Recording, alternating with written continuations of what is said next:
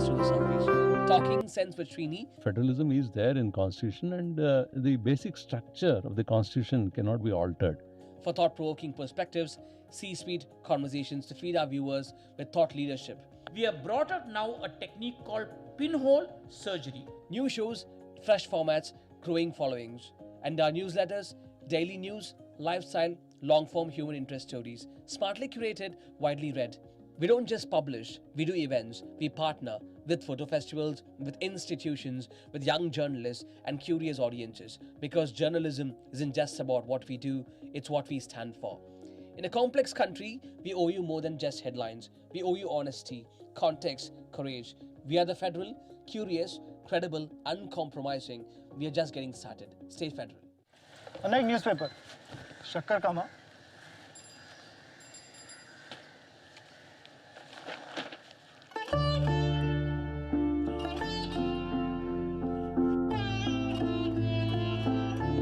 ചാപ്പിടില്ല ബ്രേക്ക്ഫാസ്റ്റും ചാപ്പിടില്ല നോക്കിക്കോ എന്താ ചെയ്യേണ്ടതെന്ന്. Why are you being difficult? Read the newspaper, man.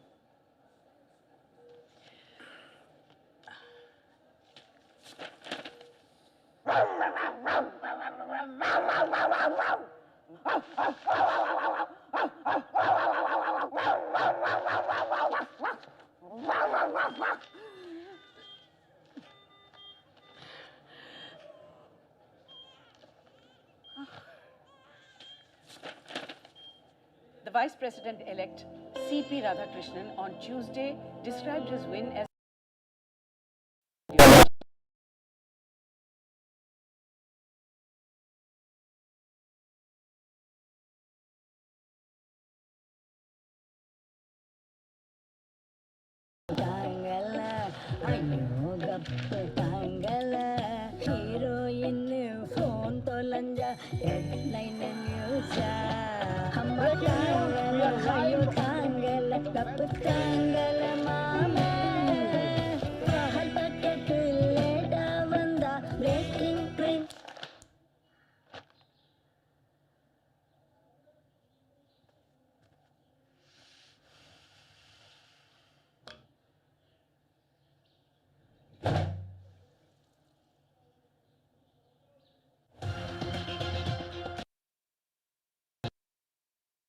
in-depth review of India's foreign affairs.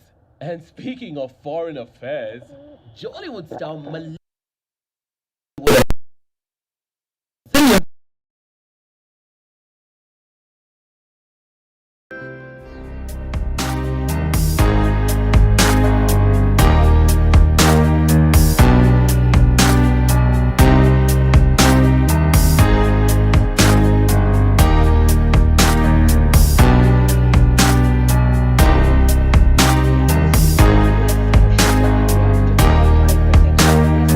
tariffs that came into play in early August and other.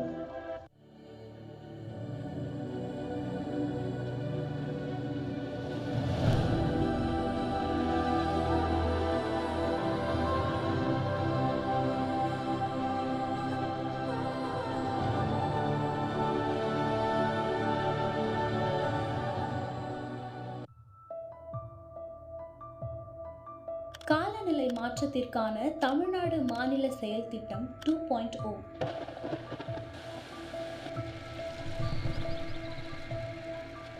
Tamil Nadu அரசு காலநிலை மாற்றத்தை ஒரு முக்கியமான பிரச்சனை என்பதை உணர்ந்து அதற்கான நடவடிக்கைகள் எடுப்பதில் உறுதியாக உள்ளது. காலநிலை மாற்றத்தை எதிர்த்து போராடுவதற்கு பல நடவடிக்கைகளை தமிழ்நாடு அரசு மேற்கொண்டு வருகிறது. காலநிலை மாற்றத்தால் ஏற்படும் முக்கியமான பிரச்சனைகளுக்கு தீர்வு காண்பதில் இந்த அரசுக்கு உள்ள பொறுப்புணர்வை இது எடுத்து காட்டுகிறது. காலநிலை மாற்றம் குறித்த மாநில செயல் திட்டத்தை செயல்படுத்துவதன் முக்கியத்துவத்தை அரசு புரிந்து கொண்டுள்ளதோடு மாறிவரும் காலநிலையால் ஏற்படும் அபாயங்களை கருத்தில் கொண்டு காலநிலை மாற்றம் குறித்த தமிழ்நாடு மாநில செயல் திட்டம் உருவாக்கப்பட்டுள்ளது. காலநிலை மாற்றத்திற்கான தேசிய செயல் திட்டத்தின் கீழ் வரும் தேசிய இயக்க பணிகளில் காணப்படும் காலநிலை தொடர்பான செயல் திட்டங்களை தமிழ்நாடு அரசு கவனத்தில் கொண்டுள்ளது. வளங்குன்றா வேளாண்மை, நீர் வளங்கள், காடுகள் மற்றும் உயிர் பன்மையம், கடலோர பகுதி மேலாண்மை, மேம்படுத்தப்பட்ட ஆற்றல் திறன் மற்றும் சூரிய ஒளி பயன்கள், நிலையான வாழ்விடம், அறிவு மேலாண்மை ஆகிய துறைகளை மேம்படுத்த தமிழ்நாடு மாநில காலநிலை மாற்றம் குறித்த செயல் திட்டம் அடையாளம் கண்டுள்ளது.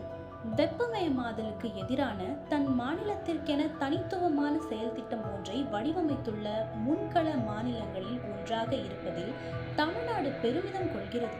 மேலும் தேசத்தின் குறிக்கோளோடு இணைந்த வளங்குன்றா மற்றும் காலநிலை மீள்திறன் கொண்ட எதிர்காலத்தை மக்களுக்கு வழங்குவதில் ஒரு மாநிலத்தின் உறுதிப்பாட்டை இது மீண்டும் மீண்டும் வலியுறுத்துகிறது.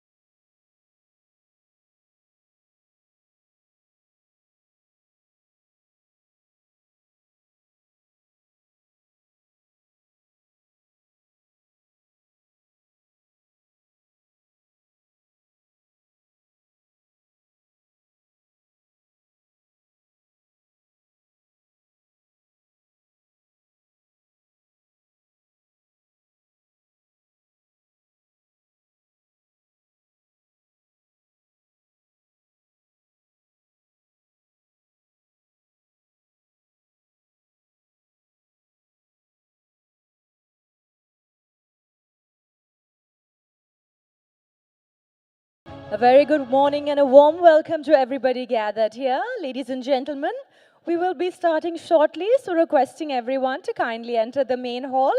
Take your seats, make yourselves comfortable, and please do put your mobile phones on silent mode. Thank you so much for your cooperation. We'll be starting in a few minutes.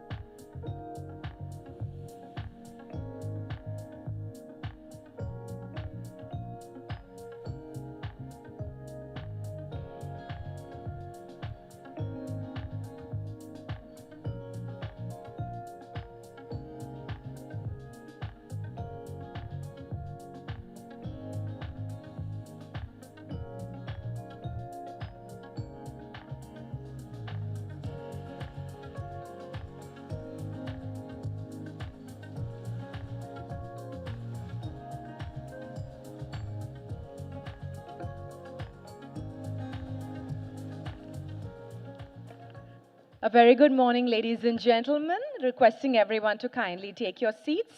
Before we begin, we will have a security briefing, requesting everyone to kindly pay attention.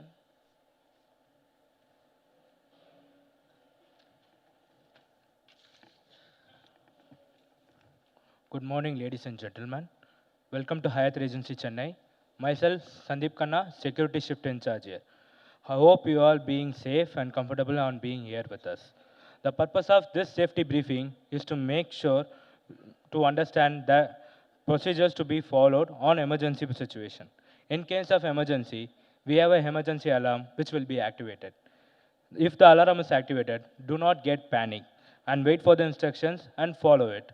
The instructions will be reached you by our hotel staff, and we have a device called public addressing system in our security commanding center, which is used to play the audio recordings according to the emergency. There will be two instructions will be announced. Kindly listen to it carefully. The first one would be, your attention please. There is an emergency, kindly wait for the second instruction. And the second message would be, your attention please. There is an emergency, kindly leave your place and reach the safe emergency assembly point. The safe assembly point is on the main entrance of the hotel. You reach via the exit door, which is there on your right. The exit way will take you to the emergency assembly point. We can look over here, the emergency exit signage. And we have signages all over the hotel, which will have a signage called emergency exit. It will be hanging in the ceiling, also will be pasted there in the wall. Or in case if the alarm is false, the message would be, your attention please. The emergency is under control, so you can carry on with your work. Thank you for your cooperation. However, we have all the safety and security equipment in this hotel everywhere, like smoke detectors, fire extinguisher, fire hydrants, and etc.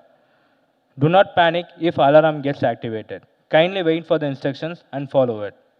Smoke detectors will get activated even if it's for the cooking smoke. So kindly wait for the instructions and do not get panic. Also today, we are not going to conduct any emergency evacuation drill.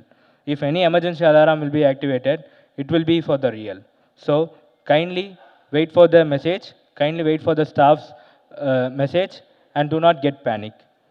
Kindly follow the instructor's instruction. Thank you. Have a great day.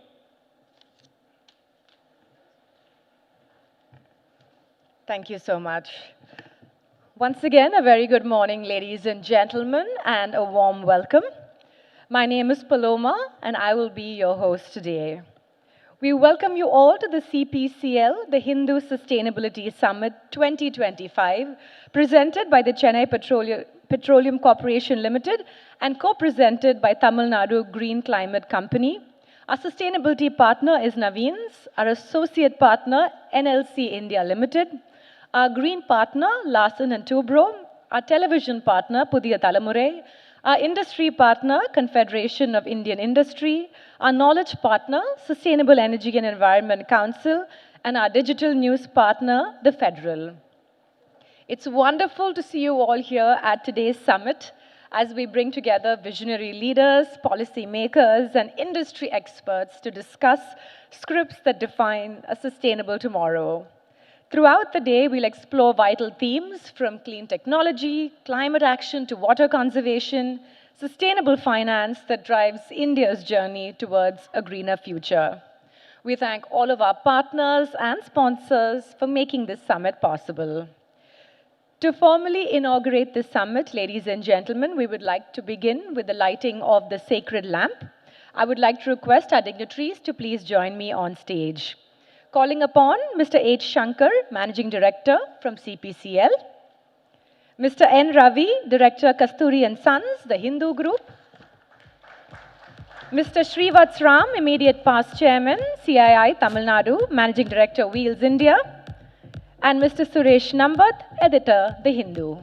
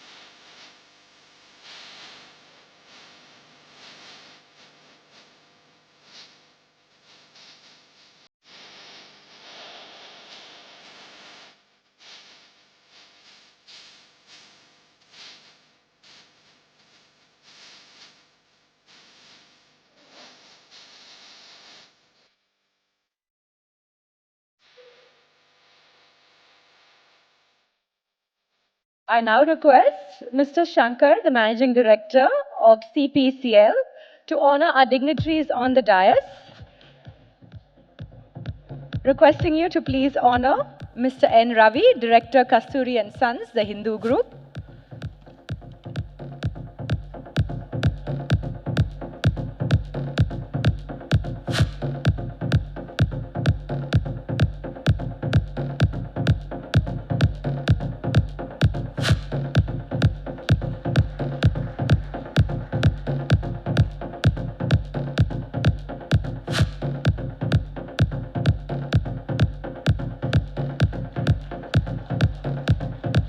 Mr. Srivats Ram, immediate past chairman, CII Tamil Nadu and the managing director of Wheels India.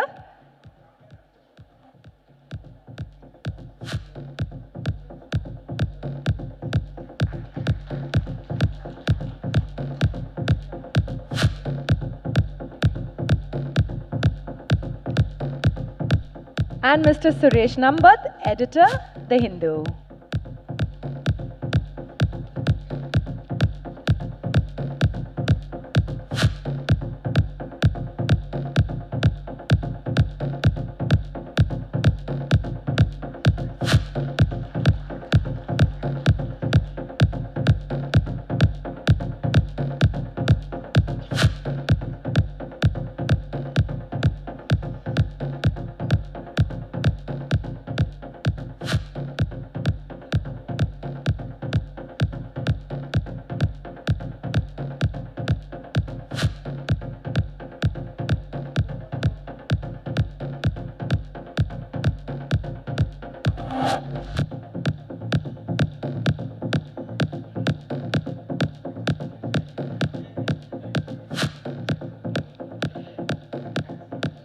I would now like to invite Mr. Suresh Nambat, editor of The Hindu, to deliver the welcome address and set the tone for today's discussions.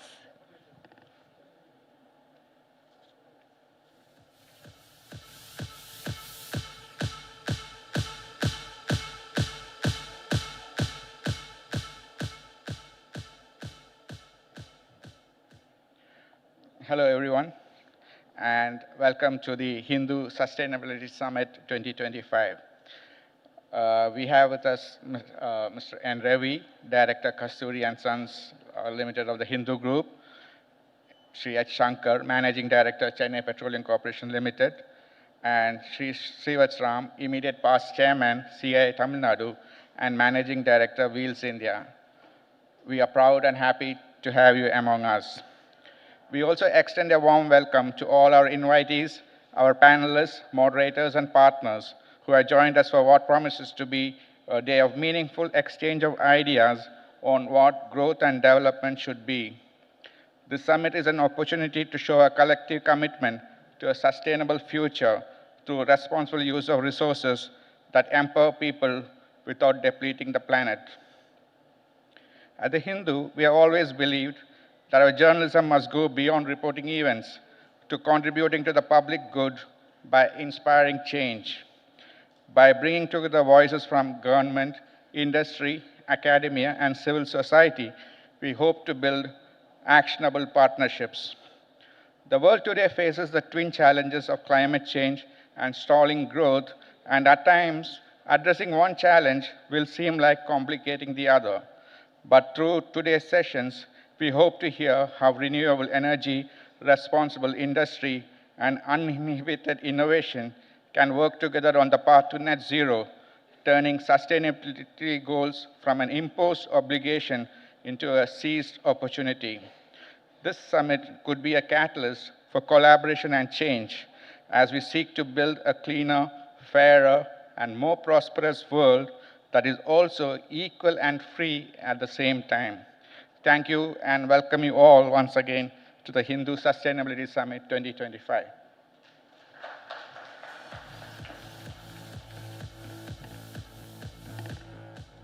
Thank you so much, sir.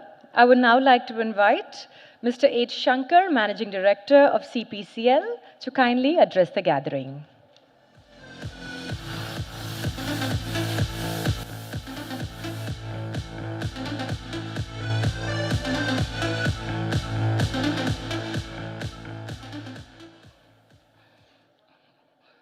Ellarkum Kale Vanakkam. Very, very good morning to you all. Mr. Ravi, Mr. Srivatsram, dignitaries here, my fellow directors from CPCL, all my fellow senior colleagues from CPCL, and all my dear friends from the industry here. It's a really proud moment for CPCL to be associated with this summit because it talks about the future growth. It also talks about our journey. It gives us a good platform to showcase how industries like the petroleum industry can be a good driver for sustainability. So in this context, I would like to place before you certain points which will be of great help to us when we move forward in this journey. And CPCL, as you all know, is a 60-year-old company. We have a very proud legacy of being one of the foremost pioneers in this industry where we have driven the sustainability right from our inception. We started our journey in 65 as a joint venture in the line of, along with Government of India and Amoco USA and National Iran Oil Company. Thereafter, now it is a fully owned subsidiary of Indian Oil, and we still hold about 15% stake of National Iran Oil Company in our CPCL. So that apart, the interesting thing that you would like to know from this journey is that in 69, when we commissioned our first the unit, which is called the Refinery 1, it was a 2.5 million metric ton small refinery. But at that point of time itself, our leaders had seen the importance of sustainability, and they had built in the India's first sulfur recovery unit. So that is how our journey started way back in 1969 with the commissioning of the first sulfur recovery unit. Thereafter, whenever the company has progressed further, whenever the capacities have been added in the refinery, we have always taken care of the environment. We have also always taken about the kind of contribution that we can make along our journey. So the growth of CPCL is parallelly it has moved in the direction of sustainability also, be it being the first desalination plant which we use for our water supply, be it the first Asia's the sewage reclamation plant by CPCL. The numbers are staggering. If you can see, even at the time when renewable energy was not really talked about point, we were the first to have a windmill farm in the year 2007. And the interesting part about it is whatever energy was generated through that windmill farm has been wheeled for our desalination plant, which is located in Katupalli. Thereby, we had moved in the domain of a circular green movement by using the green power to wheel our water requirements. So you can see the kind of legacy that CPCL carries in Chennai, and being one of the only refinery in Tamil Nadu, we not only take care of the energy needs of Chennai and Tamil Nadu in the form of almost 75% or 80% of HSD diesel is used in Tamil Nadu. The entire aviation fleet is also dependent on the ATF that is produced from CPCL. So the journey is something which is very complete journey in respect of sustainability. So we have to also see how the movement can go further. Like, for example, if you can recollect one of the interesting quotes of Mahatma Gandhi, it says, "The world has enough for everyone's need, but not for everyone's greed." So in this context, if you see, there is a very big paradigm in the sense that we are always looking for growth. The desire for growth is there. At the same time, we always have a responsibility towards sustainability. So how are you able to actually manage these two interesting areas where it appears as if they are contradicting each other? However, if you look at our own journey, which I had told you earlier, we have been able to balance this growth very well along with the sustainability. So we have to really look at that particular aspect when we try to move ahead. Another interesting thing that that has come up recently when, if you had followed the ADIPEC, one interesting shift that has come in the direction of energy is that it talks not about energy transition. They are also now talking about a new terminology, which is energy addition. Because you cannot just like that remove one form of energy and bring in a totally different form of energy. So it has to move hand in hand with the energy that is available with us, and what are the new additions that can come in. That is how the growth can take place. And in this context, if you look at how the world is changing, the world is increasing its base, it's shifting its base from a rural area to an urban area. The number of data centers that are coming up, a lot of energy guzzlers are coming up in the future, in the near future. So you cannot really talk about energy transition. You have to look at a very responsible way of energy addition to the existing basket. So in this direction, the fossil fuel, the renewables like the bio, hydrogen, all these things have to coexist together and have to complement each other in the way that the entire energy requirements of the world can be met in a beautiful basket which is available in a sustainable form. So if you look at this direction also, I would like to also bring you one more very interesting aspect, that CPCL's journey, on one side you can see, the other side, how the oil industry can really contribute. Because when we look at the absorption of these new technologies which has come in, you need really big scales. And the oil industry is what offers the kind of scale, the kind of magnitude that is required. Even if you look at a small concept like, say, hydrogen energy, which is coming up. Hydrogen energy is very good as a very clean fuel and everything, but at the same time, you need really good takers for that technology. So that is where the oil industry, where we are very much dependent on hydrogen as a catalyst for our downstream requirements. For example, diesel, where hydrogen is one of the important elements for cracking. So if you look at that journey, you need big scales to consume also. So what I'm saying is, oil industry may be looked at as a different form of a problem, but actually oil industry is a solution for many of the requirements that are coming up, and we are a beautiful contributor to the entire growth journey of this industry. Another important thing, like the green energy, we are looking at green. Today's paper also, many would have observed that the rare earth elements, which are very important for contributing to the green energy, renewable energy, be it in the form of EV batteries or be it in the form of your own mobile phones and everywhere. This talks about the requirement of rare earth elements, which is a very, very difficult mining requirement. So on one front, you are looking at renewable, which is the front face of it. But at the back end, the kind of ecological imbalance that is created because of the rare earth element mining, it is phenomenal. Numbers are very staggering. One interesting number says that for every 1 ton of rare earth element which you need to process, you will generate around 2,000 tons of waste. This is the kind of a number, which is a very, very huge number.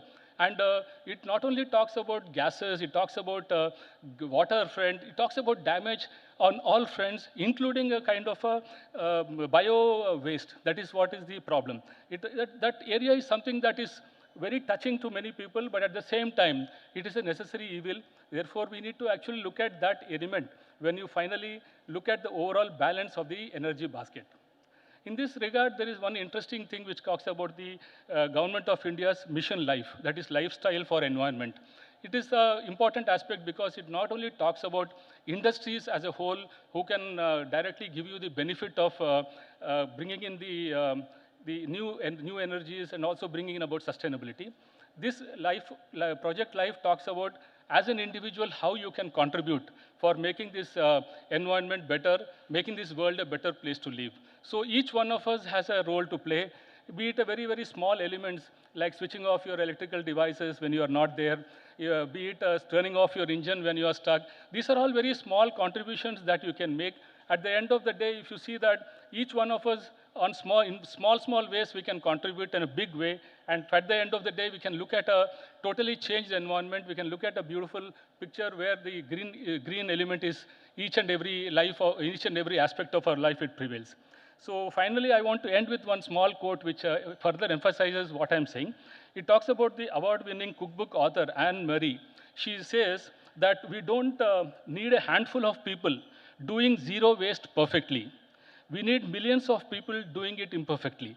So it's not that we need to look at perfection when we look at how we can reduce waste. Even with our small imperfections, if we can bring down the level of wastages, be it in the form of food, which she talks about, or be it in the form of energy that we daily use in our work life also.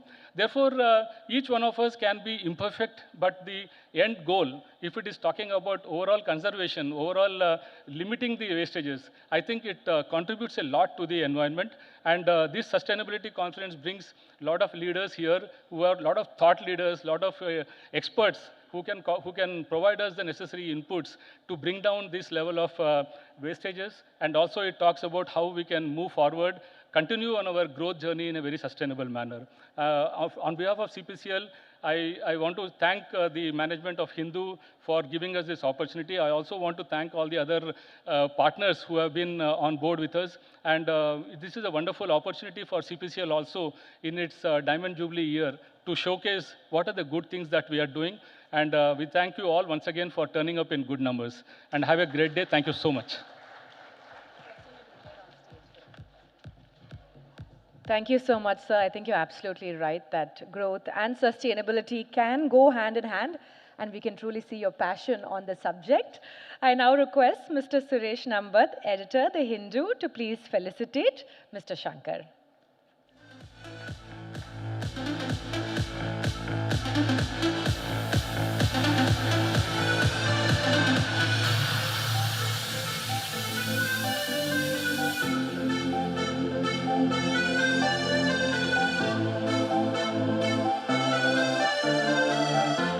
Thank you so much. Now I would like to call upon Mr. Srivatsram, the immediate past chairman, CII Tamil Nadu, and the managing director of Wheels India, to address the gathering.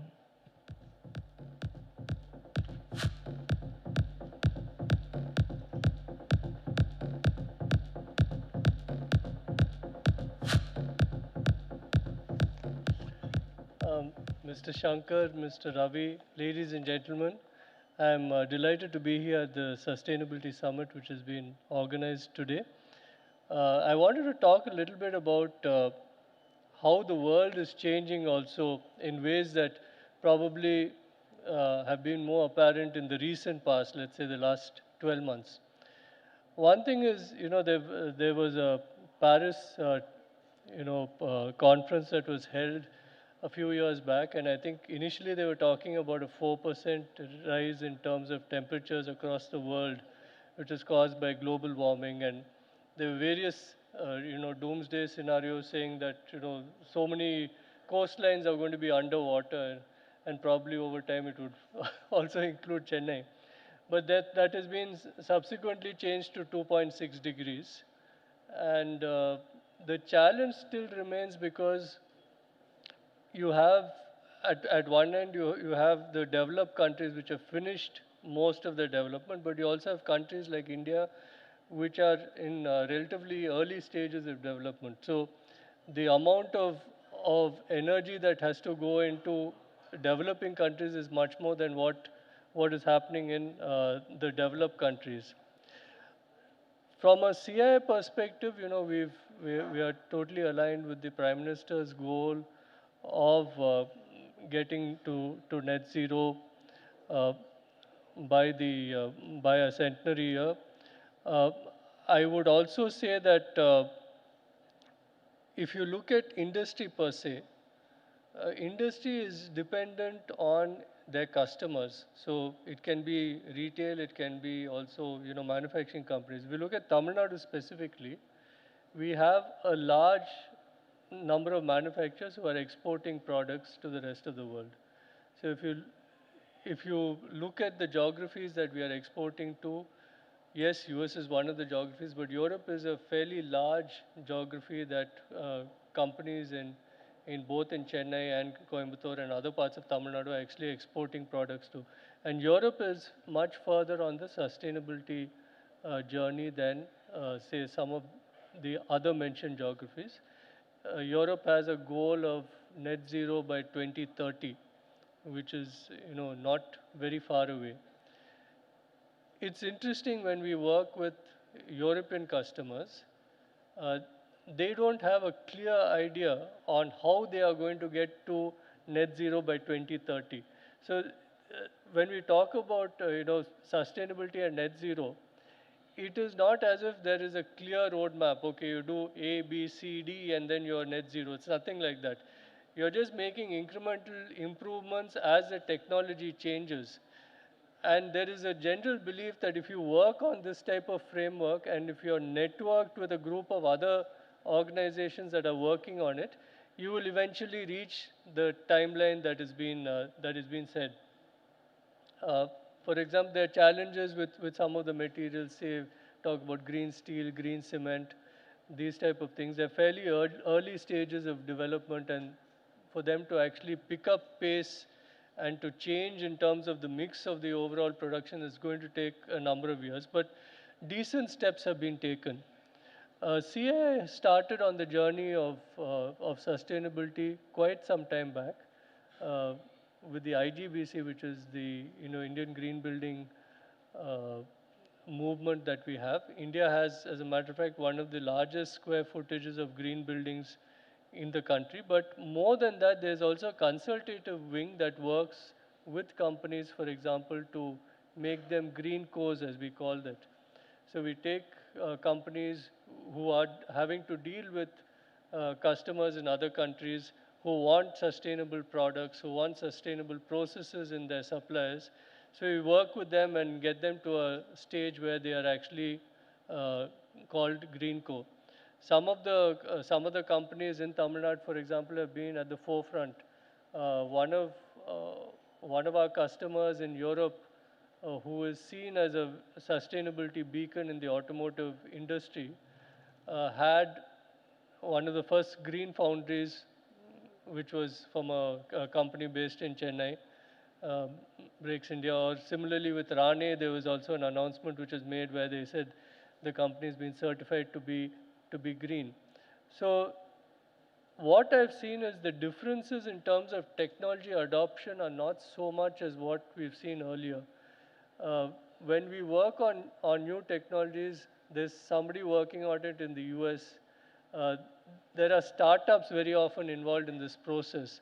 And the startups are not, they're interested in anybody who's willing to take it. So you could be dealing with a Canadian company or an Indian company who has a technical tie-up with a Norwegian company that's bringing a technology which is there in Europe, in India.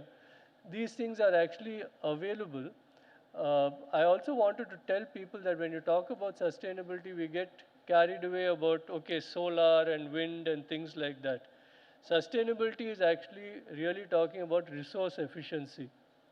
And that is a very, very manufacturing kind of subject. The difference is that earlier, in companies you look at, of course, you look at things like yield in a manufacturing process. But you have to look at your water consumption. You have to look at your power consumption. The digital economy also helps in a great deal because we're able to actually track these on a minute-by-minute basis. And we can make small changes and bring about that difference. When you're talking about the ecosystem, SEBI also recently has introduced BRSR, and under BRSR, you are supposed to talk about, your greenhouse gas emissions, the amount of energy per metric ton of product that you generate. And these are very useful measures because once you put out something in public domain for companies, they have to track it internally. And when they track it internally, they're able to make improvements and efficiencies that probably they didn't think they can do. The whole thing about sustainability is that there are technologies which are there are technologies which are evolving. Mr. Shankar spoke about hydrogen and green hydrogen, for example. Recently, I was at an event where I think the Chief Minister announced major investments. And I think in that particular event, 70% of the investment, which I think was something like 29,000 or 30,000 crores, was from one company based in Singapore, which is setting up green hydrogen in the Thoothukudi area. So there are significant overseas players who are also part of this scenario where we are trying to improve supply chains, improve processes in our country where we become green. There is a challenge in that human beings by nature, as we progress and as we become, as India will progress eventually to a Vikasit Bharat, where the per capita income will be similar to mid-income countries, we will find also that our consumption is high. And I think one thing which is not spoken about much is the fact that we need to be a bit frugal in our consumption as well. Of course, it doesn't really lend itself to industry. But if you look at it from an efficiency viewpoint, there's a lot that you can improve when you start measuring things. And what you measure, you can improve. It's as simple as that. There is a lot of initiatives that the government has also taken. If you look at India per se, in July 2025, we recorded a highest share of renewable energy in power generation. I think it's the first time it was over 50%. 51.5% of the energy generated in India in the month of July 2025 was from renewable power. There are massive projects which are being taken up. I think some of you are aware of the Adani's project in Gujarat, which is supposedly the solar project when it is in full scale, will be the size of Paris. So there's significant investments which are coming in, which will also help. But I think the challenge will be that while capacities are being set up, the electricity distribution system also has to be aligned with that, and there needs to be a lot of work which is done in terms of being able to manage the fluctuations that you get. Wind is there only for a few months, you get excess feeding to the grid. Even solar, you get excess feeding during the night time. Battery storage has to come in, stationary. So these technologies are coming up, but the investments are also happening. And as these investments happen, it will enable companies to be able to meet these requirements that we need to do. Because Europe is going to, for example, introduce CBAM. And CBAM is basically like a carbon tax. It's a carbon border mechanism adjustment, very convoluted term, but basically it means they will charge you based on your carbon generation, the amount of greenhouse gases that you generate. So with those taxes which are coming there, Indian companies to be competitive will also have to adopt the technologies which are required to be able to sell in those countries. This is a movement which is happening across the board. Of course, in the automotive industry, as you're aware, electric cars, electric buses are coming in, maybe still at a very nascent stage. But there are companies who are adopting these technologies to meet their sustainability targets, including large American MNCs who are buying fleets essentially to meet their targets because it's a global target. And in the southern part of India, there is a significant amount of this type of purchasing, which is also changing consumer behavior. If you look at the government schemes, of course, PLI scheme, which is spoken about, is one of the schemes where the government is trying to bring in technologies which will enable us to do manufacturing of everything from green hydrogen to batteries to also electric mobility. It's been reasonably successful, but I think that will also scale up. They've also recently introduced this green credit program and the National Carbon Market Framework, which is to scale up sustainability. And these type of measures will also enable companies to take bold steps to make. You have to make a pledge. And the interesting thing about a pledge is that nobody has a clarity on how they will reach the pledge. But once you make a pledge, you start measuring it, you start looking at what is available, and you find that your ability to innovate is significantly more than what you thought when you were setting out. Circular economy is another thing that I think we need to look at. I would strongly suggest that progressive states like Tamil Nadu look at, zero emission industrial parks, for example. Is it possible to have parks where we can have it as a zero emission park? The state has been at the forefront of renewable energy for many years. Of course, Mr. Shankar spoke about wind, which was there from the early part of this century, but solar installations have also been significant. And right now, if you look at it, we are third in terms of total renewable energy in the country, despite the fact that there are massive installations happening in other states. We are third with over 22 gigawatts. We are first in terms of wind capacity, which is there. We contribute, I think, 15% of the total amount of wind which is there. And the state will continue to focus on this, and this will feed into the manufacturing ecosystem. And let's not just talk about manufacturing, because when I talk to my friends in the IT sector, for example, they also supply, companies in Europe who have the same claims. So there's a requirement not only for manufacturing but also services to ensure that there is a certain degree of sustainability and at least on power source which is there. Tamil Nadu is one of the few states where we are probably closer to what the Prime Minister wants in terms of manufacturing being a bigger part of the economy. More than 20% of Tamil Nadu's GDP, SGDP comes actually from manufacturing.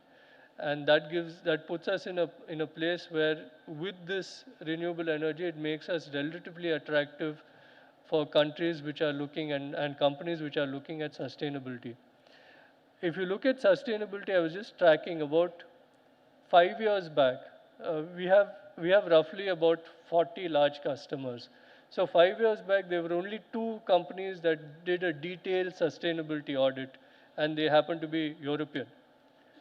Today, if I look at it, we have 15 companies, many of them Indian companies, very, very large groups in India, who are also doing the audit of the entire supply chain.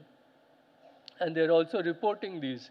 Reporting requirements and regulatory requirements of disclosure are also resulting in a certain amount of push where supply chains are being taken up and are being, nudged towards sustainability. When they do it, it is not as if the end customer has a solution, but he creates a network, and you find within the network there's one company that has done something that you hadn't thought of.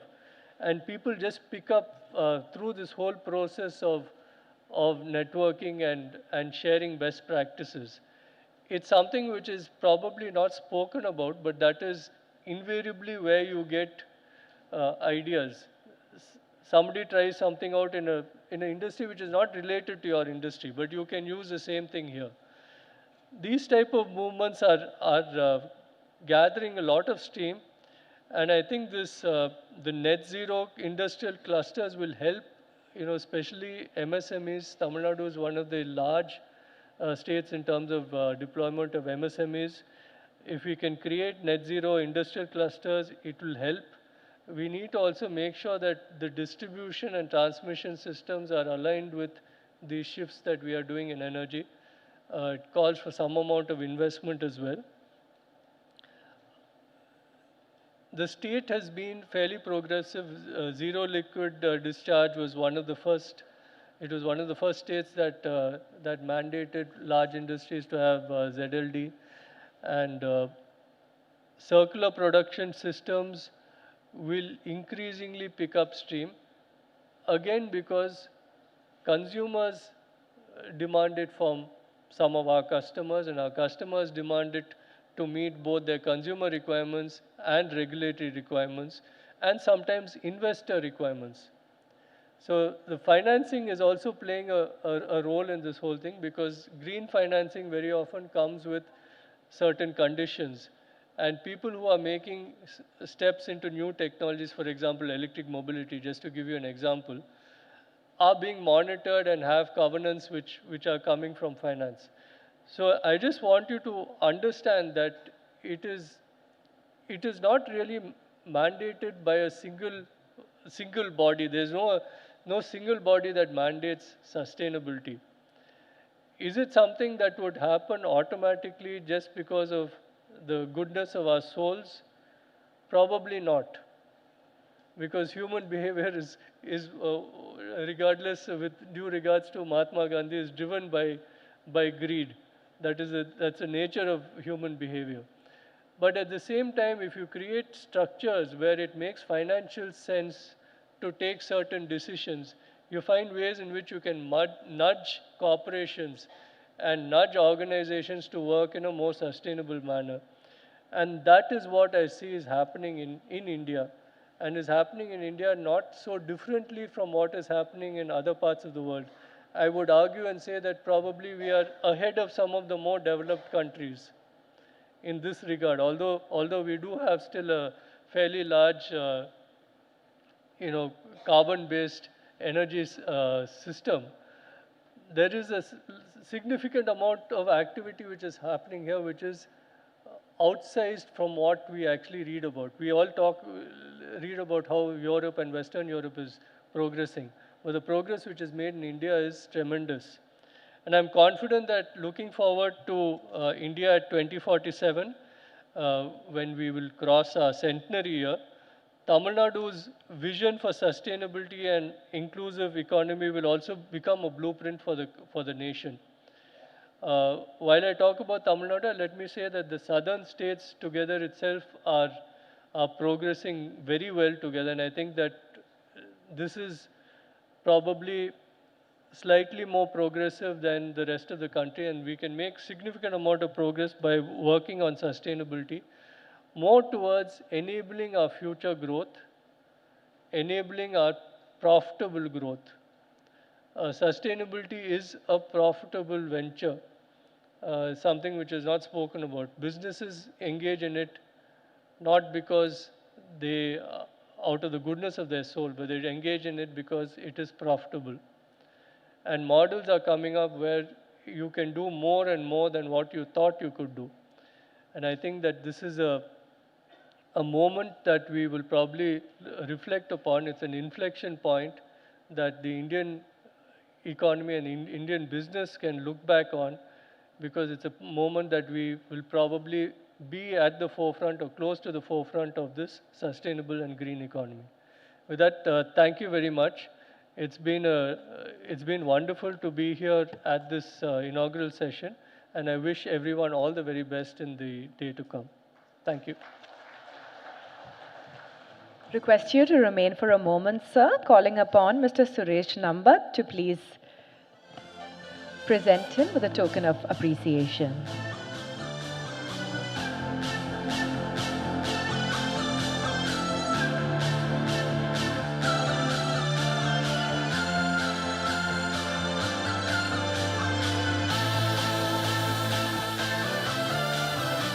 Thank you so much.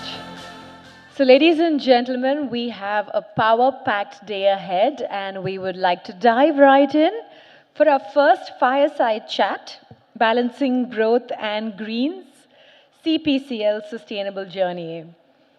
Before I invite Mr. H. Shankar to take the stage, I'd like to introduce him. With over 3 decades of leadership in refining and project management, he has steered CPCL's transformation into a future-ready energy enterprise. A strong advocate for green hydrogen, biofuels, and circular economy models, Mr. Shankar's work has set new benchmarks in sustainable operations and innovation. Recognized as a true champion of industry-academia collaboration, he continues to inspire progress in India's energy landscape. So, ladies and gentlemen, please join me in welcoming Mr. H. Shankar to share his insights on balancing growth with sustainability. Can we give him a round of applause? Moderating this session will be Mr. N. Ravi Kumar, Senior Deputy Editor, The Hindu. Can we give him a round of applause?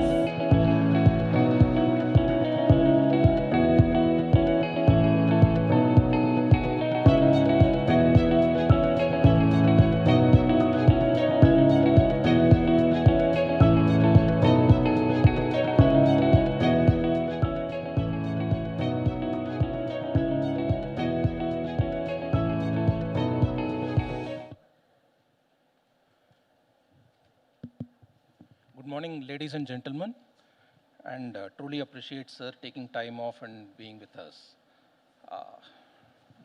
Since we are running short of time, I suppose a bit, so let's deep dive into this. Sir, Indian refining sector has been very crucial for the Indian economic growth. It has been a star performer, CPCL no less. As you mentioned, it is celebrating Diamond Jubilee now. So,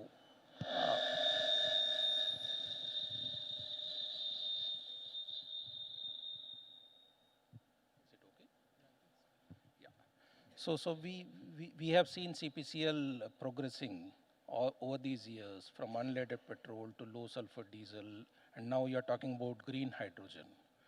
Could you put this in perspective for our audience in terms of the work that has been undertaken over these years, and what are you planning ahead? Yeah. Good morning once again. There's a lot of echo coming. No? Yeah. It's echo. Check. I think it's better now, yeah. Or Yeah. would you like to try this? Yes, let me see. Yeah.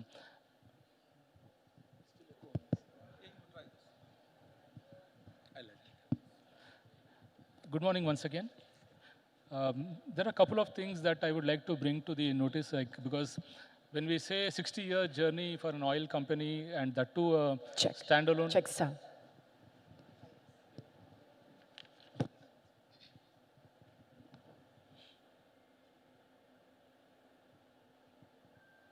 Check sound, check. This is also echoing.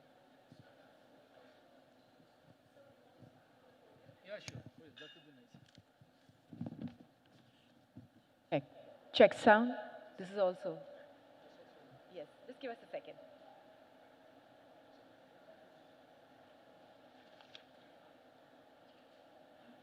Check sound.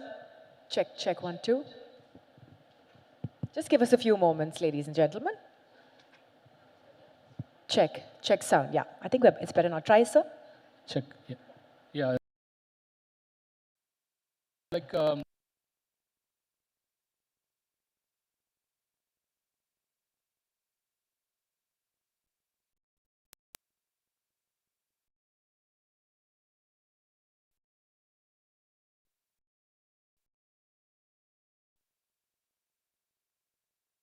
$569 being the first refinery in India to set up a sulfur recovery plant, which is a very proud moment because that is the kind of indication that you will get about the kind of leadership that has always driven CPCL.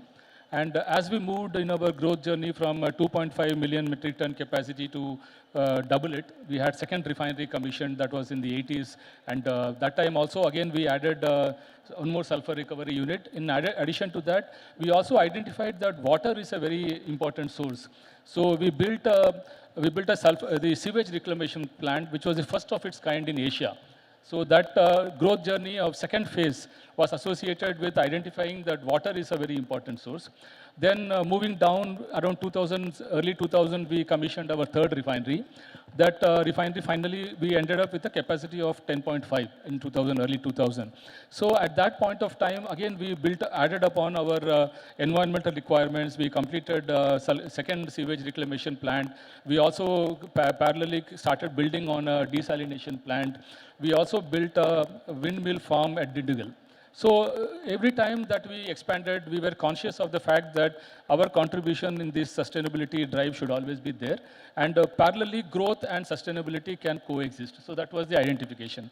And proud to say that we are still able to continue with that legacy, that now we are trying to build not only on the capacity, we are planning to expand our refinery capacity from 10.5 to 14. We are instituting some studies in that direction. And we are also looking at how to bring the grid power instead of being our own captive power plant generation. So in that direction, we have started a project now for importing grid power of about 400 kV level, the highest efficiency level. It also adds to the fact that this import facility can be like parallelly connected with our green energy requirements. So the grid power that we are going to now build upon, it will be able to take in the green power through the industry, and we want to use that for all our for the further expansions. So this is a very important journey because it also talks about how we are moving forward in the direction of growth and considering the green energy and all the other sustainability drives. And happy to say, I couldn't see, but we had to close the AV quickly, but the visual is that in the last 2 years, I should say, we are very proud that our water footprint, which is a very good measure for the kind of efficiencies that we build in our system, we have been able to bring down our water footprint by more than 20%.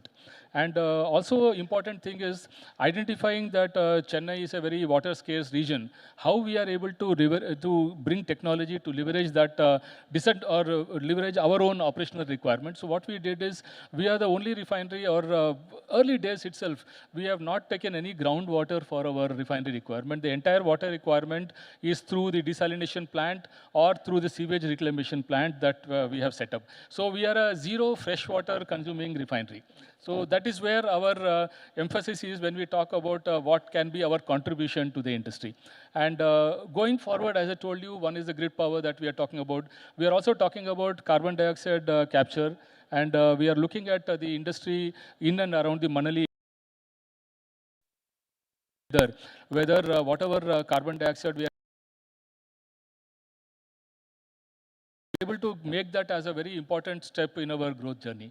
So CPCL, so that gives me a very strong foothold to say that right from the beginning, we are in the journey, we are very conscious about what are the things, good things that we can do, what are the improvements that we can bring, and what are the technological advances that we can employ in our day-to-day operations. That's wonderful, sir. You touched upon your proposed expansion from 10.5 million tons to 14 million tons. You are also undertaking or have started on that path of setting up a greenfield refinery in Nagapattinam, which I think will be about 9.5 million tons, 9 million tons. So this comes at a time when there are, you were there at the meeting in Hyderabad where the minister also mentioned about the world forecast regarding refineries, saying that about 100 odd refineries will be closing down in the next 7 to 10 years because of the slowdown and the change in the mixture. So what is the roadmap that you envisage as you foray into petrochemicals now in Nagapattinam? What will be the role for the oil industry that you see, sir? And plus, of course, not to forget the fact that you're also diversifying into retailing now. Yes. So how will you move forward with your sustainability initiatives on these fronts? CPCL has been a standalone refinery. So standalone refineries have their own set of challenges because the kind of volatility that is prevailing in the crude and product prices, that affects the bottom line of the standalone companies straight away. And it hits you immediately. It doesn't take time. It hits you immediately. Therefore, let me first talk about the reason why we are going into the retail outlet. Retail outlet is one very interesting business where, interesting and at the same time challenging business, because you are now, as of now, we have not been in the forefront of the public interface. The retail outlet brings us directly facing the public and also gives us positives that emerge out of it is, as of now, many people would not be knowing Chennai Petroleum. So when you have a retail face, then your interaction is much more direct, and also at the same time, your visibility also increases in the industry. And one important thing for us is because we are in our Diamond Jubilee, the market presence, the reach, also we want to expand. So we are foraying into the direction, in this direction, and we have got licenses for about 300 now. And pan-India, we intend to go. And at this journey, we will start maybe towards the end of this year onwards, we will start commissioning the facilities. So that gives me the advantage of having better visibility. Also, that will be a big risk mitigation against the volatility of the prices, because this margin provides us some kind of a cushion as a risk mitigation. So this is one direction that we are taking. Parallelly, the Nagapattinam refinery, which was approved about 5 years back, we have acquired the entire land parcel for that, and we intend to build a refinery cum petrochemical complex there. Because as of now, there is a huge demand for petrochemicals in Tamil Nadu. There are very few there are no people producing the petrochemicals in Tamil Nadu. There are very few components available, very few molecules available. So we want to expand in a big way there. So the idea was that we will be setting up a refinery and also a petrochemical plant there, for which we have received all the approvals. We are waiting for some clearances from the government through the CCEA. Once that is there, we will be able to move forward in the project. And that gives us the strength that in addition to having 10.5 capacity in Chennai, which we further want to expand to 14 and above, we will also be having a 9 million metric ton there. We are also looking at how to increase the petrochemical component of the entire refinery, because the refinery it is governed by a term called the Petrochemical Intensity Index, PII. So we want to increase the PII. We wanted to start with a 6 petrochemical intensity index, and further down second phase and third phase we wanted to do. However, we are looking at that area also, whether we can directly advance into the phase 1, phase 2 of the project without going through the normal procedure. If with a little bit of capex, if we can do a tweaking in our configuration, we can add more petrochemical component there. So that is the plan we are taking in Nagapattinam. And of course, in CPCL itself, our projects that we are looking at for future expansion, one is the 14 million metric ton. Also, we are looking at some microcrystalline wax as a specialty product. We also received approval for setting up a Group 2 and Group 3 LOBS project, which is a lube oil base stock project, which is a substantial portion of it is imported. So that is what we are looking at. And we are looking at, which maybe you are all aware that we are the only refinery in India where we have wax production and also the lube production in the same complex. So we are trying to add the microcrystalline wax, which is a very specialty product. We are adding up the new components of the LOBS we are talking about. We are also looking at parallelly expansion. So that gives a big playing arena for us, and also a growth journey, mitigation measures towards the dependency on one particular stream. So that is a kind of overall journey that we are planning to take in this. Wonderful, sir. You mentioned about or rather you touched upon the configuration of the Nagapattinam refinery a bit. Manali refinery for many of the people here is one of the highest on the NCI scale now. It's 10.3, I guess, right? So would Nagapattinam refinery surpass that as in terms of the configuration? Yes. Nagapattinam refinery will be much more complex in the sense that we are building more petrochemical components also. We are at a very low level here because when CPCL was formed, at that point, we developed the entire Manali area as a good ecosystem. So instead of doing everything by ourselves, we have the downstream industries also are totally dependent on Chennai Petroleum, and CPCL acts as a mother industry for many of the smaller Manali industry area industries. So there what happens is in this concept, you may be actually giving away very valuable molecules. But that is how the system has been made, that is how the refinery has been configured at the beginning itself, that we will not be the people who will be taking the entire benefits from the refinery, but the entire ecosystem also has to develop. Right. So that is how the MIA was developed as a concept right from the beginning, and we stand by that, and we are continuously in the process of upgrading our petrochemicals, and we are also adding some value streams. We are discussing with the Manali industries, our neighboring industries, where some of the streams can be much more in a better way we can share. For example, some of the byproducts of one of the industries can be a good value adder for me. So we are entering into that kind of a discussion so that we are able to synergize the operations. We are able to also conserve on the utilities part. We don't need to have same kind of a water generation. We don't want the same kind of a sewage disposal. If we were able to co-work together and try to evaluate a system where we can share some of the resources, that will add to the profitability of the entire association there, the entire group of industries in the ecosystem. So we are looking as a good big brother, small brother, as a big family. We can try to coexist and take the benefits, reap the benefits of the entire process. You also mentioned pretty much very modestly saying that you are a standalone refinery and you are not well known, which is one reason why we want to diversify into retail. But then MRL, the erstwhile MRL is a very well-known brand in Anasale is what I guess. Sir, on the issue of scale, you are no longer just a refinery. You are part of the giant called Indian Oil Corporation now. So oil industry is all about your ability to invest, inability to scale up fast, to achieve more capacity. That if that being the scenario, how well equipped CPCL is in terms of bracing up to the latest development, equipping itself with the latest technology?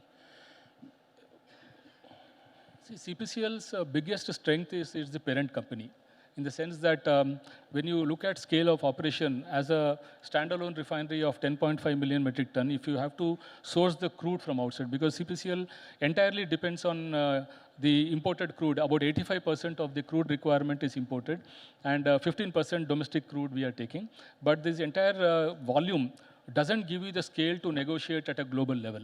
So that is where the strength of Indian Oil comes, that we are able to harness that strength of Indian Oil, because Indian Oil operates 10 refineries, so the kind of the volumes that they deal in the international market, that strength is what we are able to leverage from the parent company. Secondly, till now, we have not been part of the marketing or the distribution logistic requirements.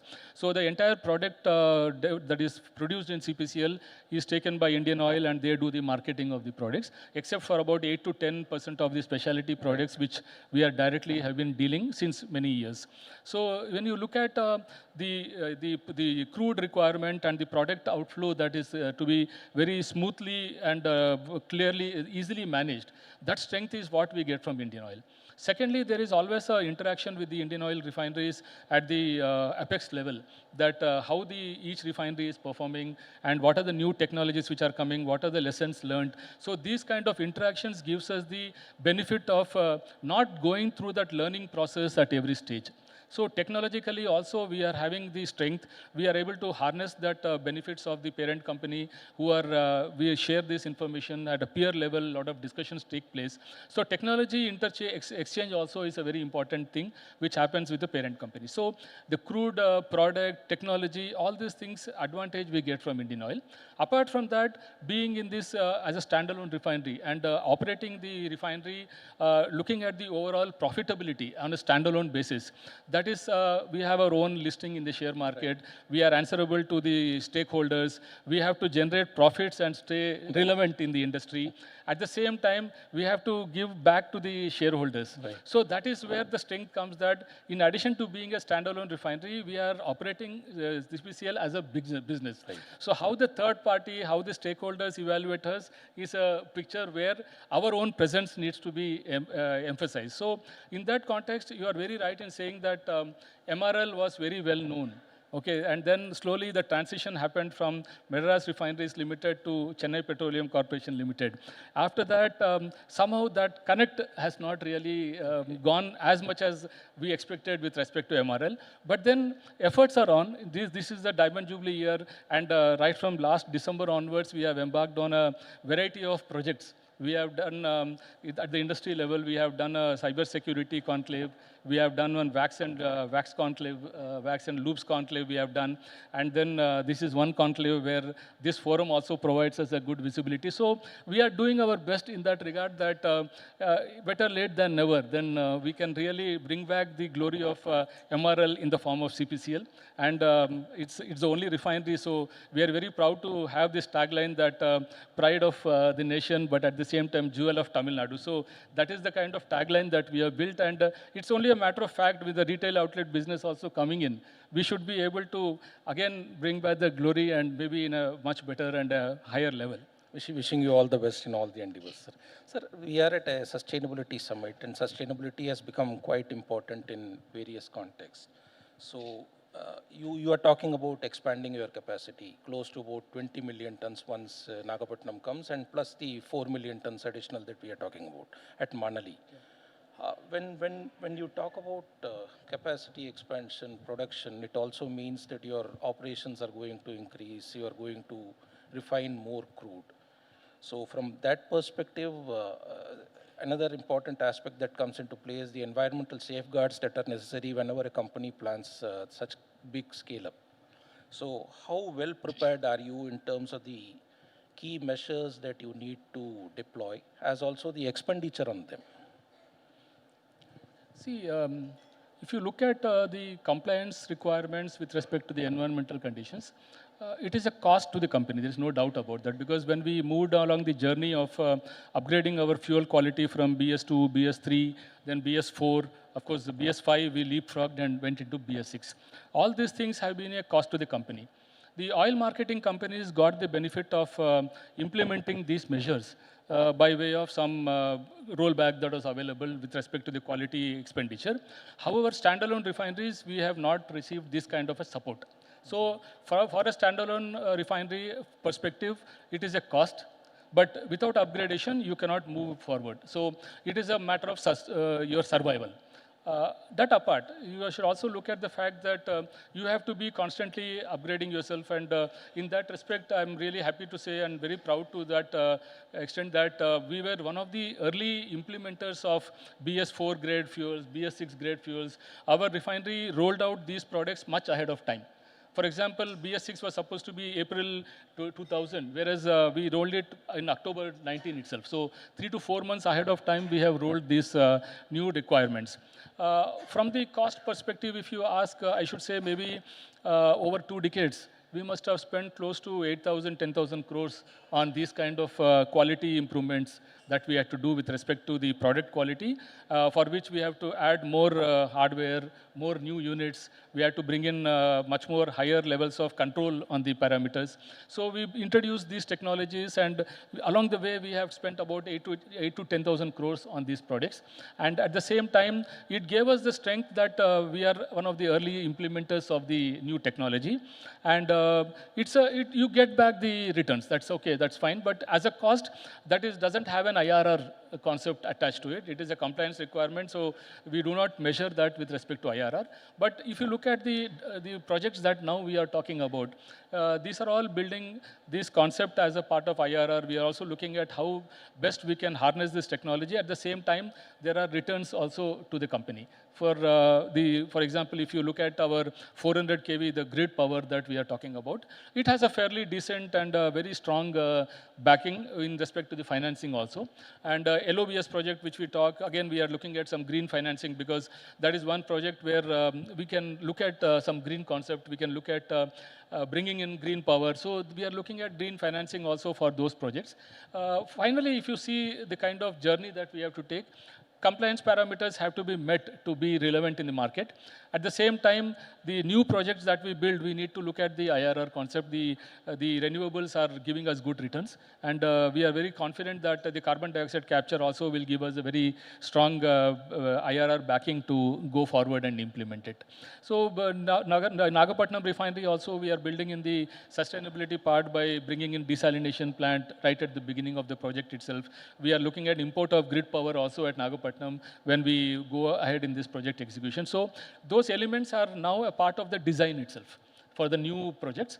Our old projects, assimilation of that technology, space is a very big problem in Manali area, that it's already such a place that now it is quite a difficult exercise for us to build a new green power or plant new trees. So that's a challenge that we have to go around and see how we can do. We have taken some land in Thiruvarur where we are building a green belt. We are also closely working with the Green Tamil Nadu mission. We want to contribute to about 200, 300 acres of land where we can plant our trees and become a green in that area. So the only problem is we cannot do that exercise at ground zero. We need to hire a different location and offset whatever are the elements which come in at a different place. Wonderful. 8 to 10,000 is 10,000 crore is not a small amount. Over the years, you have spent so much. But the fact with the oil industry is, despite the best of the measures that have been put in place, we have been witness to several accidents over these years. And CPCL also in December 2023 faced one such, where you had an oil spill that happened in that area, and it created quite a bit of a problem in that area. So where does it go wrong, sir? Is it in terms of the systems and processes in place, or a sheer inability of the people to foresee what can possibly happen? And in these kind of, and just to add to that, this incident, post this incident, are you putting in place new measures, as in you're mounting a new strategy, you have gone back to the working board and doing this again? What is happening on that front, sir? So again, that brings me back to the fact that we have been, last 60 years, we are operating this refinery. And every time we added capacities in the plant, we expanded our operations. The basic baseline studies have been done with respect to designing of the stormwater channel, designing the ETPs, designing our water requirement, what would be the additional flow, and all those things are a part of the design requirements which go in the designing the plant process required. So while we do all these things, you should also appreciate the fact that during the last 60 years of operation, we have, even if you see last 10 years, we have seen umpteen number of weather disturbances. We have seen the Nivar cyclone, we have seen the Varda, we have seen the floods in 2015. So we have gone through extreme weather conditions, and if some may recollect, this August 2024, there was a cloud burst. I do not know how many would be knowing this. I stay close to this place. It was a very mild rain we had here, whereas 20 kilometers in the Manali area, there was a cloud burst. And it happened in the Manali industry area. That was the heart of the flooding area. And during that cloud burst, there was a rainfall of about 27 centimeters in 2 hours. So cloudbursts are not only now limited to the hill areas at all. Now it's a part of the unforeseen conditions that you really cannot imagine that it would happen like this. But the fact of the matter is, we have gone through all these disturbances in a very conditioned and in a very proper manner. We have our own SOPs, we have our wonderful systems in place wherein these kind of problems can be contained within the refinery itself. So coming back to the Mishong cyclone in December, which is also a matter of NGT now, so I really do not want to go in depth in that matter, but at a very higher level, I can tell you that it rained very badly on the 2 days on 2003 and 4th. And of course, the rainfall was not as much as what we saw in the cloudburst or in any of those cyclones. It was close to 15 centimeters rainfall that we received. So we were able to contain everything within the refinery. But thereafter, you should also see the fact that how the external conditions will influence. For that, for example, the reservoirs which are there in Pundi and Puyal, they were all overflowing. So a lot of water was let off. At the same time, there was a condition that the high tide was prevailing, which doesn't allow the water draining to happen peacefully. So at that point of time was the water levels in that Manali area entirely started going up. And then it submerged many of the plants. There was 5 feet water in many plants. However, CPCL, we still had the condition in control. The refinery was running. We had never any issues. But then what was witnessed in Ennur was a different picture. Ennur had a lot of oil traces. Of course, it could not be traced to CPCL, which is what is being vehemently argued by us, that it cannot be traced to CPCL because a lot of other industries had got submerged, whereas CPCL was still within control. We did not have any water let off with oil. So we are contesting that matter with NGT. But what you say is, now what kind of preparations and what kind of you can be prepared, to what extent you can be prepared. Nature has its own way of expressing things. That is something that we really cannot predict. However, like for example, this Montha cyclone, it was supposed to be coming here. We were all very much alert. And then it just deviated towards Andhra. So you cannot really predict the path of the cyclones, and it doesn't really tell you when it is going to come. But what we have done from CPCL is we have strengthened our internal processes very much. We have also added we have added more than 50% of storage capacity of the stormwater in our refinery. We have also additionally added many oil catchers in the downlines.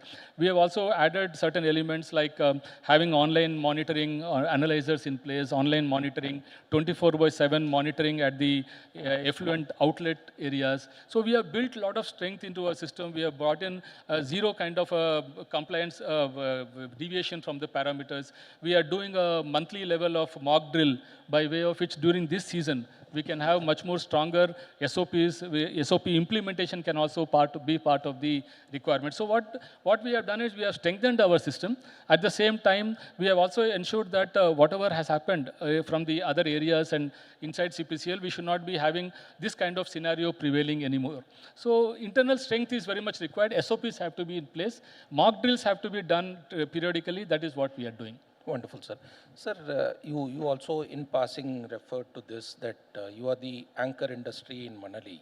And given the fact that over these years we have had accidents involving or incidents related to other companies as well. You head the Manali Industries Association. Post the series of events that we have seen in the last few years, as head of that area, are you thinking of any collective action plan to mitigate these things, sir? See, Manali Industry Association, for which CPCL is the president nodal agency, we have a very strong mechanism of exchange of ideas, proper training as a group. Okay, that also is there. And CPCL is anchoring many of these activities. We built one emergency response procedure for the entire Manali Industry Association. We have a common emergency response situation. We have implemented that. We have had the talks with the senior management of all the Manali industries. We have also involved the Tamil Nadu Pollution Control Board for being a part of this exercise. So as an association, we are very much aware about what are the facilities that need to be developed there, and constantly we engage with the state government to provide us additional areas where we can work on this. Any stormwater channel which is there as a part of the government process, that cleaning is being done periodically or not, that we are also looking after. Chennai Petroleum, from our side, we have made an emergency response center, which is just outside our battery area, outside our plant area. That also can be taken as a control room in case of any future requirement where, as a coordinator, we need to take up this matter. So if you see Manali Industries, the other industries, wherever these problems have come, all these things we need to be very cognizant of. We should be very mindful of the fact that when originally the Manali industry area was designed, at that point of time, it was declared as a no habitation area. It was declared as a situation where the habitation should not come up. But as everywhere it happens, the urbanization takes place, the boundary limits changes, the city limits increase. So at that point of time, what if you had observed our refinery in 60s and 70s, there was nothing in that Manali area. So now it's a fact of the matter that the habitation has happened along your boundary wall. That is the scenario. So as corporate citizens, as responsible corporates, we need to be very, very mindful of the fact about all the kind of effluents that are happening, what are the kind of controls we have in place, so that the nearest to people living across the boundary wall should not get affected. So a lot of controls are there. There is an online monitoring of these track parameters directly at TNPCB. Any kind of incidences are directly available for the TNPCB to monitor. So we are having our own internal strengths and monitoring. At the same time, we are sharing this data with the TNPCB so that they also have a monitoring mechanism and any kind of deviations are immediately brought to the attention. But the fact remains that when the industry and the people coexist across the boundary wall, then our own control measures are to be much more stronger. We have to be taking that responsibility. That brings me to my next question, sir. You mentioned about how habitation has also come up around the refinery. We have also seen Manali transform over these years. Would you give some kind of suggestion, recommendation to the government in terms of different zoning norms, different zoning plan, or be stringent in those areas, as in not to have habitations in the neighborhood? It is. You are also setting up Nagapattinam, where we are engaging now. We are engaging with the state government to consider that the Manali area should be declared as an industrial area. That is what we have been continuously following up. We are continuously talking to them on this matter. But now that these areas have been developed, people have taken shelter near the refinery and all the industries. They have also encroached upon many of the water bodies now are getting reduced. So all these things will have a very big impact on the rains that we generally see.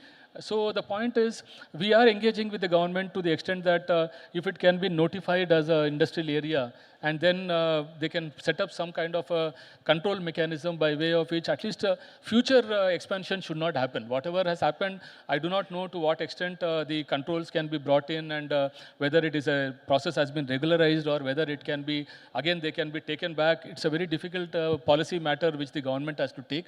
That apart, at least if you declare it today also as an industrial area, then future developments around that area can be limited to the extent of industries. At least the inhabitants, the residential areas don't come up anymore. So that is an exercise which we have been constantly engaging with the government. And we hope that if that happens, it will bring a lot of control to the refineries. It can also have a lot of control on the population which is staying across. It will make life easier for them and safer for them. That is the most bottom line here. Thank you. Sir, one last question before I open this to the audience. I know it has gone into red now, but then where do you see CPCL in its centenary year, sir, given the fact that so much is changing in terms of fossil fuels, and we are talking about other sustainable oil, sustainable fuel now, sustainable aviation fuel, you are also talking about that. No, we are, so if I limit my answer to the extent of sustainability, because profit-wise, we have set a very short-term goal that we should cross the 1 lakh crore revenue. That is what we have kept as a short-term goal for us. We have touched 90,000 crores as one of our turnovers in the previous years, but we have set a target, a short-term goal of 1 lakh crores should be our very near target for revenues. But if you ask me to sum up about where we look at it during the centenary year, with respect to sustainability, I should say that our growth and our journey in this direction should be balanced along with the new facets that we are bringing in the form of renewable energy. We are looking at green hydrogen. We are looking at sustainable aviation fuel.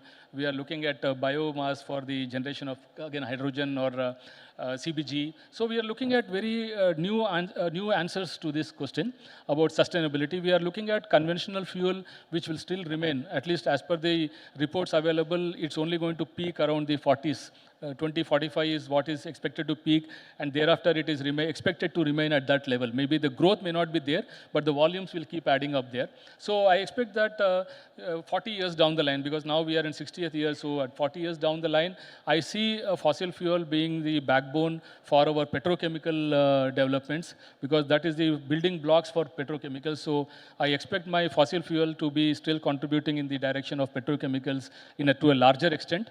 I also see energy coming in the form of a big basket of a mix of good mix and responsible mix of green and also the existing energy available. And CPCL, I will see in the domains of not only within Tamil Nadu. I want to see CPCL as a beacon in respect of energy leadership, in respect of digitalization leadership. So those are the areas that I would like to see CPCL, because I will not talk about revenues because we are a one refinery or two refineries in the future. So I would like to see CPCL as a beacon with respect to cost leadership, energy efficiencies. I would like to see it as a as a company which harnesses digitalization as a major tool in all its day-to-day operations and efficient operation. Thank you very much, and wishing you all the best, sir. Thank you very much. I think we have completely run out of time. No time for questions. Thank you so much to Mr. Shankar and to Mr. N. Ravi Kumar. May I now invite Mr. Sundaresan, the Vice President of the Hindu Group, to please felicitate Mr. Shankar. Can we give him a big round of applause?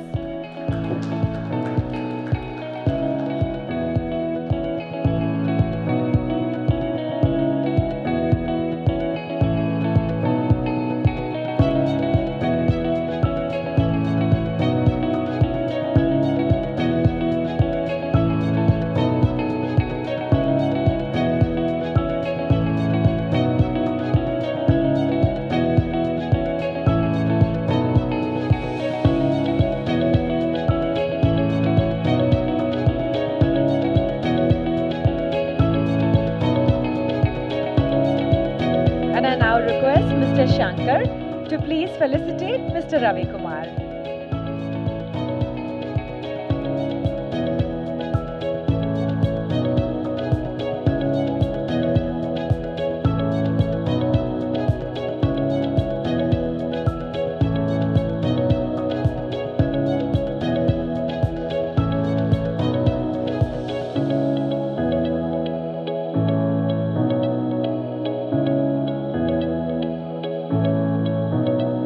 Thank you so much, gentlemen. Well, we are off to a wonderful start. And now we'll dive right into our first panel discussion titled Water for Tomorrow, Sustainable Management and Industrial Responsibility, Strategies for Conservation, Reuse and Sustainable Water Management. This is a crucial element in sustainable development. Ladies and gentlemen, it gives me great pleasure to introduce our panelists for this session. We have quite an illustrious lineup. Starting off with Dr. G. Ravi Kumar, Professor and Director, Center for Water Resources, Anna University, who is a leading voice in water conservation and management. With more than 3 decades of research and consultancy, he has guided national projects on flood modeling, rainwater harvesting, and water reuse. Can we please put our hands together for Dr. Ravi Kumar, a pioneer shaping India's sustainable water future. We also have with us Mr. P. Kannan, Director Operations, CPCL, also bringing over 3 decades of operational expertise in refining and process engineering. He has led major energy efficiency and conservation initiatives, ensuring safe and sustainable refinery operations. A round of applause for Mr. P. Kannan. We have with us Mr. Viswajit Kumar, fondly known as Mr. Naveen, the Managing Director of Naveens, a visionary leader who has redefined real estate through innovation and responsible design. He is a dynamic industry leader, an active member of CREDAI and CII, and continues to build spaces that blend quality with sustainability. Let's welcome Mr. Viswajit Kumar.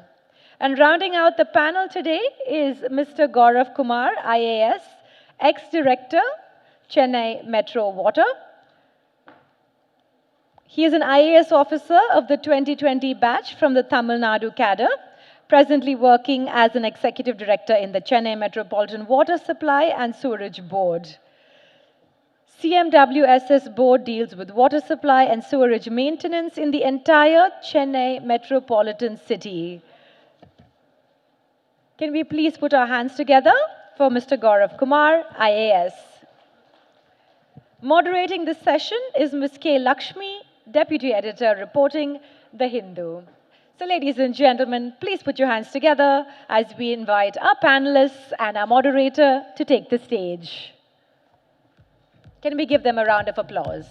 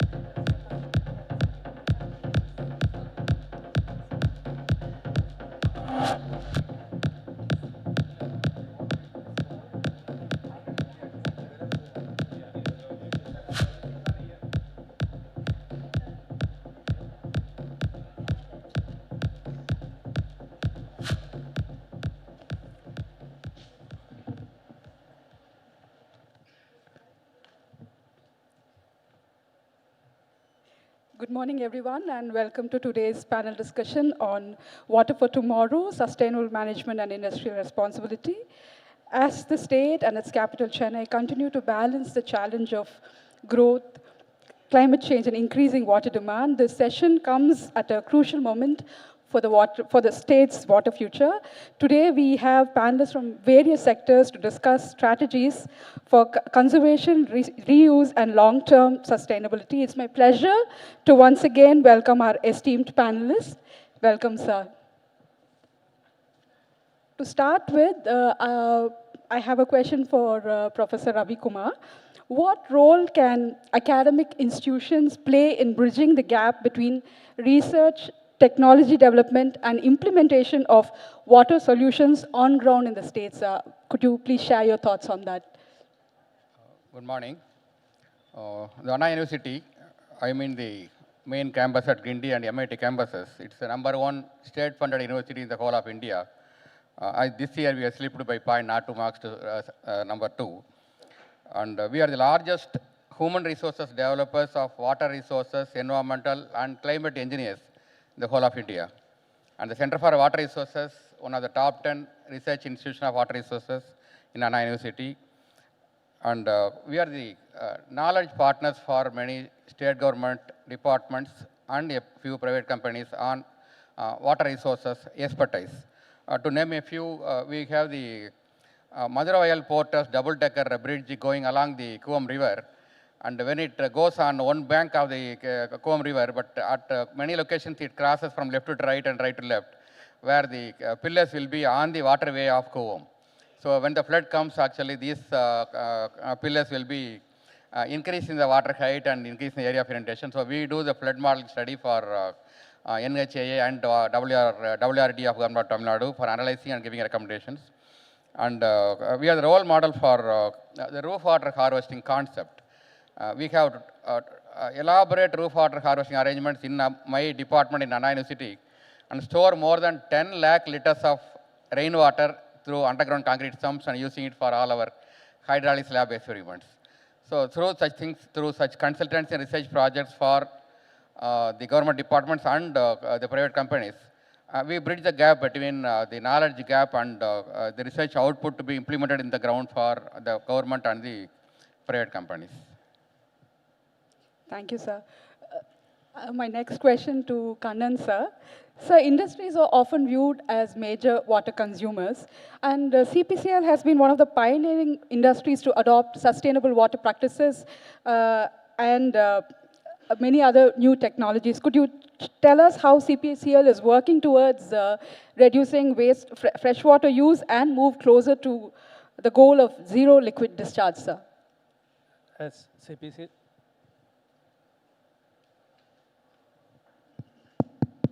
As CPCL has three crude processing unit and various secondary units, the water requirement for this processing is almost 1 metric cube per 1 metric cube water per metric ton of crude processing is normal. But CPCL has taken a lot of steps to reduce this water consumption by various steps. That is, mainly water is used for cooling and process use, steam generation, and whatever waste generated during this process is being treated in 3 effluent treatment units where we make menace. But we will not let out this water. We have DMRO plant where we produce this, use this water to produce our DM water, and as well as we have adopted a strategy that steam will not be used for power generation, even though we have STG that has been stopped. Another one is we have TTP and desalination plants. By utilizing this, we not use fresh waters from metro water for our process requirement. Only we will use for only potable requirements. And another thing is we have efficient condensate recovery system. Normally industry use 50% condensate recovery only they aim, but we are aiming at 60. So this condensate recovery system, wherever this water is used for cooling, after that it will be recovered back and used for our cooling system. By way, if you take, we started with 1.1, so slow 1.1 meter cube per metric ton of crude processing. We have brought down to 0.86.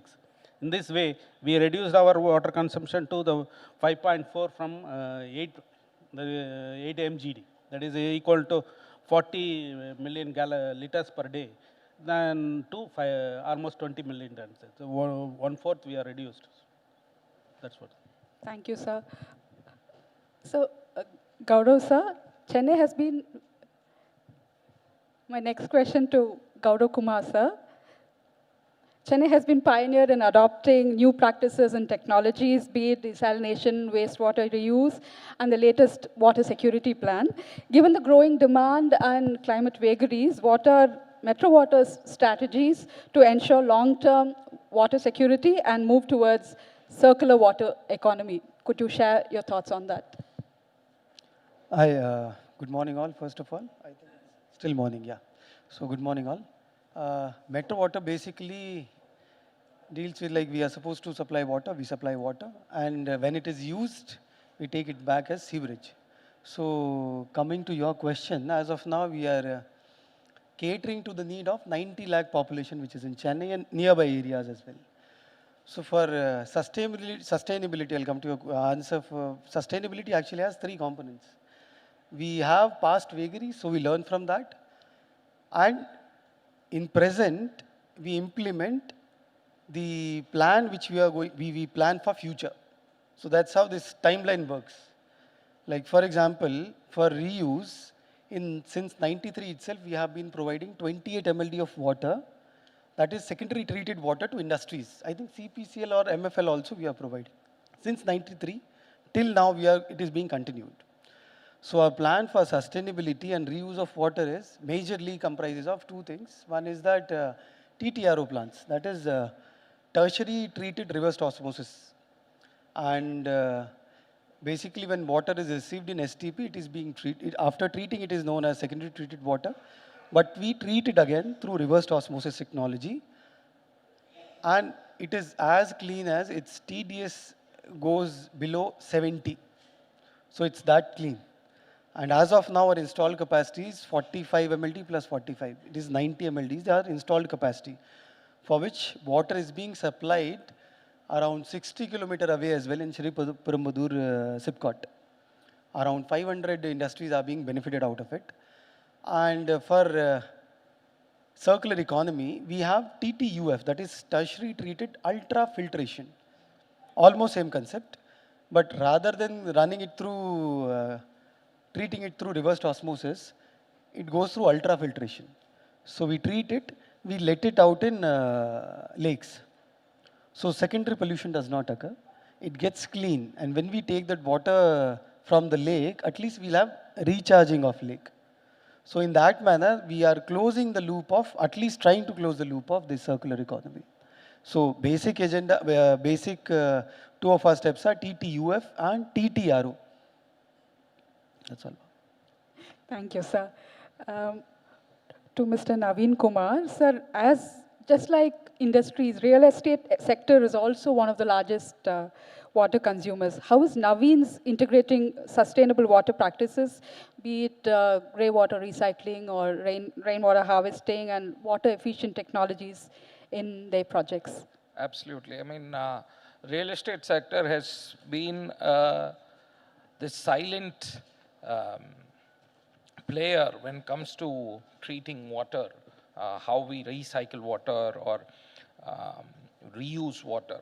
So by and large, when you look at projects, at least in the real estate space, the office projects have been going through a drastic change over the last 25 years or so, with so much of offices complying with large green building norms, either US or the IGBC, or there are various standards evolved locally also, wherein the biggest benefit comes from recycling the water that you have, the grey water, that alone contributes anything between 40 to 60%. 60, 70% in case of commercial, 30 to 40, 50% in case of residential units. So when you recycle this water, a huge amount of pressure or strain in terms of water demand goes down within the communities. Now, what happens is how you use water is also important, and how efficient. For example, some of our newer projects are fitted with a digital water meter. So that kind of these are small savings. It won't be the 50%, 40, 50% that I talked about. These are small changes that also lead to behavioral action by the consumer. Instead of showering for 10 minutes, if they shower for 8 minutes, or I would say 3 or 4 minutes, the amount of water consumption drops drastically. Then the other measures, we are now experimenting with your curing, which is water-free curing, where a substantial amount of water goes into curing, because curing is basically is done to prevent the exothermic reaction of the setting of cement, which is what gives it strength. But it also releases a lot of heat. Therefore, traditionally, we've been using water, and where water is very scarce, we end up using some chemical technologies, but today there are newer options available. So that's another area where water is saved. Also, the fixtures that you use play a major role in the amount of water that is being consumed. Just the change with the right amount of water pressure and the right amount of fixture, it could save about 60, 70% of water again. For example, water with a good 3-bar pressure with an appropriate fixture, which is water efficient. When you try and fill up a bucket of water, while the pressure will be so good that you wouldn't know there is so much of air in it, or foam that is formed, and you are only it would take 1/3 or 3 times the time to fill up a bucket of water. So which means the volume of water coming through the tap is 1/3. Despite it looking very nice, it will look like, you will notice in all these five-star hotels, the nice fixtures that send out these bubbly waters, but they are very, very water efficient. Again, we are talking 60–70% saving at the consumption level. So, and again, in terms of our projects, for example, the Naveen Sangi Garden projects, where there are lots of, like the project suggests, the name has gardens, and we have set up moisture sensing drip irrigation. Therefore, you are not wastefully pouring water to the plants. You're pouring water when there is a need, and it is done automatically. So only the right volume of water is used, not a lot. So all these small things add up to make a significant impact. But the biggest impact, like I said, comes straight from recycling sewage water. Thank you, sir. Going back to Professor Ravi Kumar, so like we were discussing, sustainability also depends on creating awareness among people and enhancing technical capacity relevant to today's challenges. What do you think can education institutions do to train next generation engineers and researchers to approach water management with a more interdisciplinary and climate resilient mindset, sir? Yes, ma'am. Maybe 100 years back, when the water supply was so abundant compared to the demand, there was only one, the great Karigalan's Grand Anicut, and after that, no dams were necessary in between. But during the 20th century only, we started building, including KIRS in Mysore, Mettur, etc., etc. But now, of late, we have a greatest demand-supply gap and a lot of challenges due to climate change. And to counter or find a solution for all these things, we are only using the civil engineers for water management. All our state government departments employ only the BE civil engineering graduates for all water management, either in water resources department or in Chennai Metro Water or in Drought Board, etc., including private companies. Of late, we came to an understanding that the civil engineers mostly study 70% of structural engineering and hardly 5 to 7% of water resources, 5 to 7% of environmental, 5 to 7% of remote sensing, 5 to 7% of traffic engineering, all those things. With this limited expertise, a civil engineering graduate cannot be a successful water resources and environmental engineer. So we suggest creating BE water resources course in Anna University shortly, so that they'll be able to cater to all these demands. That's our latest thinking, and hopefully we'll be implementing, but we need support from government or even private companies, CSR, etc., so that the course is successful. Otherwise, no, in fact, 15 years back when we started BE agriculture engineering course, without any support from any of these quarters, we could not run the program effectively, and we happened to temporarily close the course 3 years back. So we don't want to do that, but we want to create a successful BE course, which is not there anywhere in India. There is no BE water resources anywhere in India. We would like to start with the support of all the related government and private this thing, so that it will be a successful one, contributing to the greater water management in the years to come. Thank you, sir. That's very thoughtful of Center for Water Resources to start a new course. And going back to Mr. Kannan, sir, what are the main challenges do you think industries face in adopting circular water system, and how do you think can collaboration with government or other agencies help to overcome these barriers and go towards the goal of sustainability, sir? Yes, a circular water system is good for industry, but however, when we want a circular system to better quality of water, we need RO and ultrafiltration. For this, the initial cost is too high. So that's why industries are reluctant to adopt this circular water system. So this is the one area of challenge.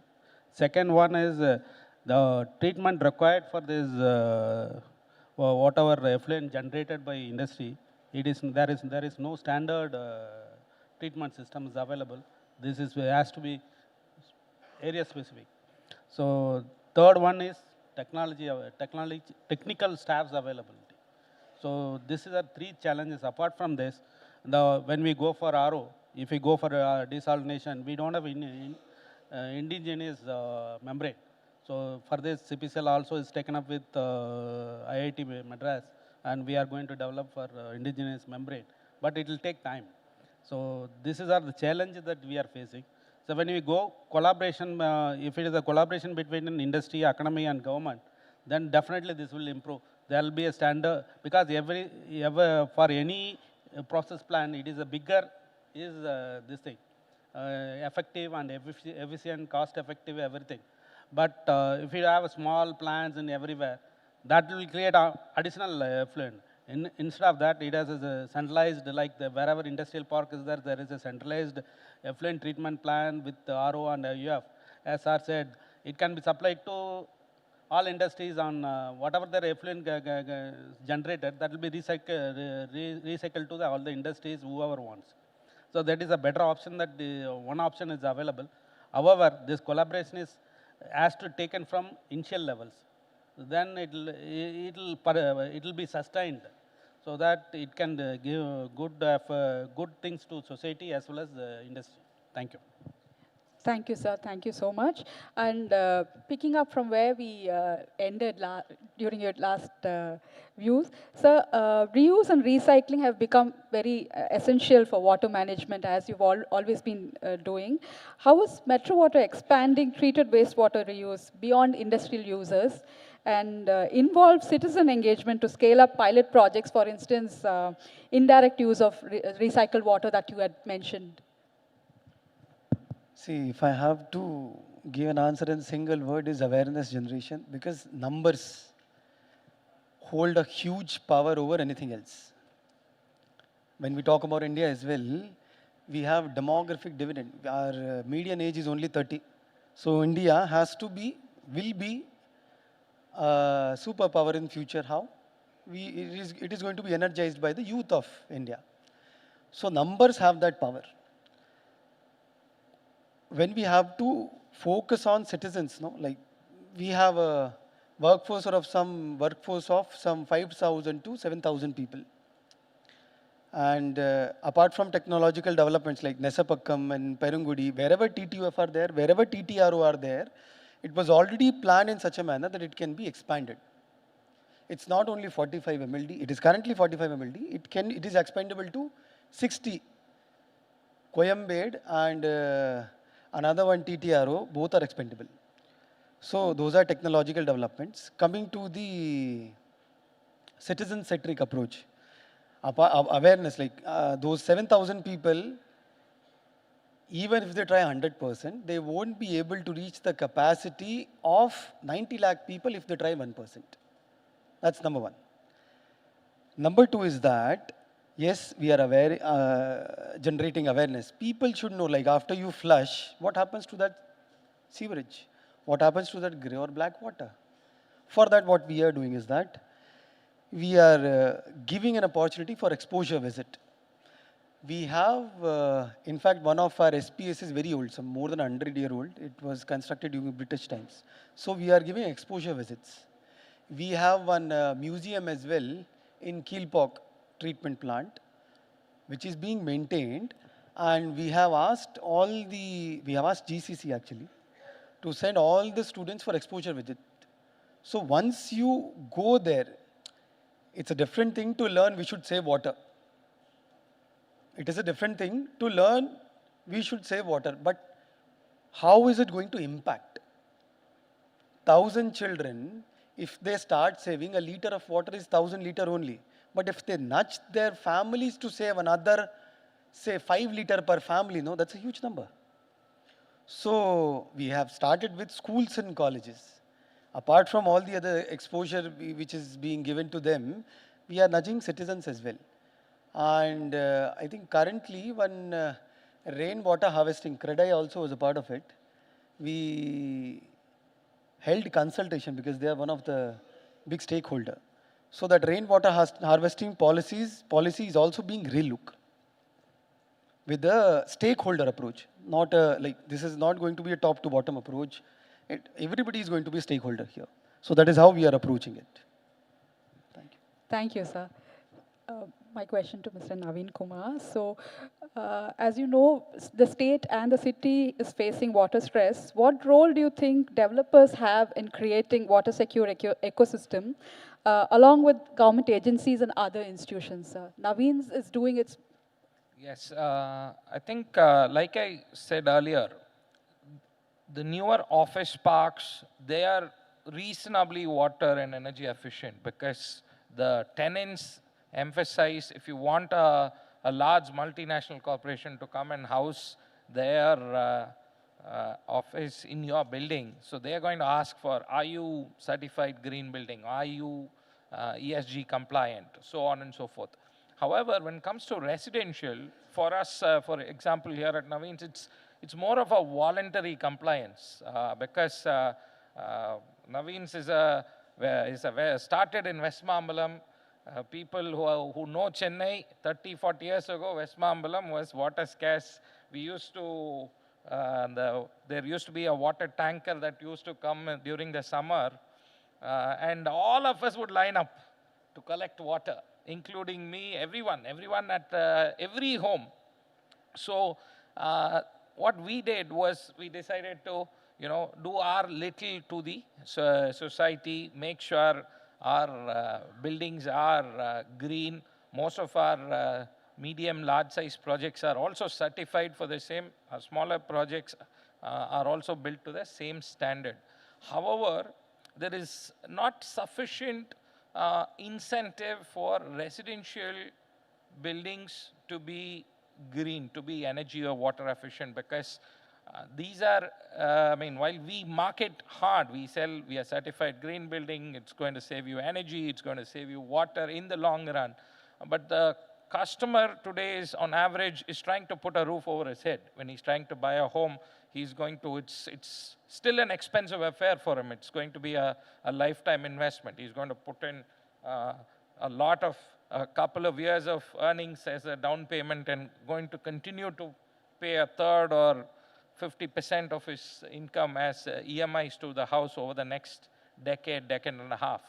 Being the case, it's a voluntary job from the developer to try and do some of the green practices that I mentioned earlier. But it would be of great help if the government also steps forward just to create an awareness. Sir was talking about creating awareness. If you try and, even for a short period of time, for a 6-month period, I'm not saying for eternity, like how you give road tax free for electric vehicles, even for a 6 month, that was for a, I think, 3 or 4 year period. You don't have to do it for that long. Even 6 month or a 1 year period, if you have a residential green building certified, you don't have to give tax free. Give a 50% discount only for a limited period. That kind of a support from the government will create awareness. Public will go and start asking, hey, why don't you do this? And from another perspective, even to move the developer one step further, for a slightly longer period, but not infinite period, at least for 5 years, you can say, you know what, currently you are having a 2 FSI or a 3.25, get up another 0.25, because this is, again, it's not a real revenue for the government. Yeah, they're going to miss out on a little bit of premium FSI charges, but 0.25% of additional free FSI, if you have a certified green building, in case you fail your certification, then you pay up the premium charges or something on those lines. It's a small nudge. It's not a huge revenue loss for the government. It's a small nudge, but a huge awareness campaign. So the average citizen will talk about water efficiency, energy efficiency, and developers are also inclined to do this. And once they get into the habit of doing this, then you can, slowly pull out the incentive. It's a small term incentive, so, and not very big. So something like that would actually help, because otherwise it's a voluntary, thankless job. Today, customer doesn't give me 200 rupees, 300 rupees more a square feet just because I am green certified. Yes, there are 1 or 2 conscious customers, but they are far and few in between. So It's more of a little bit of a nudge from the government is required. Thank you, sir. Having discussed on sustainability, sir, my question to to Professor Ravi Kumar is that what do you consider as the most needed policy interventions and key innovations that is required to ensure the state's long-term water security, sir?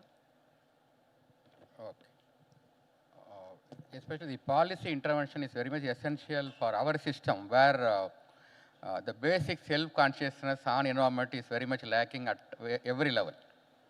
We need somebody to come and say, you do this, you don't do this often. And then only we start reacting and try to do certain things. And while doing so, we need some policy intervention, especially in terms of harnessing the rainwater. Everyone mostly depends on the Chennai Metro Water to supply fresh water to us. But you know, even a 200 square foot of roof space in individual bungalows is enough for supplying fresh water for our drinking and cooking requirements for the whole year. We receive 1 meter of rain minimum. So 20 square meter will create 20,000 liters per year. That is enough for the whole year per person. So we can put the policy intervention like reduce at least fresh water supply to bungalows where you have even 1,000 square foot individual bungalow will serve 5 persons in their house. You know, you have less number of persons in many families in individual bungalows.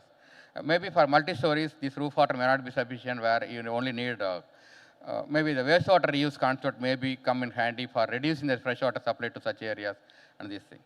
And at the macro level, we need more policy intervention for protection of existing water bodies. There are many stories that many lakes in and around Chennai are lost or even reduced in size over the decades. But at least we can safeguard such things, at least hereafter, by giving some policy interventions. And we need, I understand the water management practices in CPCL and appreciate. And we have a lot of water management practice in Saint Gobain, where they have a large roof water harvesting, rainwater harvesting facility and trying to use it. But such things should be replicated to many other industries in Chennai through policy interventions. And the policy intervention may be required for more inter and intra-linking of river basins within Tamil Nadu state, because interstate disputes are never going to end. That is going on between every state.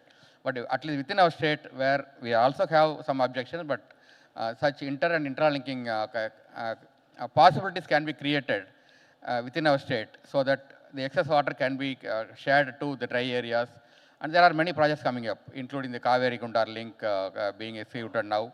And we are also doing a lot of research on distributing the intra-linking of excess Kaveri water within the Kaveri basin, where you have the dry Arilur and Perambur district, etc., etc. These are some of the policy interventions I'd like to advocate.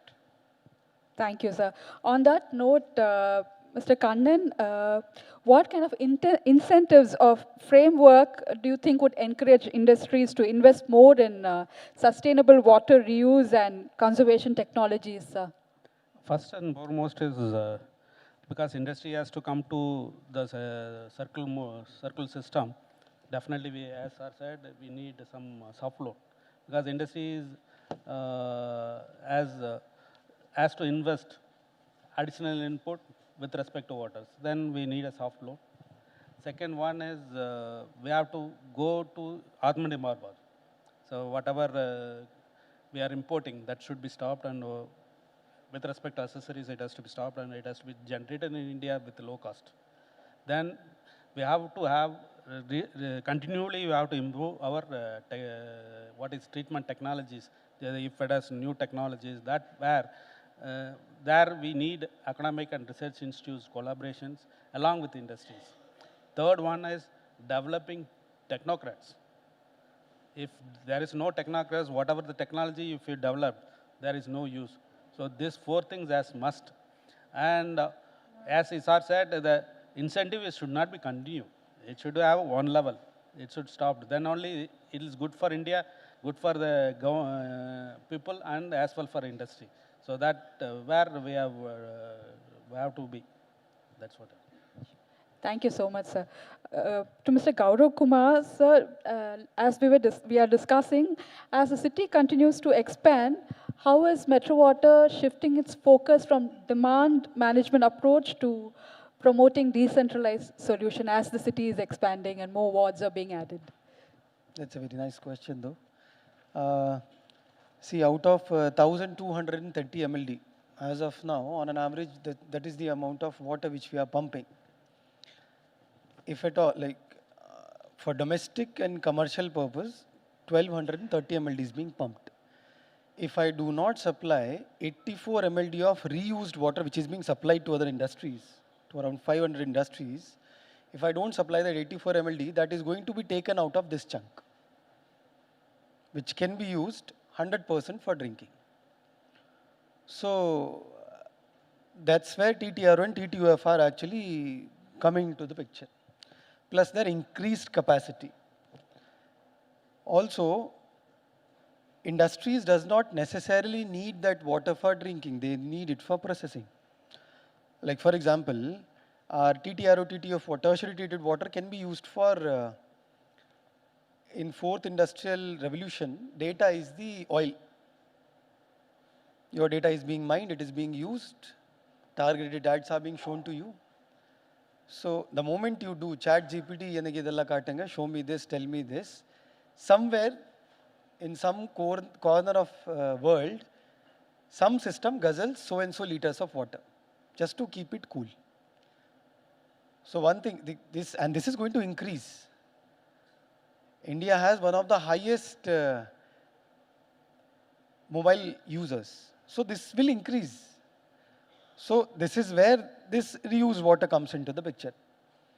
Domestic supply will be taken care. For example, we have 400 MLD, huge, big desalination plant, biggest in Southeast Asia. It will come. After this 1230, it is going to be 1630 and even more. It will come. So domestic will be taken care. Coming to this, we can save this water.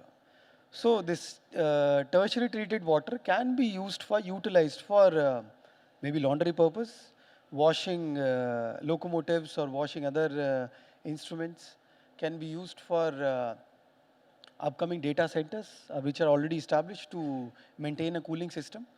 These are only few cases wherein they can be used. There are lots and lots of other. And what we are doing here is that we are trying to expand that. We are going to take it to the footstep of industries. As of now, Gumdi, Pundi, Cheyar, and these are SIPCOTs are going to get. It is already there. So we are working towards it. Number two, we are trying to promote our tertiary treated water. Also, we are trying to reduce its price so that it is more lucrative for industries to use it. So that is our plan in future, and in fact, we are trying to implementing it as of now. Thank you. Thank you so much for sharing about all your initiatives, sir. And moving on to Naveen Kumar, sir. So we were talking about a lot of technologies that you have been implementing, but sustainability also depends on how residents use and maintains these systems.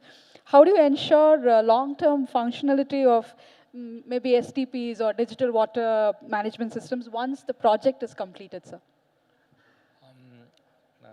That's a great and a very relevant question.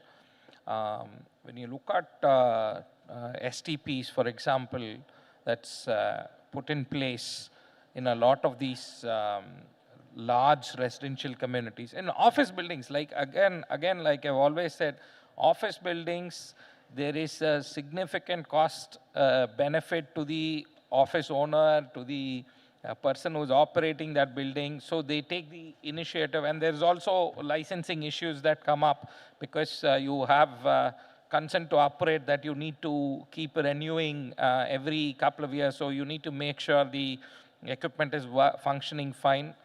But when it comes to residential, there's always been a challenge. Recently, I think the Central Pollution Control Board of late has been insisting on an online continuous monitoring system, which I'm sure for someone like CPCL, it's a daily activity. But for a resident welfare association, they don't know what we are talking about for the most part. So of course, at Naveen's, what we do is we try and show them a demonstration of how this works when we are handing over the project to the association, how these things work, and then we give them an instruction manual.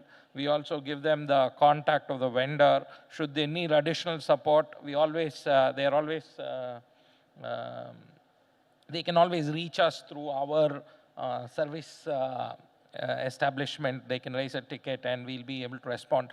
But the challenge has been the cost of operations of these are also not very cheap. So what happens is when your monthly association bill comes, at 6,000, 7,000 or 8,000 rupees, then the power of democracy happens in these associations. Then there's always someone who's saying, I'm going to save 1,000 rupees on your monthly, 500 rupees on your monthly bill on maintenance of the resident association. He gets elected and he smartly goes and switches off the STP. And that's it.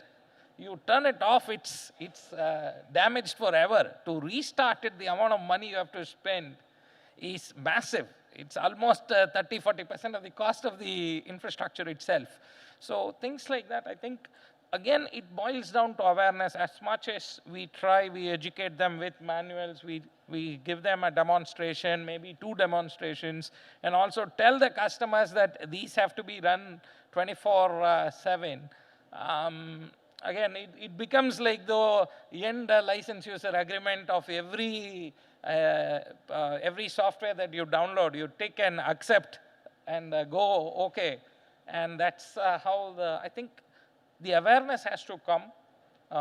This is probably, like Sir said, it has to start at the school level, the grassroots level, because I remember going to Coimbatore from my engineering days, where I saw the water that was sent in, and the output water, I couldn't even stand looking at the water that went in. And the officer there gave me the water to drink, which was the output water. And it was perfectly fine. I think there is also that the amount of water that's recycled, I think is also quite high.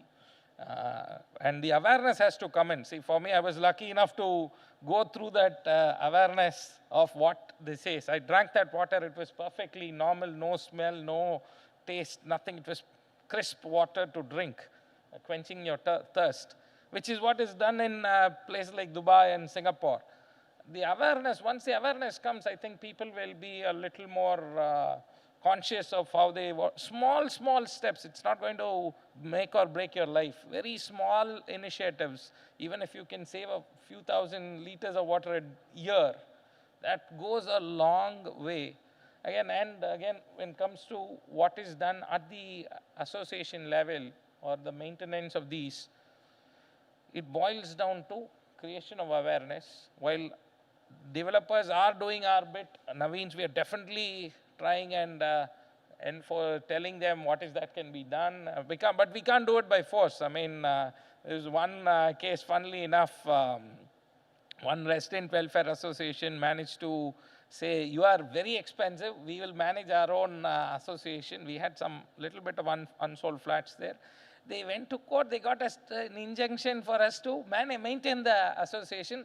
Within 3 months, the STP was conked off.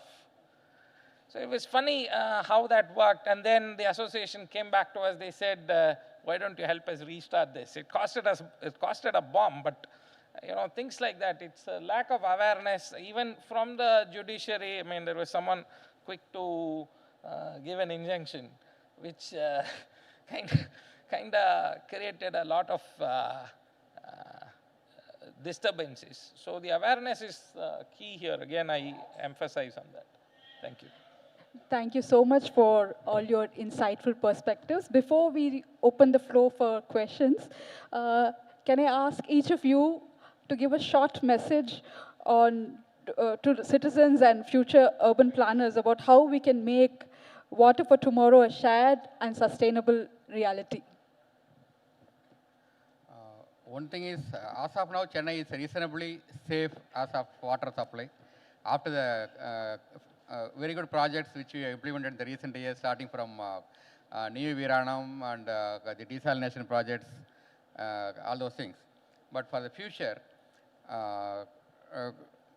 we need to have some, at least a change in recruitment policy. In the sense, we need specialists for everything.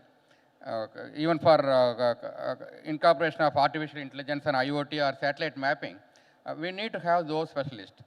For example, we have a BE Geoinformatics course in Anna University, which is running for more than 25 years, which is a 4-year full-time course, full and full only remote sensing, satellite mapping, etc., etc. But none of our departments recruit those engineers for any of these utilities. They are only going for job in some other private, specific companies in other cities and countries. Some of the people even become the Tambara municipality commissioner, IAS officer is a geoinformatics this thing. So they only write such examination, go to such general post, then serve as a use satellite technology. And even the State Planning Commission is presently contemplating a proposal for a roadmap for Tamil Nadu water future, which is under process. And even you would have heard about the new Tiruporu reservoir, which is being created by Water Resources Department of Government of Tamil Nadu, which has almost half of the capacity of Chambrambakam, almost 1.5 TMC, for which the Center for Water Resources and University is a knowledge partner. We are going to support them for all the implementation and everything. So the water for tomorrow is reasonably safe with all our thinking on water management, with more technocrats, especially on water resources and environmental in the years to come. Thank you. Thank you, sir. Kannan, sir, your message. My message is awareness, nothing else. Awareness has to be there. Everybody in classroom, we said H2 plus O gives H2O, but doesn't mean that it will formed. So people have to have this awareness, how to conserve, how to this thing. We have to have a separate week for awareness week for this water management. And also, as sir said, STP it should be culture. Whenever there is a society, that STP has to be there, that has to be function. People have to know that the STP is important. That is lacking now. It is a long way to go. That STP culture has to develop, then only we'll conserve our water and as well as give something to the society. Otherwise, it is not possible, because we always in the culture of spending, but never reusing is this thing. That reuse mindset has to be developed. That is more important. That's why awareness is much more important. Let us do that, and I think Hindu also will do that for this. Thank you. Thank you, sir. Gaurav Kumar, sir, your message for future generations. What my message is going to be that Metro Water, Chennai Metropolitan Water Supply and Sewerage Board, we are doing our part. We are actually utilizing new age technologies. We are open to new age technologies. For example, we have a GIS system. There's one new ring main, some 200 kilometer of pipeline, which is going to run through the Chennai as a ring, so that water can be supplied, taken from one part of the Chennai to the other part. Apart from these things, I would like to request that without people's participation, nothing can succeed. And I can only give you 2 arguments for it. One, do it because it's your duty. Your Constitution's Article 51A gives you 10 fundamental duties. Do it for that. In fact, Muhammad Ali, a very famous boxer, said that service to the society is the rent we pay for the room on earth. Do it for that. And number 2 can be because of your own motive, your ulterior motives or whatever motives. I have a 1.5-year-old daughter. I will never want her that she'll have to think twice to have a good potable water for drinking. Thank you. Thank you, sir. Naveen, sir, your message for the... Thank you. Like I said earlier, in fact, now Madam Secretary is also here. So, for creating this awareness, and in residential buildings where the voluntary contribution to or promotion from the consumer is very, very low, like in case of electric vehicles, road tax rebate is placed. Consider giving a small waiver, a 50% waiver in stamp duty for a limited period of time, maybe 6 months or something like that. The government can push that and a little bit of an FSI benefit where the building, residential building is certified and green and backed by some sort of a security. So in case the developer fails to deliver such projects, he pays for it, maybe along with interest, maybe something penal, punitive as well. That's one. Another thing, I think it has to start from you. I mean, I saw a lot of water bottles here, half consumed. Who's going to consume the other half? I don't know. So start right in front of you. You know, when you take a water bottle, finish it in full. At least the least you can do. Thank you very much. Thank you so much, sir. And we are running behind schedule, so we may have time to take just one or two questions, please.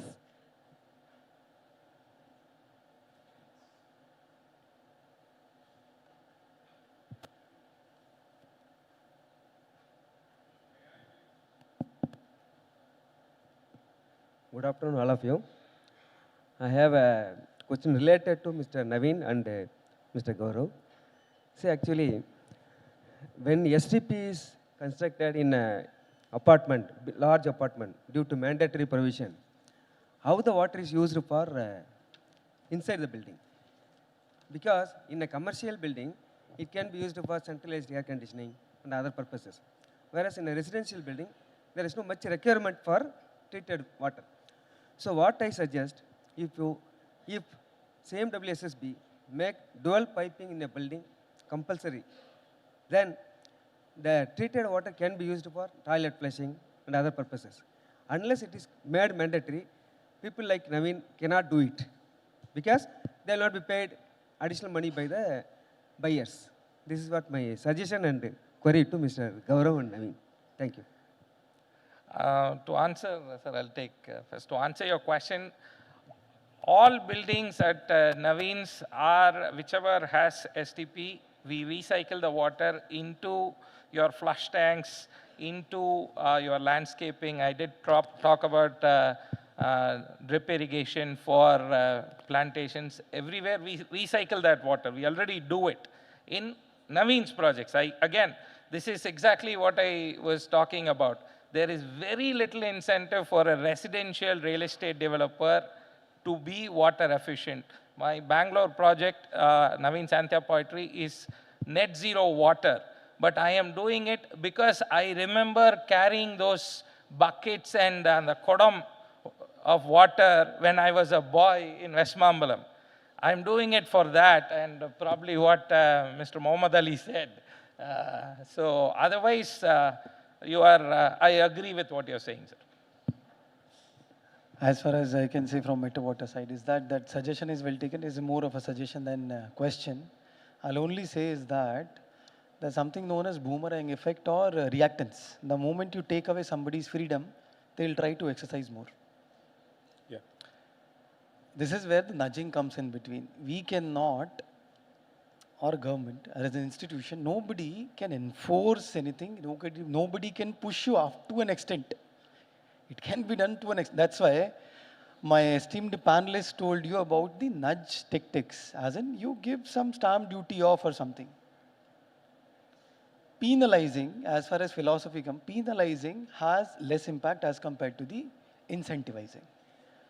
So that's my answer. Thank you. My question is to the IAS officer and also probably the professor from Anna University.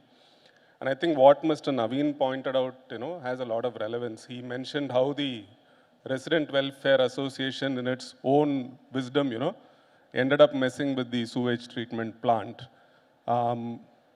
When we're talking about water management, we definitely must talk about the water policy of the state. And I think in Tamil Nadu, the water policy that we are still following is, it goes back to 1994, if I'm, not wrong. And in 2012, we got the national water policy. Last year in December, the draft updated Tamil Nadu state water policy was tabled, but it's November 2025 now. And for a state like Tamil Nadu with so much urbanization happening, I think the kind of situations that Mr. Naveen talked about will only keep increasing, and there are so many other sectors also. Agriculture is also a water challenge, so is industry and residents.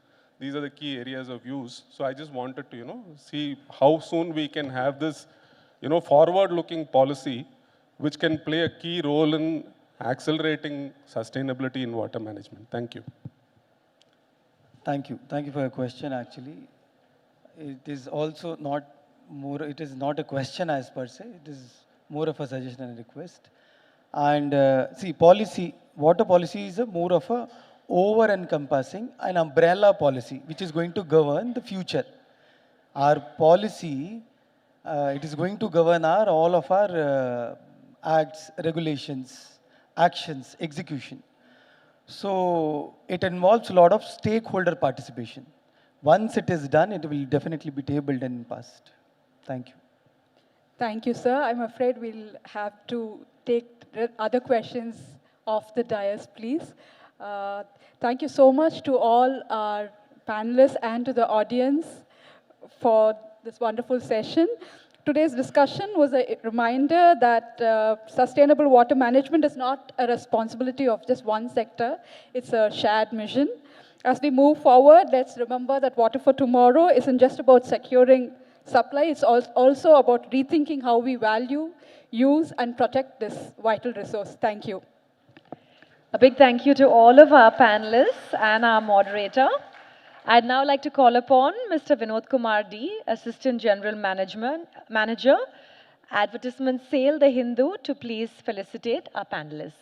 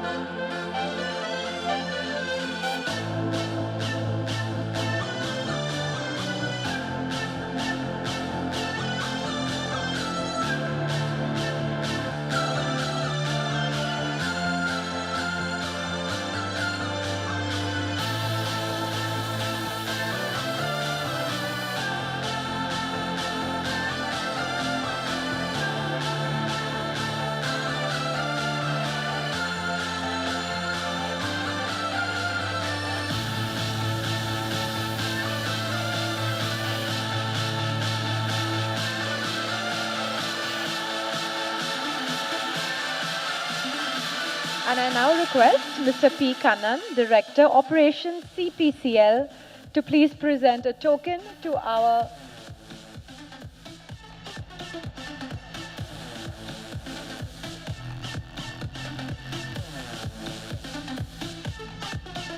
dear guest, and also please do the honors and felicitate our moderator, Ms. K. Lakshmi.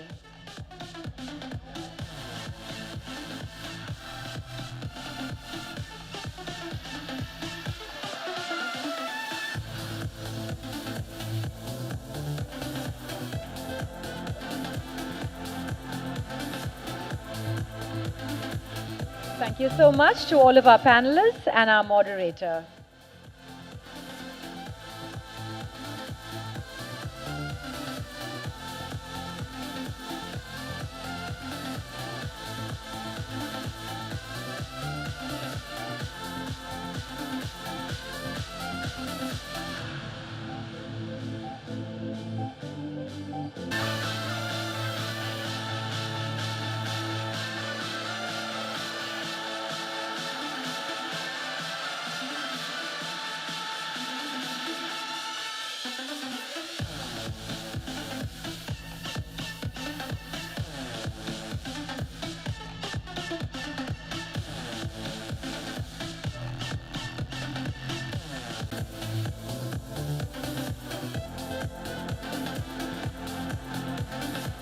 Thank you so much.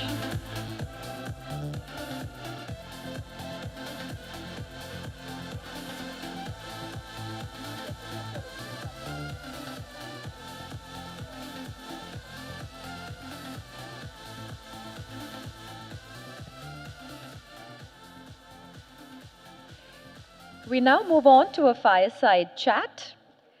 Greening Tamil Nadu, the state's climate action and environmental stewardship. We are honored to welcome Ms. Supriya Sahu, IAS, Additional Chief Secretary, Department of Environment, Climate Change and Forests, Government of Tamil Nadu. A visionary administrator, she has been the driving force behind Tamil Nadu's bold climate agenda, from establishing the Tamil Nadu Green Climate Company to spearheading landmark initiatives in biodiversity, waste management, and renewable energy. Under her leadership, the state has secured World Bank-backed coastal restoration projects, created carbon-neutral zones, and pioneered innovations that align economic growth with environmental care. Ladies and gentlemen, please join me in welcoming Ms. Supriya Sahu, IAS, a change maker and passionate advocate for a greener, more climate resilient Tamil Nadu. We welcome her to the stage. Our moderator for this session is Ms. Ramya Kannan, Chief of Bureau, Tamil Nadu, The Hindu. Can we have a round of applause for both our moderator and our speaker for this session? Ramya, over to you.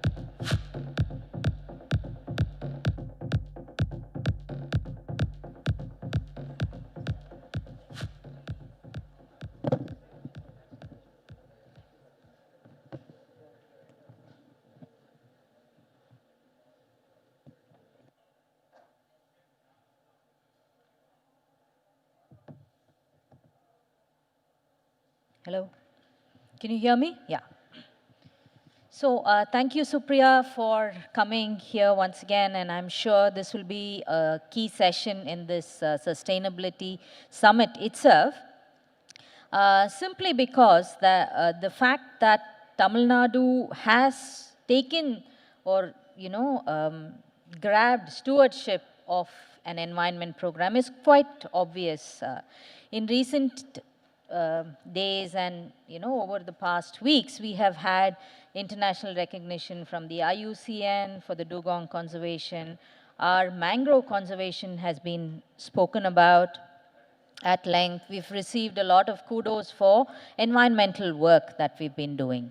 So the way I understand this is that over the years, past maybe 5 years or so, Tamil Nadu has built up a mission mode, infrastructural capacity to handle climate change. So if you see, you have the Green Climate Mission, you have the Green Climate Company, you have policies in various sectors, including the EV policy.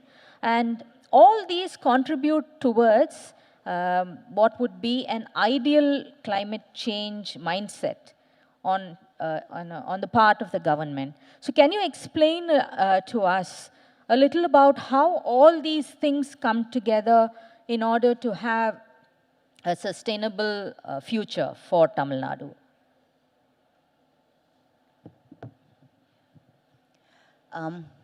Thank you, Hindu, and thank you, Ramya, for having me, and good morning to everybody over here. I think to answer this question, it will be good to talk a little bit about the vision, because I think none of these things could have been possible unless we had a very clear vision of actually how do we want to do it. So I think the beginning of this entire work, or the body of work that we have today before us for the last almost 5 years, is a very solid vision as to where do you want to see Tamil Nadu. I think that is something which is very important. So when you want to really see Tamil Nadu is the fact that when you look at your strengths and your vulnerabilities, without looking at the vulnerabilities of something that you're going to address, I think you will not really come to the solutions that you want to propose. So many, incidentally, I think it was just about 2 days back that the world, commemorated the World Tsunami Day. So when you look at the long coastline of 1,068 kilometers of the state of Tamil Nadu, and 14 coastal districts, plus other vulnerable areas, I think the vision becomes very clear that you need to really focus on coastal resilience to begin with. And then, of course, consolidate the climate action, because there is no other way. There is no other solution. So that is when we started to kind of ideate, debate, engage with stakeholders, and more so with people. The administrators, district collectors, communities, also the people who have been working for a very long time in the sector. And that is when we realized that there is a need for us to kind of go into a mission mode approach. So that's how you have the Tamil Nadu Green Climate Company, which is administering 4 important mission mode projects in the state, which is, as you mentioned, the Green Tamil Nadu Mission. The aim of the mission is to enhance the green cover, not only the forest cover, but also the trees outside the forest. So right now we have, it's approximately 23.7, you can say 24%, to increase it to the national target of 33% in 10 years. So that is what is Green Tamil Nadu Mission. The second mission is, of course, the wetlands mission, is to basically ensure that conserve, protect, and also make sure that the species, the biodiversity, which is connected with the wetlands. So, how do you make sure that migratory bird species are protected? The third mission is the climate change mission, of course, which is the core work of climate, which is looking at the greenhouse gas inventory. When do you want to become carbon neutral? Which are the districts which should be taken up in priority? And the fourth one, the latest one to join the mission mode, is basically the coastal mission, or as T and Shore, as we call it. So if you look at this, to answer your question, started with a vision, and finally, I think it's a very good connect between the policy and the work which has been rolled out on the ground. Right, yeah, I think that makes a lot of sense. Sometimes, policy remains policy and is not at the ground level. So, recently you had this mega, mangrove sort of event, right? So, it's important as a conservation tool, but it's something that we've forgotten. Immediately after the tsunami, we heard about how the mangroves have protected the lives of several people in villages that had a mangrove barrier. But since then, I think we might have lost track. So it's really interesting that Tamil Nadu is starting this, going mission mode on mangroves. Can you tell us a bit about this entire program? What is the ground level success? How are we implementing it? What are the areas that we are going to be focusing on? So even today, when many of you would have gone to those villages in Muthupet, which is in Tiruvarur district, or in Pichavaram or other areas, you will see that, the shock of tsunami and the impact of tsunami, it may not be that visible, but it is there in the heart of people. Many people will still talk about it. When you go to those villages, people say that wherever they were protected, to some extent, it was thanks to the mangrove protection, or the shield, or the bioshield that they have. So I think apart from the fact that they can act as a bioshield, there is no denying the fact, and everybody knows this, that it has been established by science that mangroves are really the superpowers. I mean, the climate superpower. They fix carbon maybe 6 to 8 times more than the forests themselves. Also, they are, what should we say? It's the cradle of biodiversity. So everything, it ticks all the boxes when it comes to climate and biodiversity. So why not do it? And it is something which is a nature-based solution. So in Tamil Nadu, we worked with several national agencies to make sure that we first map the coastal areas, not only to find out where mangroves are existing at this point of time, but also where they were, several years before, but they have gone, they got degraded, or they just disappeared. Then we found out the potential, the mangrove plantation area potential, and worked closely with the local communities on the ground. And thanks to the forest department team, also to NGOs and agencies working in the sector, we used data, science, and technology. And I think the focus on mangroves really has ensured that Tamil Nadu has been able to successfully plant about 2,400 hectares of new mangrove plantations, including some in our own city, which is in Ennore, as well as in Adyar.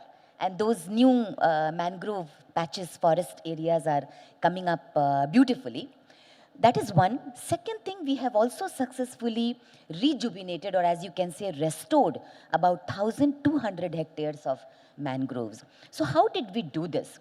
As I mentioned to you, we did this kind of a mapping, worked with the local community to get the local insight, information, ensured that they were involved in creation of the nurseries, either through the propagules or whichever way it is to be done. So we have been able to create some of the massive nurseries for mangroves for the first time. Like even here in Ennore, if anybody wants to kind of look at it, in Ennore right now, we have about 1 lakh mangrove plants which are coming up beautifully. So I think this combination of the community involvement, data and science is something that has helped us, get back on ground with mangroves. Right, and I'm going to take the cue from that, and you have always emphasized on community participation as a measure to, to success itself. So whether it is the local communities in urban centers or peri-urban centers, or, the native inhabitants in forests, their integration into our government projects, how has that actually helped the success of our projects? And without the involvement of the community, where would these projects, in a hypothetical situation, if we did not involve the community, where will our projects stand?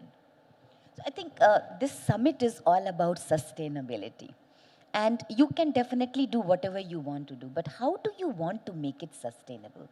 Because the only way to make it sustainable is to make it local and make sure that the people who are living there, they play a very important and a vital role in, and they have a feeling of belonging. They see a value in what you are doing. It shouldn't be something that you just go plant and, kind of create something new for them and you come back. I don't think you will be able to get that kind of a involvement, and then it's not going to be sustainable at all. And what's the point in doing something if local people are not going to be benefited, by the initiatives that are being taken? So I think from the very beginning, the Honorable Chief Minister has been saying that, make sure that whatever is being done, it should definitely reach the local population. And I think what we have done in these areas, we have kind of tried to formulate a sustainable plan for mangrove maintenance. So it's not only to say involve them in nurseries where they actually become people who are creating and planting, which is of course creating the local green jobs, mandates. Like for example, in our state, in the last four and a half to 5 years, about 60 lakh man-days have been created under the Green Tamil Nadu mission. Most of it is because of the local community who are actually engaged in various nurseries and all that. But more than that, we have now actually formed 46 village mangrove councils, VMCs, as we call it. And we are in the process of registering. About 15 village mangrove councils have been already registered. Why registration? Because again, sustainability. Make sure that they see a value in it. Make sure that these are the people who are constituting these committees, and there is a kind of a seed money which is available with them, which they can utilize for their benefit. So I think you started by asking this question, what are the policy frameworks and how do you make sure that, these programs, they are joined together? So I think our team has been able to learn a lot from various experiences to see to it that we create frameworks which are rooted in the local community. Yeah, so, but while we have all these successes, it's not an easy path by any stretch of the imagination. What are some of the challenges particularly that you face at the field level while you have the community involvement, people motivated, you have the goodwill of the government, the state? and you have people who really want to make a difference working with you. So that is why, our projects are going ahead, at a decent pace. But what are the challenges that you face, particularly with reference to removal of invasive species? In some areas, there are, conflicts between the people, the communities, and restoration efforts. In some areas or some arms of the government not being in tune with our mission. So can you list some of our challenges today? Major challenges. But actually, many of the things that we are doing, it is being done for the first time anywhere in India. That itself is a challenge. But I think we had an advantage of starting it first. So the lessons that we learned from those challenges have helped us. You asked about the invasive removal, which is basically nothing but the ecosystem restoration that we are doing in Tamil Nadu. So when we started with the, like everybody knows that one of the major challenges for our thriving forest today is the, invasion of the invasives, which is also largely responsible for the human-wildlife conflict and elephants coming out, because invasives are really taking over our forest. Some places you will find, not only here, but in India and elsewhere in the world, about 50 to 60% of the forest space, especially the ground space, being taken over by species like Lantana, Prosopis, Juliflora, etc. So that, how do you get people inside those wildlife areas? What are the removal strategies? Even if you remove, how do you ensure it does not come back? What are the maintenance? I think we really struggled. But I think, to give credit to the team, they have been quite persistent, and we did several pilots. So I'll give a very interesting example of one of the most toxic species. It's called Senna spectabilis. And it had invaded, Mudumalai in a very big way. So you find that that species actually mimics like any native tree. It grows to be like any, very big tree. But the problem is that though it looks like a very big, healthy tree, it's very toxic. It's so toxic that if any sap of the tree gets into the eyes, you will have huge burning. And animals don't eat the bark, they don't touch the trees, the tree, and the tree does not support any biodiversity. So what happens, it will mimic and it will not allow any native tree to come up. So our challenge was, how do you make sure that, you remove this and ensure that, and it just comes up. So one of the best examples now we have in Tamil Nadu, where we found out, and of course thanks to the judicial guidance also that we had, we also found out that the pulp of the tree is actually used to make, paper. So how do you now design a strategy so that there is a sustainability and circularity, right? So what we did, we partnered with Tamil Nadu Newsprint and Paper Limited, which is TNPL. And they came over, they did a study, and they found that the senna tree is actually quite suitable for paper pulp. And today, the entire Mudumalai, we have removed quite a lot of the senna spectabilis, to the extent that I think by the end of this financial year, the continuous removal by TNPL, taking to their factory in Karur in Kagadapuram and making paper out of it, which is a true principle of circularity, giving jobs to the local tribal community. That is something which Tamil Nadu has pioneered and has successfully implemented. So I just wanted to kind of read the figure for you. So Senna spectabilis, we had about 2,448 hectares of area, and Tamil Nadu has already cleared about 80%, which is 1,963 hectares, leaving about 200 to 300 hectares, which we plan to clear it.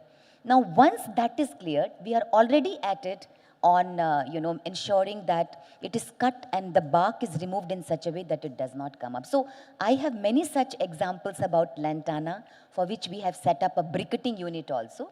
So, I mean, I can go on, but there are strategies. So challenges are there. Challenges are, there are rules, there are acts which prohibit you from getting into the core areas. These are all tiger reserves. So there have to be, certain provisions allowing you to be able to remove this. How do you dispose it off? But then, I think with pilot projects and learnings and in a very, and being persistent, not leaving hope is something that has helped us. So this may not be completely, within sustainability, but I think that it is, and it's my favorite among the things that the Environment Department is your work with elephants. Using technology, using local intelligence, making sure that we avoid elephant deaths and reduce the conflict between man and animal. So I think the man-animal conflict is going to become a very significant part of our lives in the future. And unless we tackle that, we are going to, I mean, this is not just in, in Ooty, Nilgiris, or, down south in, KMTR, or it's not unique to these areas. You are seeing urban centers like Mumbai, Bangalore, the fringes of the city being affected by man-animal conflict. So, what, in your opinion, is the significance of addressing this man-animal conflict today? Yeah, that's a difficult question. But you see, I think in our state, again, I must say that the state has followed the policy of conservation along with coexistence. It's not a policy that we are following where you look at, elimination. I think that is certainly not going to help anybody in the long run. So there are strategies that can help us in this conflict. The conflict is bound to come. It is bound to increase in many areas, and it is going to be quite troublesome. So how do you prepare yourself to deal with the conflict? And how do you make sure that not only, people, but even the wildlife is protected? So it's a win-win. So it's easier said, than done. But the fact is that there are strategies available. So let me speak from the experience, because it's always good to say as to what is it that you are doing rather than talking about it. So one of the most important things that we have been doing is use of technology.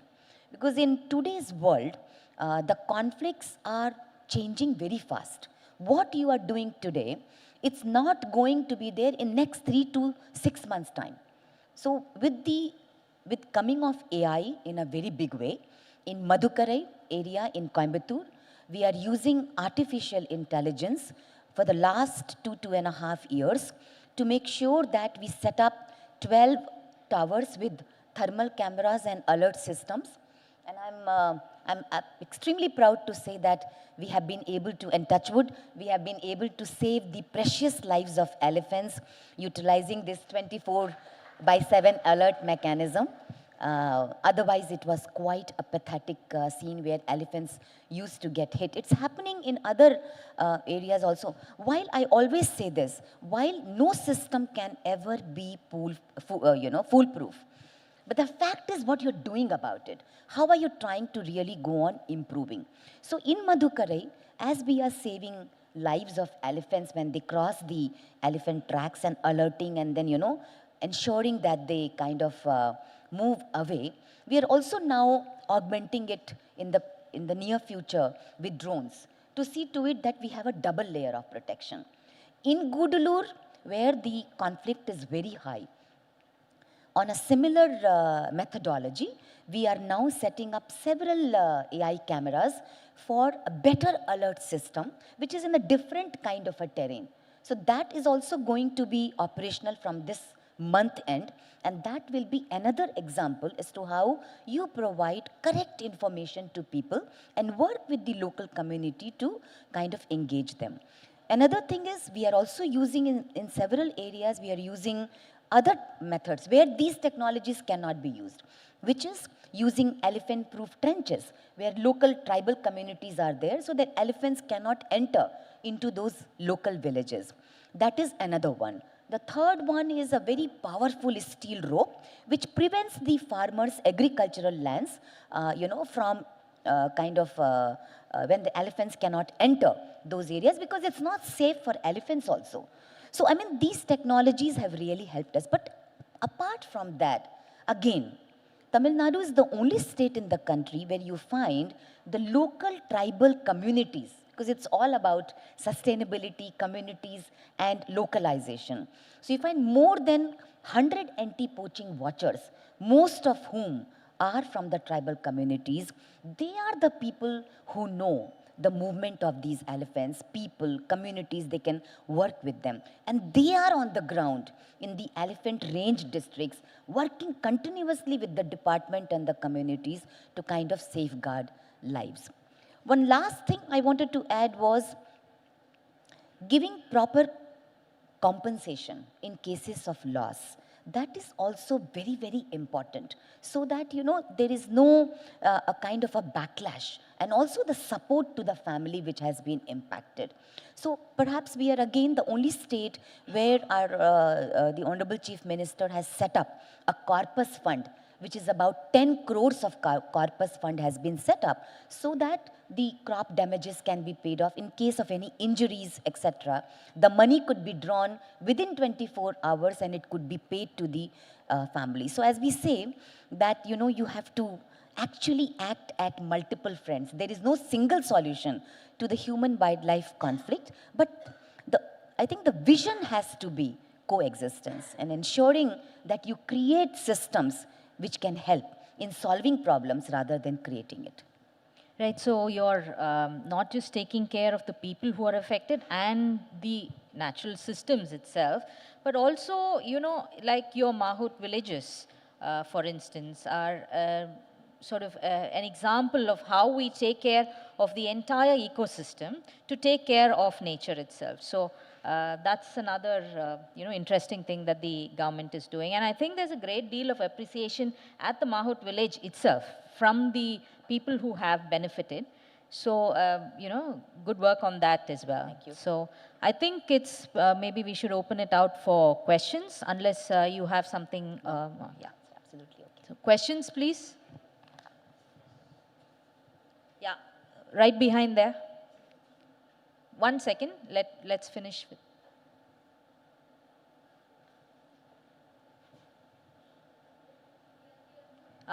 The lady, please. Anga kuduthurீங்களா? Can you give the mic to the lady, please? Hello, ma'am. I'm Dr. Aruna Ramachandran, professor in Department of Botany, Tyagarajar College, Madurai. My basic question is, many people who are interested in gardening are more attracted towards the lantana as it has more beautiful flowers. As you said, it is a major threat to the ecosystem. But many of the nurseries still have continue to sell those because we are also doing consultation for other industries from our college for the herbal garden, butterfly garden, vertical garden, and those kind of things we do as a part of our extension activity. But many of the nurseries still happen to sell these lantana camera. They don't understand the threat it poses to the ecosystem. So what is your view on this, and how can we stop nurseries to, because government is utilizing more crores, lakhs and crores to evacuate this lantana camera. So kindly share your views on this, ma'am. Thank you. You are absolutely right. I think it is very important not to have it anywhere at all, because it spreads very fast, and once it goes out, whether it is a private nursery or a private place or even outside the forest areas, it is more effort is needed, in order to control it. So we have issued circulars to all the nurseries, private nurseries also, that these kind of exotic species which could be very dangerous for the ecosystem, they should not be grown, they should not be adopted, and they should not be. So this circular has already been issued, but I'm aware that there may be people who are yet to be reached out or who are not aware about it. So we are working again very closely with NGOs, apart from the fact that our DFOs are also constantly working with the local nurseries to make sure that it does not happen. But if anybody has any kind of an information, if any nursery is raising it, it's wrong and it should be reported, and we can work with them to kind of guide them as to how they can switch to native trees. Thank you. Hello, ma'am. Can you, he put his hand up first. We'll finish with him and come to you. Yes. Hello, ma'am. I'm Vivek from Chennai, YMR. Ma'am கொஞ்சம் தமிழில் explain பண்ணிடுங்க ma'am. ரீசெண்டாக அந்த Pallikaranai marshal லேண்டில் வந்து ஒரு Ramsar land அது சம்மந்தமான ஒரு பிரிகேடுங்கிற ஒரு கட்டுமான நிறுவனத்துக்கு நீங்கள் இது என்வாயர்மெண்ட் டிபார்ட்மெண்ட்டுக்கு ஒரு அப்ரூவல் கொடுத்துருக்கீங்க. 31 அக்டோபர் அன்னைக்கு அந்த அப்ரூவலுக்கு சென்னை ஹைகோர்ட் ஸ்டே போட்டிருக்காங்க. தொடர்ச்சியாக சென்னை மாதிரியான ஒரு அர்பன் சிட்டியில் இருக்கிறது மழை வெள்ள பாதிப்பு ரொம்ப ஹெவியாக இருக்குது. அதில் இந்த நீர்நிலை ஆக்கிரமிப்பு ரொம்ப அதிகமாக இருக்குது. ஸோ இது குறித்து ஒரு கவர்மெண்ட் அஃபிஷியலாக நீங்கள் வந்து இந்த என்வாயர்மெண்ட்டை, ஏன்னா இந்த சஸ்டைனபிலிட்டிங்கிற இந்த டாப்பிக்லனால தான் நான் இந்த கொஸ்டின் பேசுகிறேன். ஸோ முடிஞ்சவரை அதை தவிர்க்கிறதுக்கு என்ன மாதிரி பண்ணலாங்கிற தாண்டி மேற்கொண்டு அதிகரிக்கிற மாதிரி இந்த மாதிரி ஆக்கிரமிப்புகளுக்கு அனுமதி கொடுக்குற மாதிரியான விஷயங்கள் தொடர்ச்சியாக நடந்துகிட்டு இருக்கு. அதே நேரத்தில் அந்த பகுதியில் இருக்க மக்களை அப்புறப்படுத்தி வேற மைக்ரேட் பண்ணுறதுக்கான இதுவும் நடந்துகிட்டு இருக்கு. ஸோ இது என்ன மாதிரியான ஒரு இந்த ஈகோஸ்டில் நடந்துகிட்டு இருக்குங்கிறத ப்ளீஸ் எக்ஸ்பிளைன் பண்ணுங்கள் ma'am.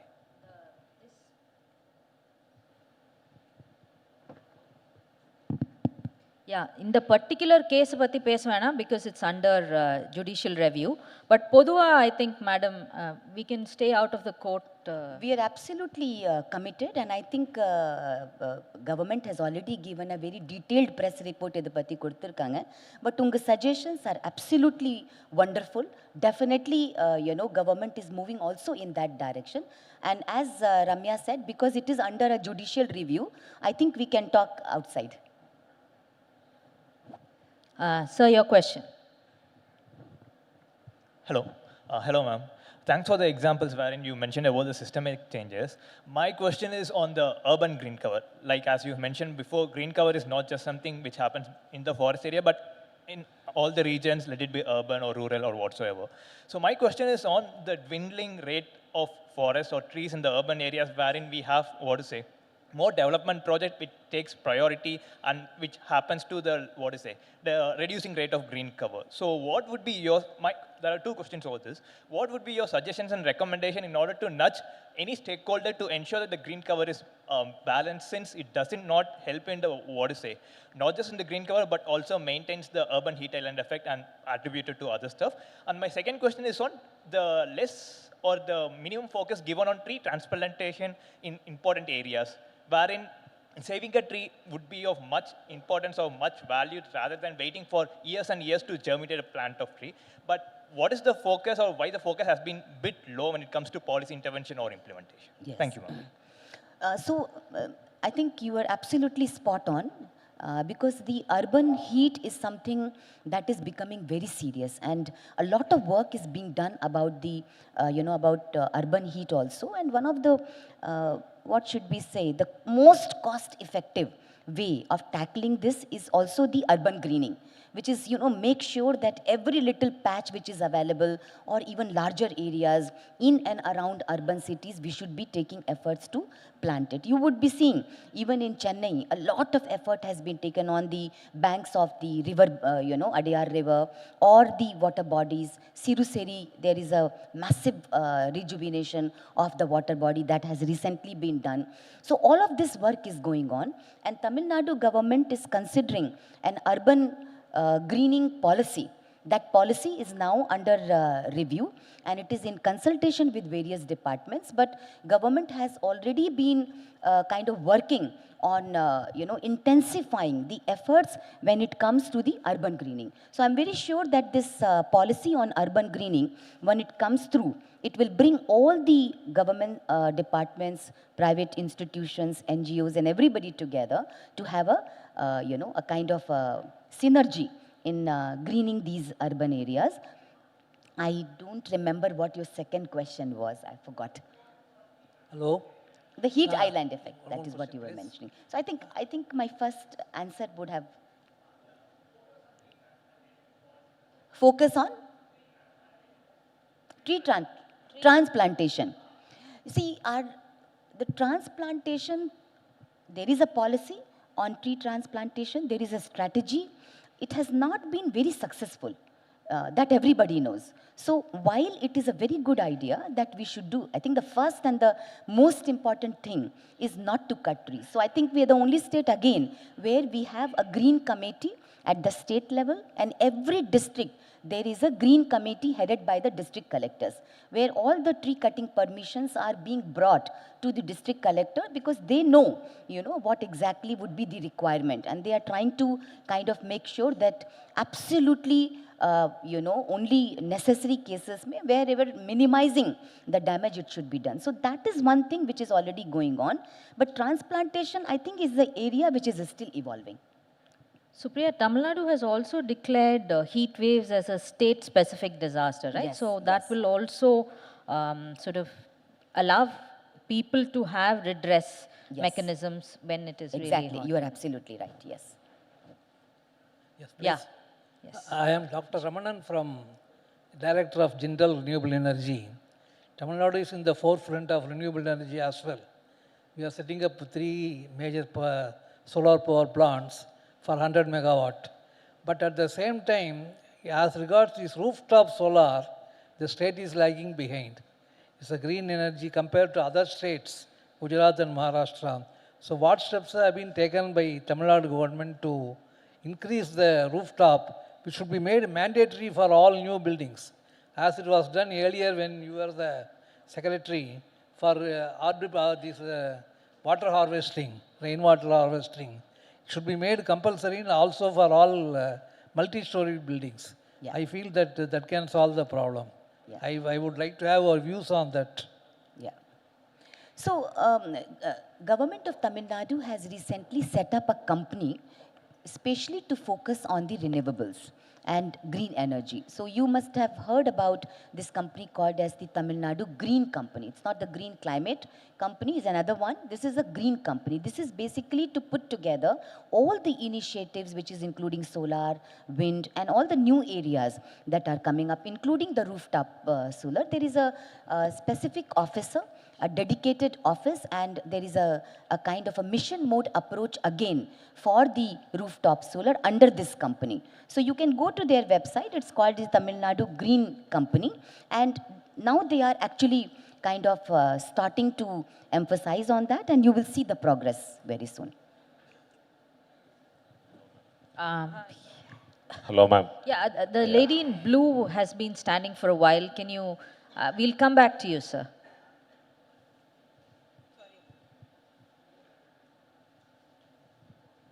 Hi, ma'am. I am a software engineer. Now wanted to contribute to environment, so involved with a company with sponge parks in Chennai and all over India. So 2 questions. One is, can we do something about, there are national parks and garden schemes in several countries. So can we do something to have, large-scale gardens in villages, make it some kind of tourist spot or something, at the same time serving both the village and the greenery of that area. The second question is, I'm a great fan of you in particular, so is there anything I can work with to help you in any way? Thank you very much. There are 3 things I like to highlight here, about this question. Really very important. Even in Singapore, if you look at Singapore, they have a national authority for parks and gardens. So earlier it was Singapore had this, a kind of a slogan for their country, which is like, nature in the city. And it's a 360-degree approach now they have taken, which is a city in nature. That's how they would like to call themselves. So I think it is something which is very inspiring, something that can be emulated. And I wanted to, as I said, three things. So in Chennai, one of the biggest biodiversity parks or gardens, as you would like to come, it's coming up. And it is in Chengalpat district next to Vandalur, where the government of Tamil Nadu is setting up a very large biodiversity park for native trees, highlighting all the ecosystems that Tamil Nadu has. And this is under the TN Shore project, where government of Tamil Nadu and World Bank, they are collaborating to bring this project in partnership with Kew Gardens. So the work is already going on, land has already been identified, and the bids would be, floated very soon. And the period of the project is about 3 to 4 years. So that definitely will be something like a fantastic initiative is on its way. That is one thing. Second thing is that we have worked with the local villages and communities, and CM has announced that we will set up 100 village biodiversity parks. These are called as Margada Punjolais. So out of 100, 88 village biodiversity parks have already been completed. Each one is in not less than 1 hectare with the native garden, and the village panchayat owning the a kind of responsibility to maintain it further once we develop and hand it over. So those they have been completed. Some are under construction or under development, as I should say. The third one I wanted to talk to you about is the industries have a very important role to play in greening. So as per the announcement of the government of Tamil Nadu, 1,000 kurungadigal, that is small forests, they have been developed by, and credit to the, all the industries in Tamil Nadu, that within their premises or next to their premises, 1,000 kurungadigal, small forest or micro forest, they have developed. So I think this is the way to go forward, to have more partnerships with the, stakeholders, panchayats, local communities, also these cities, to make sure that these large gardens come up. And kindly write to us. We would be happy to partner with you. Thank you. Yeah, I think we're running out. Just one question, since you already have the mic. Yeah. Madam, my name is Senthil. I'm coming from a company called Varam Sustainable Solutions. See, we manufacture biomass pellets. Okay. As per my knowledge, there are few companies which has been shut down recently because we are not getting enough raw materials. Even today, for Tamil Nadu, there are biomass pellets are coming from across north, from Madhya Pradesh, Uttar Pradesh, all those things. Of course, everybody knows about invasive species like Jorifera or whatever it is. It's a very good source for biomass pellets actually. It is giving a calorific value of more than 3,500 to 4,000.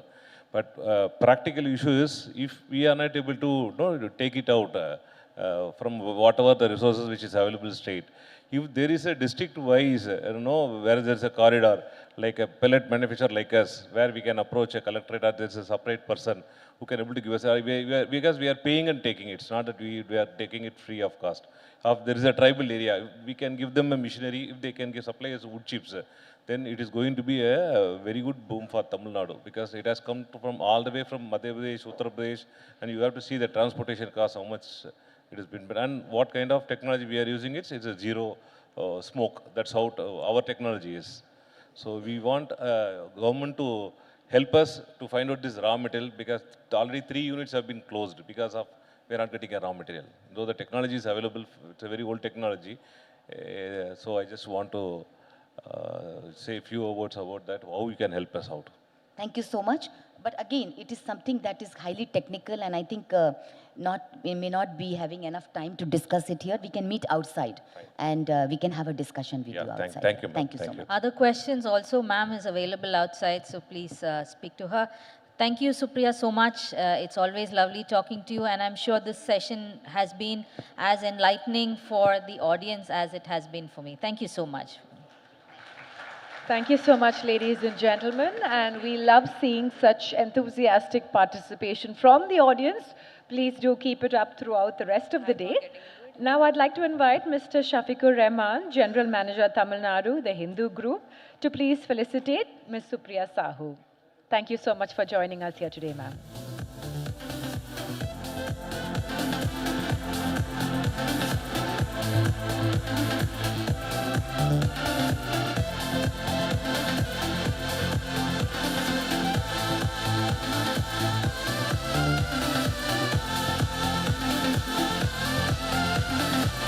I would also like to call upon Mr. H. Shankar, the Managing Director of CPCL, to please felicitate both Ms. Supriya Sahu and our moderator, Ms. Ramya Kannan. If you would do the honors, sir.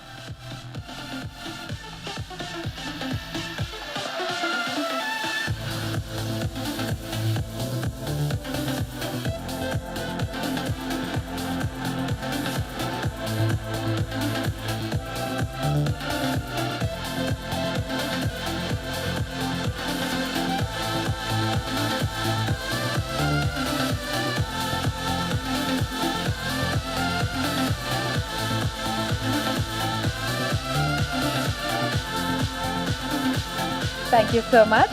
Ladies and gentlemen, we will now take a lunch break of 1 hour and begin our next session here in the main hall at 2:30. Thank you so much.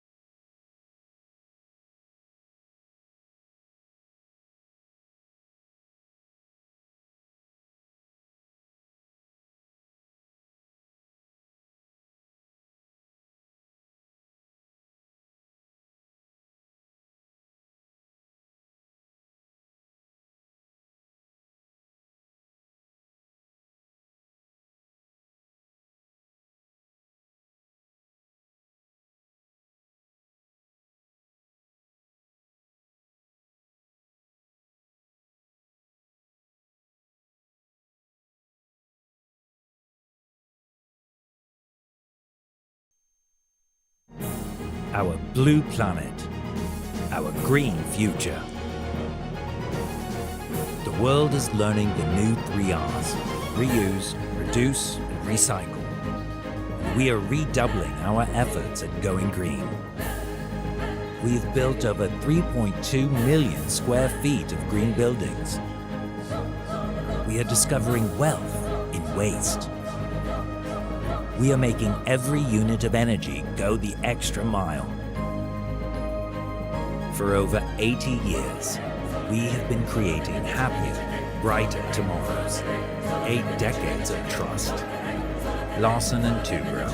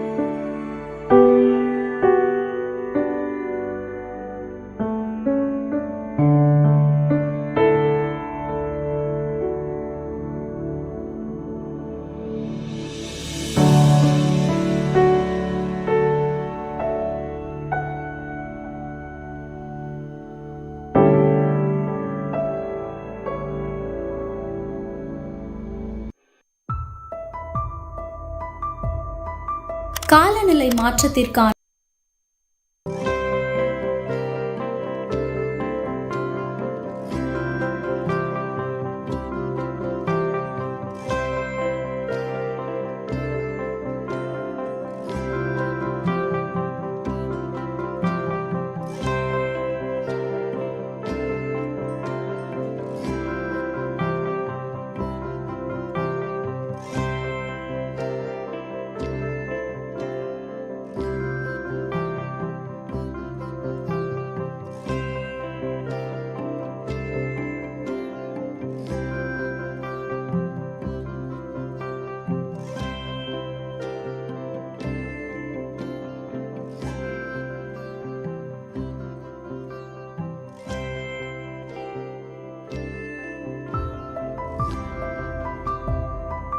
காலநிலை மாற்றத்திற்கான தமிழ்நாடு மாநில செயல் திட்டம் 2.0.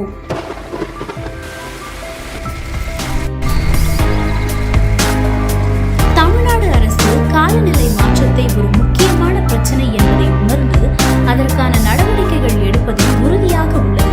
காலநிலை மாற்றத்தை எதிர்த்து போராடுவதற்கு பல நடவடிக்கைகளை தமிழ்நாடு அரசு மேற்கொண்டு வருகிறது. காலநிலை மாற்றத்தால் ஏற்படும் முக்கியமான பிரச்சனைகளுக்கு தீர்வு காண்பதில் இந்த அரசுக்கு உள்ள பொறுப்புணர்வை இது எடுத்து காட்டுகிறது. காலநிலை மாற்றம் குறித்த மாநில செயல் திட்டத்தை செயல்படுத்துவதன் முக்கியத்துவத்தை அரசு புரிந்து கொண்டுள்ளதோடு மாறிவரும் காலநிலையால் ஏற்படும் அபாயங்களை கருத்தில் கொண்டு காலநிலை மாற்றம் குறித்த தமிழ்நாடு மாநில செயல் திட்டம் உருவாக்கப்பட்டுள்ளது. காலநிலை மாற்றத்திற்கான தேசிய செயல் திட்டத்தின் கீழ் வரும் தேசிய இயக்க பணிகளில் காணப்படும் காலநிலை தொடர்பான செயல் திட்டங்களை தமிழ்நாடு அரசு கவனத்தில் கொண்டுள்ளது. வளங்குன்றா வேளாண்மை, நீர்வளங்கள், காடுகள் மற்றும் உயிர் பன்மயம், கடலோர பகுதி மேலாண்மை, மேம்படுத்தப்பட்ட ஆற்றல் திறன் மற்றும் சூரிய ஒளி பயன்கள், நிலையான வாழ்விடம், அறிவு மேலாண்மை ஆகிய துறைகளை மேம்படுத்த தமிழ்நாடு மாநில காலநிலை மாற்றம் குறித்த செயல் திட்டம் அடையாளம் கண்டுள்ளது.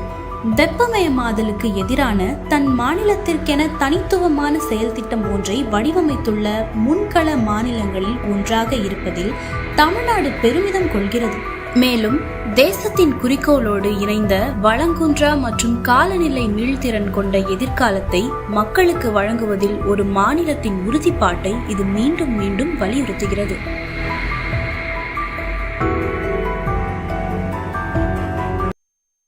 In a world of breaking news, we chose to break the mold. We are not the loudest voice. We are the one that makes you stop and think. We are the Federal.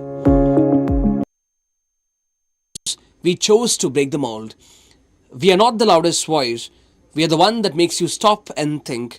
We are the Federal.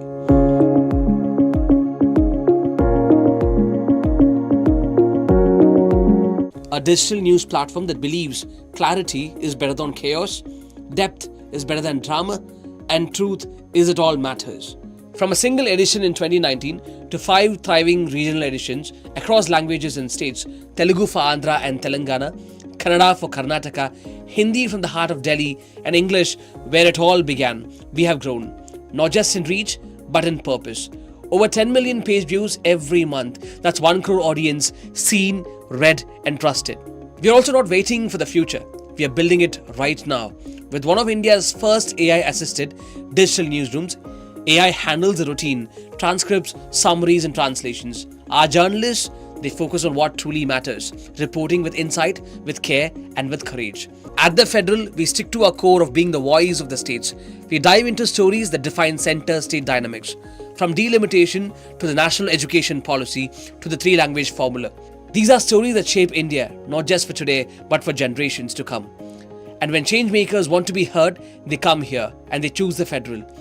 Arvind Panagaria, Sridhar Vembu, Anbil Mahesh Puyamuri, Josh Feldman, Annamalai, Arvind Subramaniam, Arun Chauri, Gukesh, just a few of the names who chose the Federal to say what matters. On video, we found a rhythm. Capital Beat with Neelu Vyas tackles politics without the noise. Hello and a warm welcome to Federal's special program, Capital Beat. Off the beaten track with Nilanjan Mukhopadhyay brings rare voices to the surface. Talking sense with Srini. Federalism is there in Constitution, and the basic structure of the Constitution cannot be altered.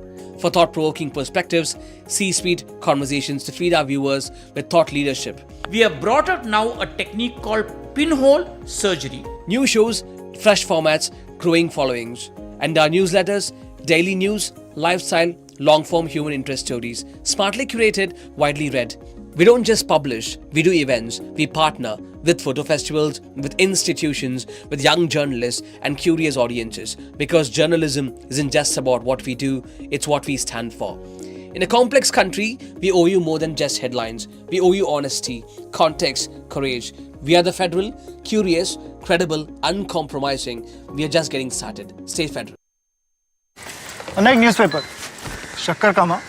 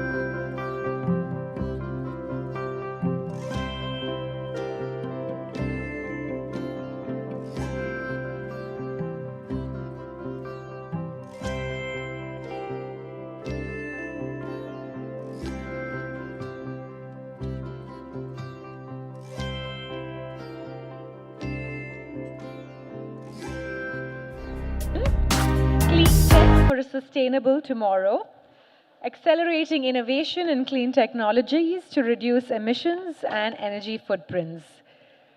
We'd like to welcome our panelists to the stage, starting off with Mr. Kiran Anant, Deputy Executive Director, CII, Godrej Green Business Center. With over 2 decades of experience, he leads initiatives that make clean technology and energy efficiency integral to business growth.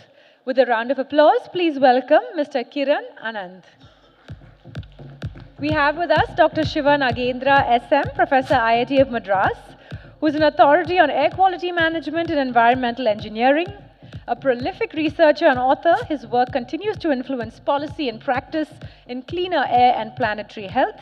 Please welcome Dr. Shiva Nagendra. Next on the panel, we have Mr. Santosh Kumar Singh, Chief Sustainability Officer, L&T, who brings deep expertise in ESG strategy and sustainable infrastructure. He has led transformative initiatives across industries to embed sustainability into business strategy. We welcome Mr. Santosh Kumar Singh. Rounding out the panel is Ms. Sumitra Vasudevan, Associate Partner, AproBuild, who blends design and sustainability through 3 decades of architectural excellence. Her work champions energy-efficient, human-centered spaces that redefine modern architecture. We welcome Ms. Sumitra Vasudevan. Our moderator is Ms. Geeta Srimati, Senior Reporter, The Hindu. Geeta, over to you.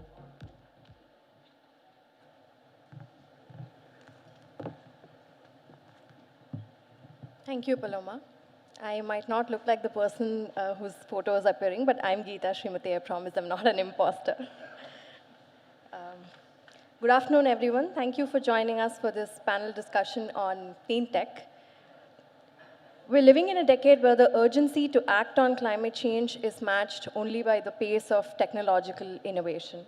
Across sectors like energy, construction, mobility, and manufacturing, clean technologies are both helping us cut emissions and changing the way we build and produce. As many of you here might know, India has set itself an ambitious target of reaching net zero by 2070, and under its COP commitments, it aims to reduce emissions intensity, scale up renewables, and build a low-carbon economy. Achieving that will depend not just on policy, but also on innovation, and clean tech solutions are what will actually turn those commitments into action. Today's conversation is about that intersection, on how innovation can help us accelerate this transition and make sustainability a part of everyday systems. We have with us a wonderful panel representing industry, academia, and sustainable design practices, and I'm looking forward to the discussion that follows. Before we dive in, I just want to set some context. Clean tech is any technology that helps reduce environmental impact by cutting emissions, saving energy, or using resources more efficiently. Let's begin. I want to start off with a question to all of you. So we often hear that the technology for a low-carbon future already exists, and what's missing is adoption at scale. So from each of your experience, can you tell us what do you think is holding clean tech innovation back from moving faster into real-world use?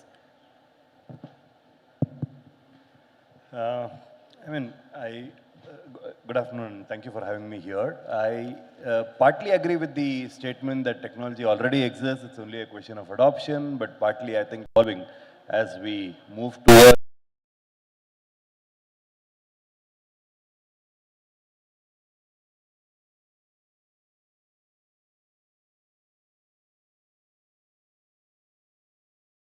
to 2070, I think it is all moving towards net zero. And technology does play a big role. Technology is something where, again, the adoption is happening in different paces. Adoption with some of the leading companies is happening faster. Adoption with the medium-scale companies is happening slower. The supply chain companies are the ones where we see the adoption happening slowest. So technologies are available. It is just a pace at which we are getting it mainstream that is varying.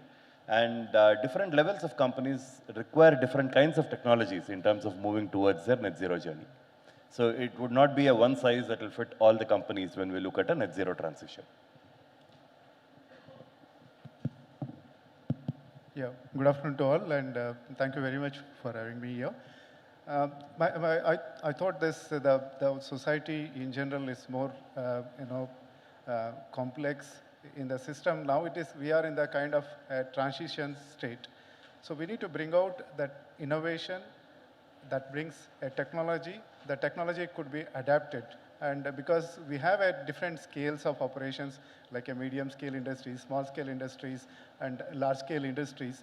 And the technology which is meant for large scale industries may not be possible to adapt to the small scale industries. So we need to have some innovation. So that's why I call it as a transition, because it needs to be involved a society, and I just bring it out. The economics is another aspect. We need to bring out how economics can help in adapting the technologies in different scales. So that's where it is important. And more importantly, the transition also looks, because we have a lot of innovations that are happening, and we need to look at it. All these innovations are really addressing, are meeting the requirements. So that's where the adaptability again is coming to a picture. So I feel that it is now, we are in a transition stage, and I'm sure that we are going to meet our requirement in terms of achieving the sustainable goals, whatever we have planned for in the upcoming years. Yeah, good afternoon, everyone, and thanks for having me here for sharing my perspective. Well, I do agree with you, but I'll give you a different perspective. Now, clean tech is not about just solar, EV, or whatever technologies we have. I believe it is more about the mindset, thinking in a systemic way, or thinking about the entire systems. And then towards a climate ambition, now designing and doing throughout the ecosystem, like how we produce, how we consume, and in between whatever the system and process of logistics. And after consumption,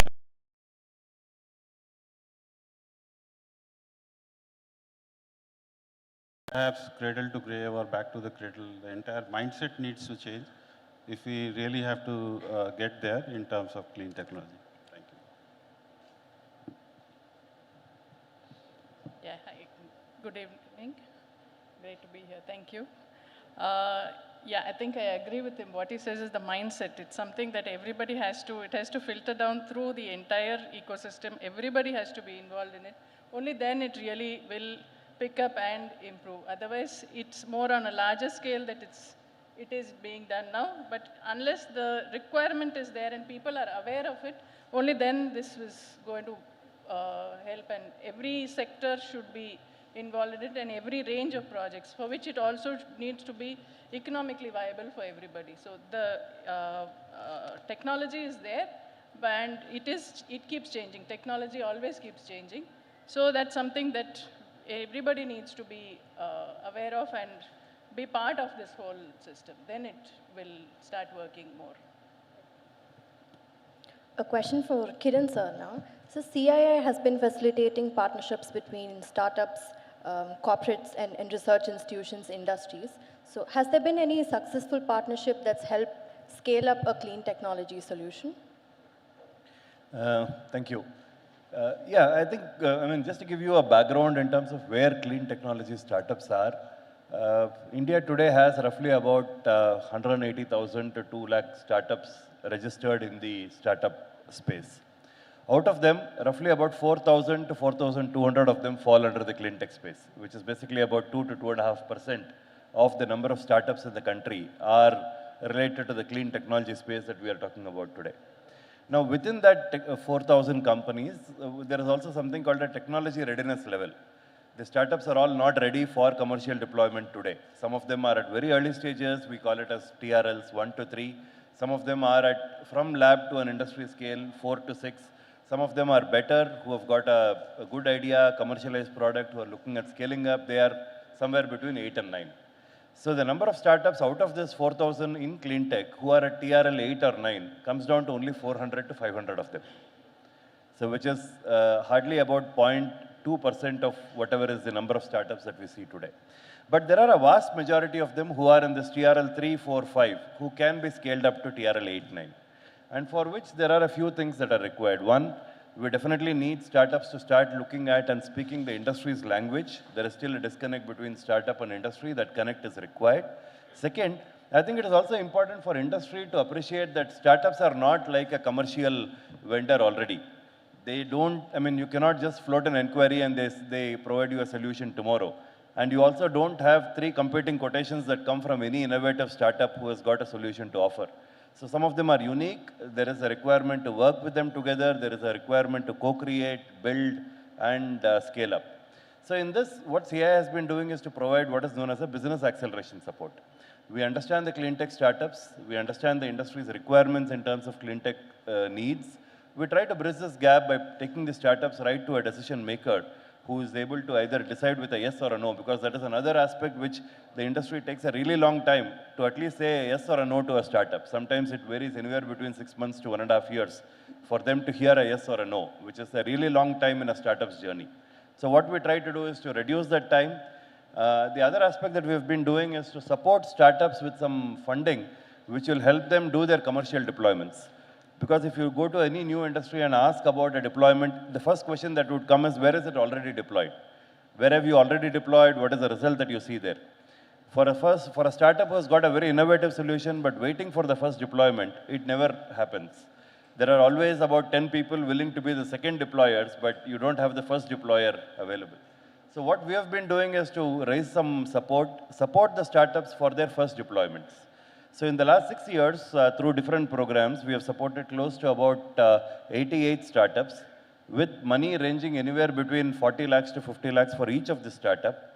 So out of these 88 deployments that we have already seen in about 220 industry installations, the first deployment really makes a difference, because out of this 88, 59 are already commercially viable today. They have commercial scale. So this is one big difference that we see between having the first deployment and being ready for the subsequent deployments. So this is one small part which CI is playing in this whole ecosystem. That's really interesting, sir. I'll come back to CII's role in the startup ecosystem in a bit. Now a question for Mr. Santosh.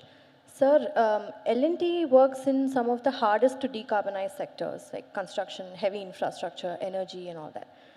What clean technologies have made a tangible difference in cutting your carbon footprint? At L&T, clean tech is not a separate vertical. So it is integrated in whatever we do. The last financial year, closing March 25, almost 53% of our revenue were from the clean businesses, green businesses. So we, as a predominantly an EPC player, we work on both the fronts. First is for our customers, whatever we deliver to them in terms of infrastructure or energy. So as of now, we are doing close to 35 gigawatt of solar power plants, almost 16 gigawatt hour of battery storage, that's a grid connected storage, and more than 450 megawatt of floating solar. So the project that we deliver to them, we make sure that the embodied carbon that we deliver also is less. So we invest a lot on recyclable material, green material. We use a lot of fly ash and GGBS, and we started exploring geopolymer also. Whereas we reduce the embodied carbon of the infrastructure in terms of concrete that is produced. Similarly, on steel, we are trying to get more and more EAF steel where the carbon emission is less, so the embodied carbon is less. And then we also work wherever we have the engineering part also is outsourced to L&T. So we work on a concept where the infrastructure will require less energy, not only during construction, but over the life cycle of the infrastructure. So because that is where most of the emissions will be there. So going beyond green building, now we are getting into net zero buildings. We have started with ourselves, 2 of our buildings which are being built are net zero certified building, one in Chennai, another in Mumbai. So that is what we do for the clients. At the same time, we have some permanent campuses where we have manufacturing facilities. We are working on them also. Like our largest campus, Hazira Manufacturing Campus. It runs on almost 67% renewable energy. The entire campus is single-use plastic free. And then we have taken an initiative of circularity in a big way. We did a pilot with our Kanchipuram facility. That entire facility is now zero waste to landfill. entire waste, 99.4% of the waste goes into circularity. So this is the approach that we have, not only for the client, but for ourselves also. We try to be prudent in looking at the carbon footprint and the way we manage. And in the future also, for the entire operational life of the asset, it's there. Thank you, sir. Sumitra ma'am, when it comes to construction, so that is one aspect, and as sir pointed out, the lifestyle emissions comes later.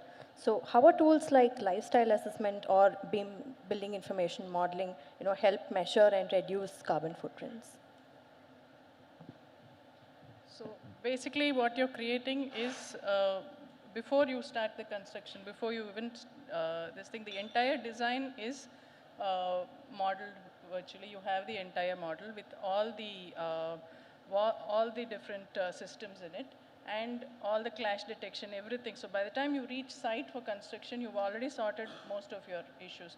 So which reduces your design errors, which reduces your waste, which means that you don't construct and then demolition, so all that. So, and energy also is saved because you're not using that energy for doing this demolition reconstruction thing. So you, BIM ensures that you have the entire system in place when you go to construction. So inside, your amount of change and thing is very minimal, which happens. So that really brings down both the costs. So there are two parts to it. One is the materials that you use that have to be like this thing which have low carbon footprint.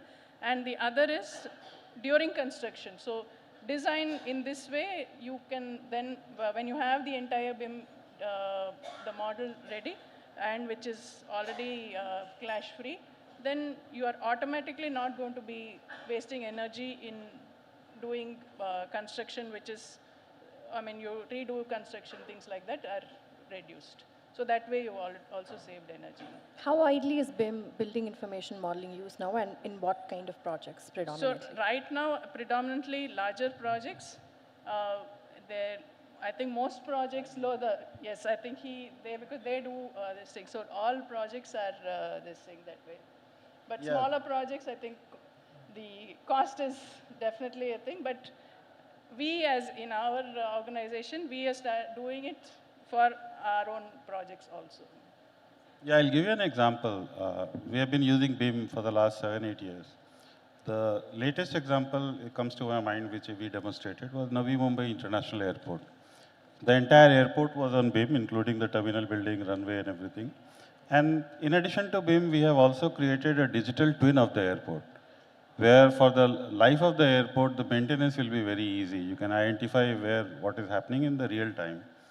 So that's a classic example where you optimize your material requirement, you make sure there are no clashes, and you actually know which front is workable, which front is not, and have an actual time schedule on BIM, that how the entire building will progress, which are the fronts I can work simultaneously across the building.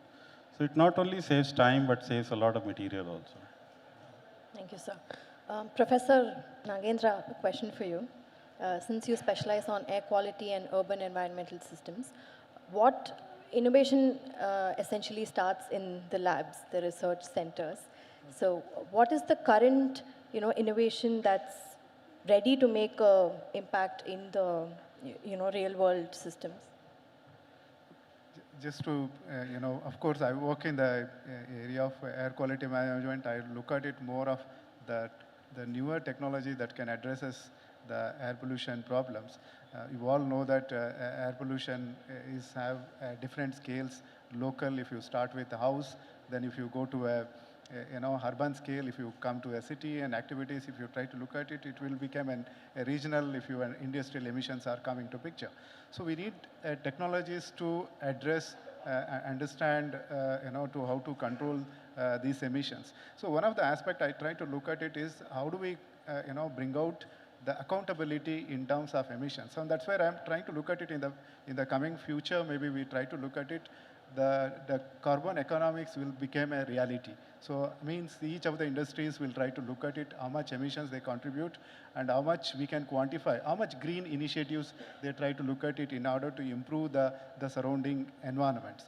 So coming to the technology aspects, we try to look at it, for example, in an urban areas, we see that the resuspended dust, you see that the particulate matter, whatever you are talking about in any urban areas, it's about 60% will be contributed by the resuspended dust. Now, if you try to look at, if you remove that 60%, our particulates concentration, whatever we are reporting, will be 60% less.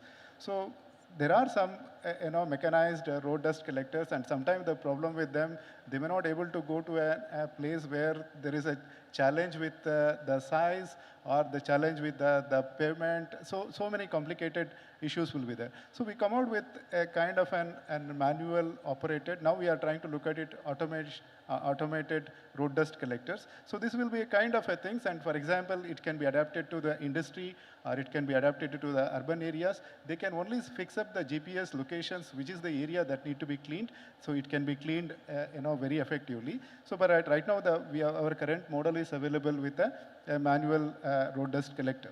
So coming to another aspect, like, in the traffic junctions or many other busy places, there are a lot of pollution issues will be there. So we also come out with some air purifiers. So one aspect I was thinking, maybe we try to look at it, there are several monitoring stations that are available reporting the air quality. Even in industries, it is available. So why don't we change the monitoring to even bring out some control aspects? So we thought we should design a system which can also control the emissions which is contributing at any activities, which also reports what is an air quality in that particular things. So we have come out, changed the monitoring system. It's also reporting and also provides some control. So for example, the air purifier will provide roughly about something about 3,000 meter cube of pure clean air to the environment. It means that if you try to look at it, if it operates for 24 hours, so it means that about 7,500 people can get a cleaner air. So that's how we can look at it. This is what we try to adapt, and we have set up this kind of devices. As he rightly said, the first adaptability was the first challenge, but as we have started with IIT Madras, so they looked at and they implemented at least 5 units in Delhi, 5 units in Mumbai, and 5 units in Bangalore, and few units in Chennai. So we were trying to see that how do we scale up these things to the further. The other aspect, you try to look at it from the industry point of view. Now the carbon is major challenge. They wanted to address the CO2 emissions, which is much more critical to look at it from the green initiative aspects. So we try to look at it, how do we bring out some technology aspect, the conventional technologies that can address this, both sulfur dioxide, oxides of nitrogen, and also the particulate matter. So why don't we bring out some additional aspect of that, so that can also addresses carbon dioxide concentrations in the industrial environment. So these are all some initiatives. I just feel that this is a time to bring out the industries should also make some open house initiatives, what IIT Madras is also doing it, so that that society will also understand what is activities are happening. The students can also come and visit, and this will some new ideas will coming and able to address some challenges if there are industries facing. I was just going to ask you, so all these tech and ideas that you're nurturing there, how do we move it from the labs to commercial use or large-scale deployment? I think this is a very good point to be discussed. I think thanks to all the industries that research parks are really, IIT Madras Research Park is housing several leading industries. They are in turn will associated with startups. And as a result, they try to see that which are the technologies that are innovative and addresses the problems to an extent the industry requirement. It is happening. So several industries are also joined hands with several startups. They are mentoring the startups. As a result, I'm just noting, that is what I'm just saying, that it is a transition state. So we are definitely in a couple of years, we will be able to provide a technology that may be not only meant to in India, maybe outside India. 2030 is, it'll be right here in the blink of an eye, so I think we better all hurry. Kiran sir, speaking of startups, about the Ascent initiative. So CII has this Ascent initiative. It's helping pilot clean tech solutions. So what have been the biggest lessons for you in getting these pilots to scale? So as I mentioned earlier, the program that CI has been running is to identify startups who have a very innovative solution, good technology, but are waiting for the first commercial deployment at an industry scale. So that is where the financial support comes into picture, and Ascend is one of those programs through which we are able to support the industry with about 35-40 lakhs each for each of the deployments, and we support about 10 to 15 such innovative plans every year. There are a few challenges. One big challenge is what works in a lab at a scale of 1:100 cannot be multiplied by 100 and taken to an industry immediately. I mean, that is something which many of the startups have realized when they go through this phase. Second, the startups are very, very particular about the tech behind it rather than how does it integrate with the other industrial processes. They are too focused on their contribution rather than looking at how does it gel well with the overall industrial ecosystem. The third area that usually happens is the engineering behind it. I mean, you have a good idea, but you don't know how to engineer it, which makes it industry ready. And therefore, I mean, the moment you see some of the very early stage startups doing an industry scale project, it looks like a college project. Somebody where you have some loose fitting equipment everywhere and things which are not up to scale. So these are all things there is a journey that people will have to undergo, and that is where this TRL levels understanding both for startups and for the industry is extremely important. It is not just the technology behind the idea, but how do you make it industry ready is something that these programs like Ascend and many others will definitely help startups go through that process. Right. Thank you, sir.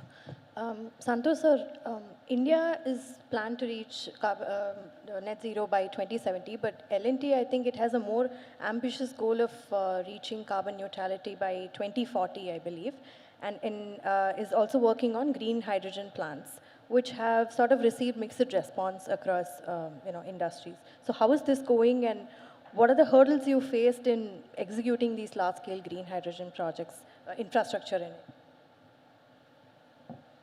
Yeah, L&T has a carbon neutrality target of 2040. So that is mainly focused towards, at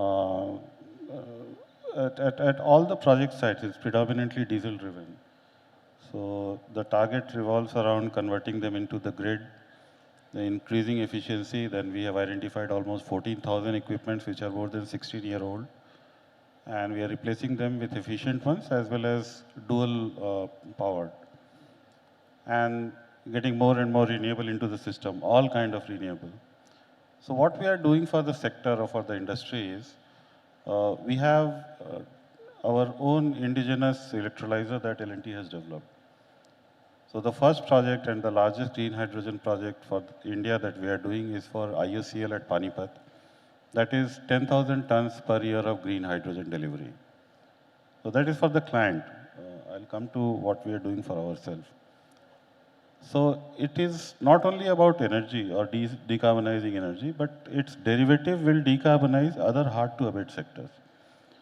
We are doing one more project in joint venture with Itochu of Japan, where we are putting up green ammonia infrastructure at Kandla in Gujarat, where we will be supplying 3 lakh tons of green ammonia. And that will be used to decarbonize the marine fuel at Singapore.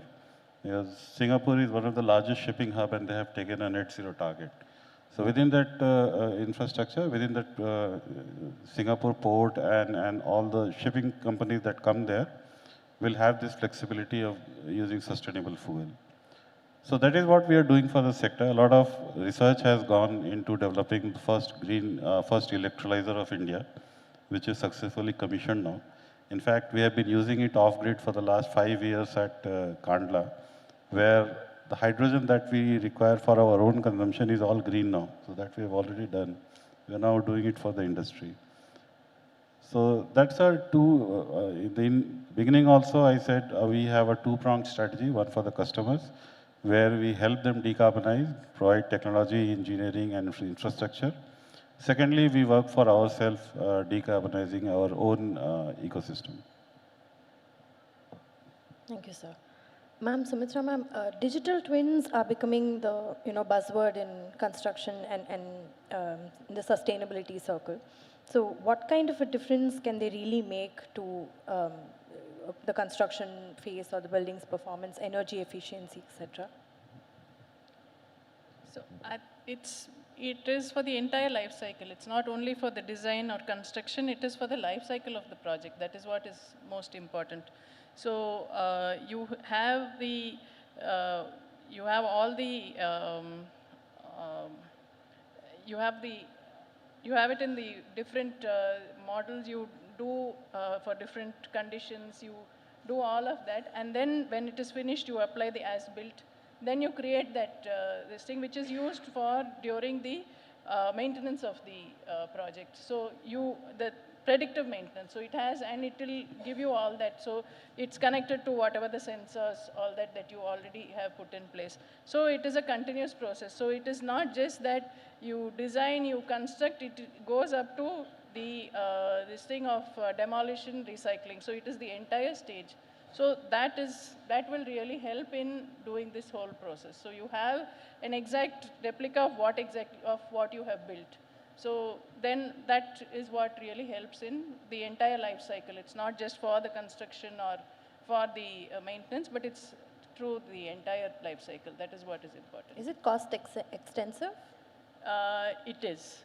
So it is on, depending on the scale. I think in larger scale, it will be more cost effective. On a smaller scale, it is still, it is a cost. But if everybody is aware and more people do it, then automatically the cost will come down.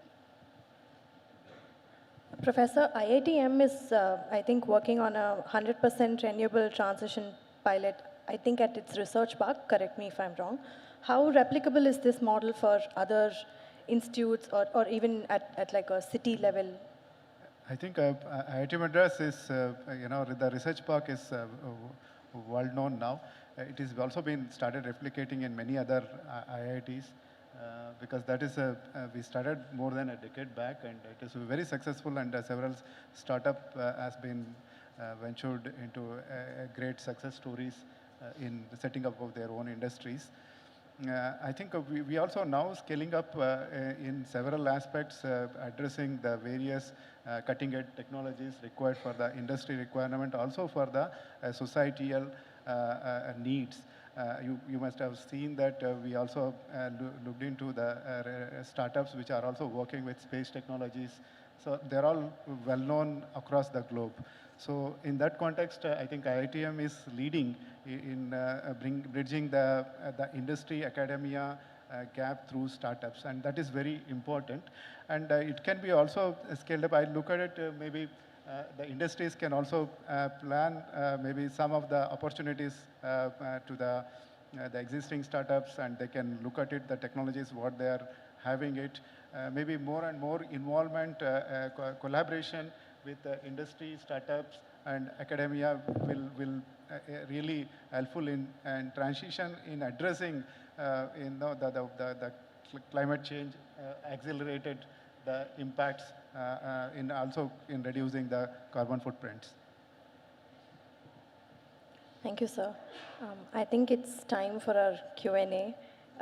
Thank you for the insights. We've heard how innovation is happening in labs and in industries and projects, and how scaling it will get India to its net zero goal.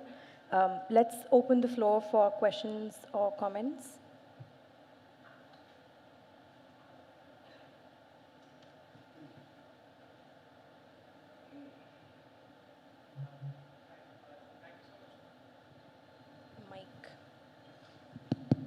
Hi, thank you so much for the insights. I'm Venu.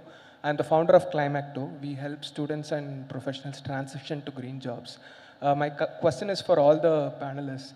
So there's so much happening on climate tech, and India has its own ESG standard, the BRSR, and it's now going to go to the supply chain, etc. What are we doing in terms of upskilling our professionals and students on all of these aspects? Because if a final year or a third year engineering graduate or college graduate, if they are listening to all these, I'm not sure even 30 to 40% they will understand. So how are we going to address this? That's one question I have for the dais. Professor, do you want to take this? Maybe I just take up this question because also it is, I also feel that this is important. The skill development is a need of the hour because there are a lot of transition, as I mentioned, it is happening, and we also need to be update ourselves to meet the requirement. For example, a couple of years we were not aware of how people will use mobile phone, WhatsApp and other things. But now if you go to any place, people are very comfortable using even any aspect of digital. So in that context, I think it is a time for us to bring out the training both with research and industry. Industry should offer more internship so that the students can come and visit the industry, spend some time, and they can contribute to in addressing some of the issues.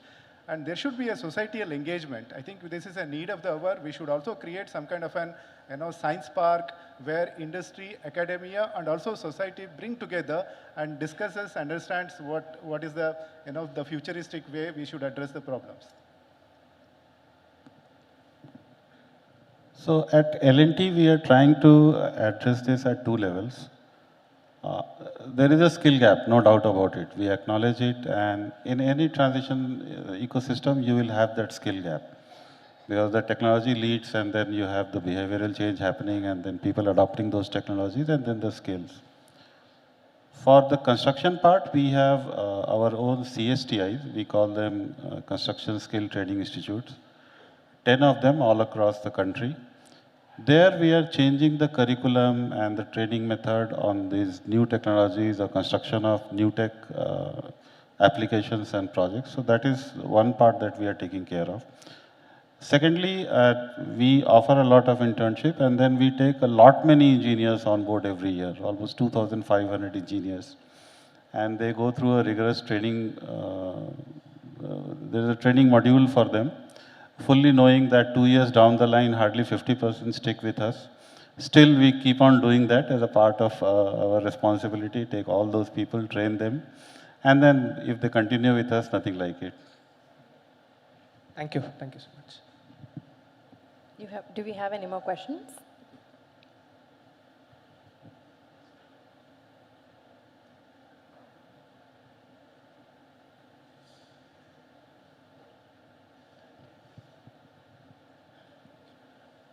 Dear panel members, first of all, thanks for your insight. So my question revolves around life cycle assessment and its integration in clean tech. So as you know, anything which doesn't get quantified is super challenging to understand on what kind of credible or direction that you have to work upon, and that's where life cycle assessment helps us to understand on what is the environmental impact across its life cycle. And given the fact that the database availability is very scattered and also a lack of a mandatory compliance across all sectors in its implementation, what would be your recommendation to industries or government stakeholders on implementing life cycle assessment so that it helps to understand where exactly we can focus in clean tech to solve the issue, and rather just not focusing on operation carbon footprint of the clean tech alone? That is my question. Thank you. Yes, please. I think it's an important question because the question is around how do we measure the life cycle impact of products and understand what is the actual environmental impact that is happening. A very valid question. And you also made a statement that data sets are not available. Data sets are something where, as a country, we have not invested as much. We are still dependent on European or predominantly European data sets when it comes to life cycle inventory or life cycle assessment. At CII, we have done a few initiatives on data sets. We have already got India-specific data sets for about 20 or 30 commonly used products, but these are again very small compared to what is required in the overall ecosystem. So there is a discussion which is currently going on with some of the policymakers, NITI and others in terms of creating an India LCA forum. That is something which is in the works, and it is too early to talk about it, but the thinking has started. For example, if you look at countries like Malaysia or Thailand or Indonesia, they have come up with their own country LCA forums. The moment a country LCA forum comes, many things change. One, you will have a lot of research organizations and institutes working on data sets. Second, you will have a lot of focus on public procurement with LCA indicators. So you will start looking at what kind of procurement should be done by the government or by the private sector, keeping LCA in mind. And from a research labs, the moment you have an LCA thinking in the country, it will move from the research labs to the society. So today, if you were to ask, is a glass bottle better or is a paper cup better? I mean, these are all things where each person might have their own interpretation, but the moment you have a lot of thinking that goes behind it in terms of the overall environmental impact specific to the country, this will drive action. So long answer, but the summary is there is thinking happening. India is looking at creating an India LCA forum. It should happen in a year or two, but the moment that happens, you will have a whole lot of ecosystem players working on LCA in the country. Can we pass the mic to here? There's a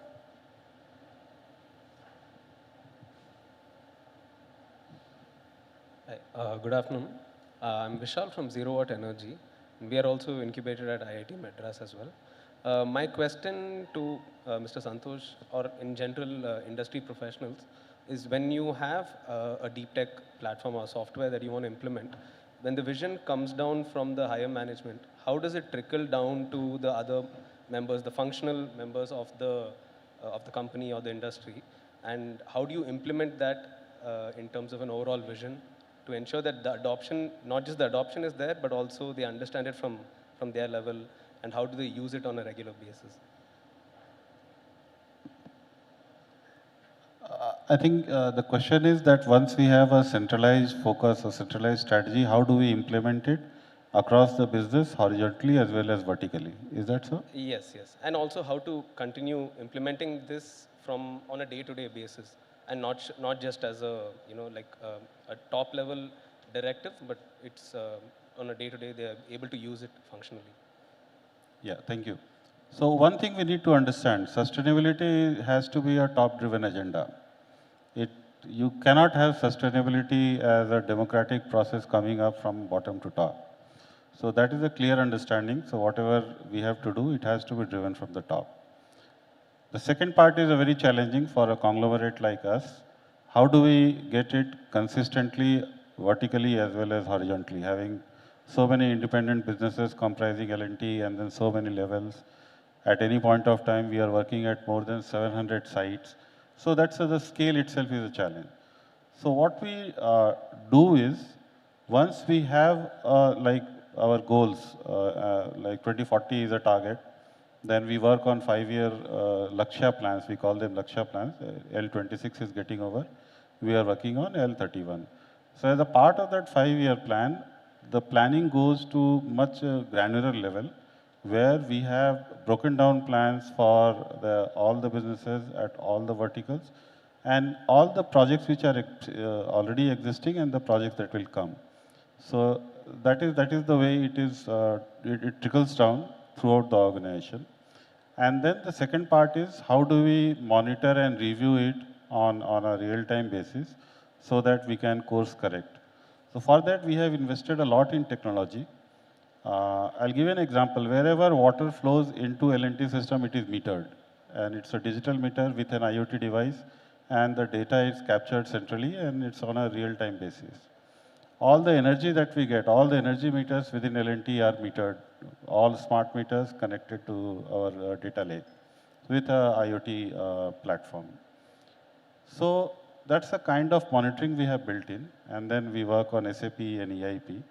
So we have a very clear visibility month on month, quarter on quarter. And then it is reviewed by the board level committee at quarterly intervals. So there is a very serious board level oversight on the direction in which we are going. So that is the way we feel that is working for us. It may not work for other organizations, but we feel that it is working for L&T. Thank you. Sir, do you still have the question? Please pass the mic to him. He's been. Hi, hello. So I am M.R. Karthik, a social and technology entrepreneur. So I have a question on air quality index, right? Last week, I'm a layman, okay, so last week I was reading a report that whatever we are measuring in the AQI index does not actually capturing the particle matter, but not on the heavy metals or any microplastics. So even though the AQI level is lower, but still the environment might have the lead concentration and etc. So we are working on bringing up pipelines to measure the life cycle, identifying data sets, and also preparing the mindsets. These are all future. But what we have set up now, which is being monitored and adhered to, So what is the trust we can have on these systems, and how are we going to mitigate these challenges? We can expect more to come because there are a lot of dimensions we are uncovering. So how are we prepared for these challenges? Thank you for the interesting question. So this is just to give you some idea about air quality. Air quality is more like a local problem. So it is, unless there is a stack releases the air pollution which goes beyond 100 kilometers. So otherwise, all the traffic which is contributing air emissions, which resulting into the air quality, the construction activities which contributing, resulting air quality, all the restaurants or the households, all the activities that are contributing, they are all local air quality. So in general, if you try to look at the monitoring stations, we'll able to capture the air quality only maximum an extent of 1 kilometer. So it means that whatever the air quality which is reflecting in many cities, these are all limited with number of measurements. So number of monitoring station reflecting on that. So for example, a city which is having only 5 monitoring stations, but it is a square area of about 500 square kilometer, but it is not specific. But generally we try to look at it, whether the air pollutants in that particular area is dominated by traffic, whether the air pollutant in that particular area is dominated by commercial activities, or air pollution dominated by construction activities or industrial activities. So that gives an idea of what is the source which is contributed. Government of India has started clean air program about 4 or 5 years back. That has given an idea about the kind of characteristics of the air quality in different environments. So as a result, you know that what is the toxic chemicals, the toxic elements that are existing, and based on that, they are also coming out with a policy in addressing this air pollution. So in the future, as I just was trying to mention earlier, so all these monitoring stations can also act as an air purifiers. So that could be the way forward to look at it. They only not monitor the air quality, but also purifies the air, whatever it is which is polluted in that particular environment. Thank you, sir. Very frequently we hear reports from NCR about the air quality, right? So because of the prime reason cited is stubble burning. So just many people have come out with different solutions, and even different agencies try to come out with suggestions between Green Tribunal and government agencies. So just my question is, while rice as well as wheat is cultivated in many states, why this particular stubble burning is happening only in the NCR region, primarily Haryana and Chandigarh? Is it because of the greediness of the farmers? So is it because of the political issues people are not openly talking about it? I only talk about from the technical point of view. The Delhi air pollution, if you try to look at it, Delhi is not like, we are blessed with sea breeze and land breeze. As a result, all the pollutants, whatever happens in Chennai, it will all get diluted. So just because of sea breeze and land breeze. So Delhi is not having such an advantage with that. So it is a kind of an bowl. So if the wind direction is coming from the stubble burning area, so all these pollutants will carry to the Delhi, and Delhi will get accumulated. And because of all this, the change in infrastructure, and it is not allowing the pollutants to be dispersed. So all these aspects make the pollutants to be get accumulated, and that is one of the reason they try to look at it. Meteorological conditions, if you is a favor for accumulation of these pollutants in that particular time period. And if they can just avoid during that period and try to look at it, if some dispersion, dilution is possibility, then the activities can still take place. So this is my, to response to your question. It is nothing to do with, the other aspects. It's only purely on the meteorological conditions and the locations of the particular city. So in other aspects, I also try to look at it. There is a need for policy in the urban infrastructure. I just look at it so all the tall buildings, if we are trying to look at it, we are obstructing the flow of air in the city. So if you try to look at it, if you just make it the one floor, the ground floor is just for a parking, which allows the air to circulate at the bottom. Otherwise, you try to look at it, all the pollutants are accumulating within the 10 meters, and we will be always breathe our air within 1.5 meter. So I think with just a simple kind of a mechanism, if you can adapt it, allow the air to be circulated freely, even at the ground level, will reduce a significant amount of pollution in the cities. I have one question of my own. What role does public-private partnership play in funding and adoption of clean tech solutions? Santosh sir, do you want to answer? Speak about the infrastructure sector, what is happening. Now, public-private partnership is a great concept, no doubt about it. The whole idea, but then you have to understand how it is actually operating. The whole idea of public-private partnership was to share the risk and share the rewards. But what is happening is only the reward is being shared, the risk nobody is ready to share. So that is what actually happening to PPP projects. Maybe I just wanted to add to Santosh, maybe in the future it is important to look at it, financing. So carbon financing, whichever the industries which reduces the emissions play more important role in protecting the environment, creating the sustainability, not for the tomorrow, but sustainability for the healthy life, to adaptability and make sure that it provides a cleaner environment. So if that comes, maybe carbon financing could be the future way of looking at in terms of bringing more and more acceptability to the society. Yeah, that's an interesting thought. Do we have any more questions?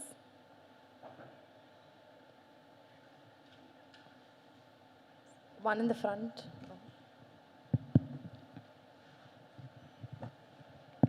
Myself, Dr. Pramina Shija. I'm heading the Department of Environmental Sciences from ASDNB Vaishnava College for Women. My question is, we are creating awareness to all, but common people are not following that. Even after a festival, they are polluting the air. They are not following the strict timings, especially during the Diwalis. They are given some restricted timings. People are not following it. So do we need to, how to make the environment pollution can be reduced? Maybe we need to have some stringent actions or any policies should be taken?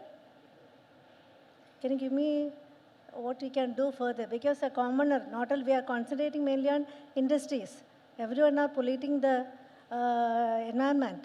So this is, environment is common for all. You should have all having the responsibility to protect it, but many of them are not using it. Can you give suggestions? I think there are already regulations in place and compliance authorities and all that.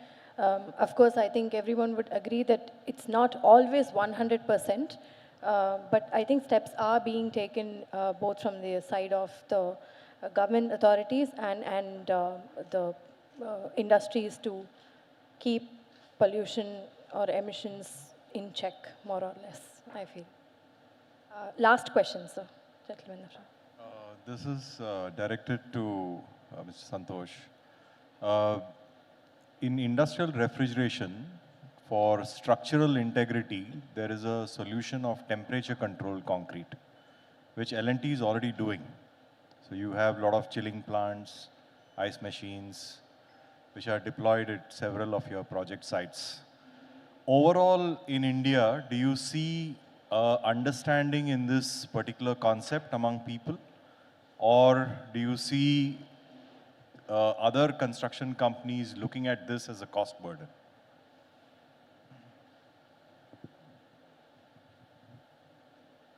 Yeah, those kind of arrangements are done when there is a very specific requirement of the quality of concrete and the type of usage it will go through. For example, the bullet train that we are building, there we have used this technology, we have chillers and all those things, temperature control, because that infrastructure has to withstand the speed and vibration of 350 kilometers per hour of an entire train load. So those are very special applications where the demand is such that you have to do it. Wherever it is not required, there is no point in doing it. If I am building a G+1 house, then there is no point in getting to that quality of concrete, and that kind of strength is not required at all. It will be a wasteful expenditure. You have to always see whether it is feasible to do it or not. But yes, the technology is there, and wherever required, I think now it's getting into an industry practice also. Even there are other contractors who are doing that high-speed rail projects or dedicated freight corridors. They have also started adopting this technology. Thank you, sir. Thank you for all the questions, and thank you to all our panelists for their wonderful insights. A big thank you to our panelists and our moderator. May I now request Mr. Shafiqur Rahman, General Manager, Tamil Nadu, the Hindu Group, to please felicitate our panelists.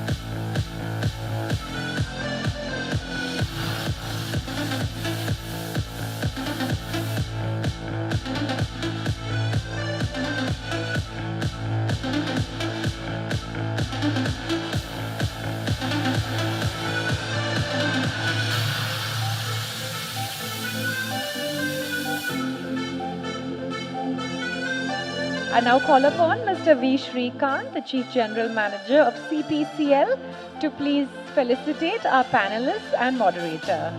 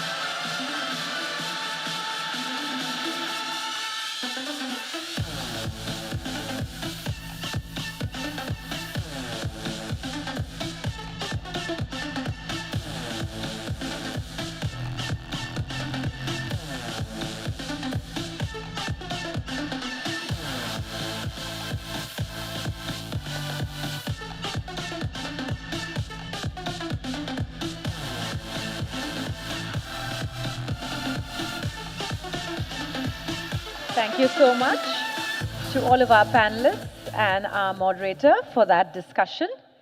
I think we definitely learned a lot.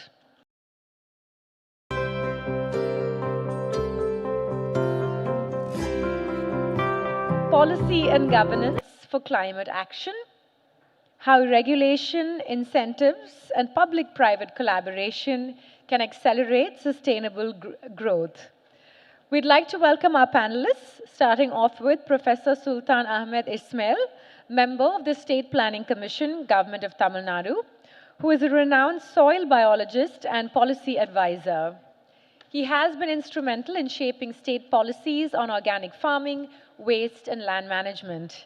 We welcome Professor Sultan Ahmed Ismail. Our next panelist is Mr. Girish Palve, IFS member of the State Planning Commission, Government of Tamil Nadu, who leads key climate change initiatives for the state. His work strengthens Tamil Nadu's sustainability and environmental governance frameworks. Welcome, Mr. Girish Palve. Next, we have Ms. Jayanti Raju Vadivelu, Consulting Director, Corporate Sustainability and Climate Change, ERM, who has nearly 2 decades of ESG consulting experience. She has helped major corporates integrate sustainability and climate resilience into their core strategy. We welcome Ms. Jayanti. We also have with us Mr. Rohit Kumar Agarwala, Director of Finance, CPCL, who combines financial leadership with a passion for sustainable growth. He has been central to CPCL's efforts in aligning finance, innovation, and ESG excellence. Welcome, Mr. Rohit.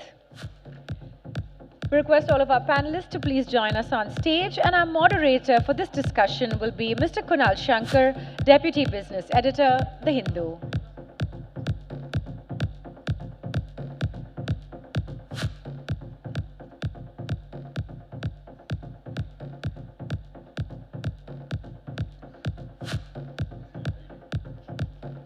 Kunal, over to you.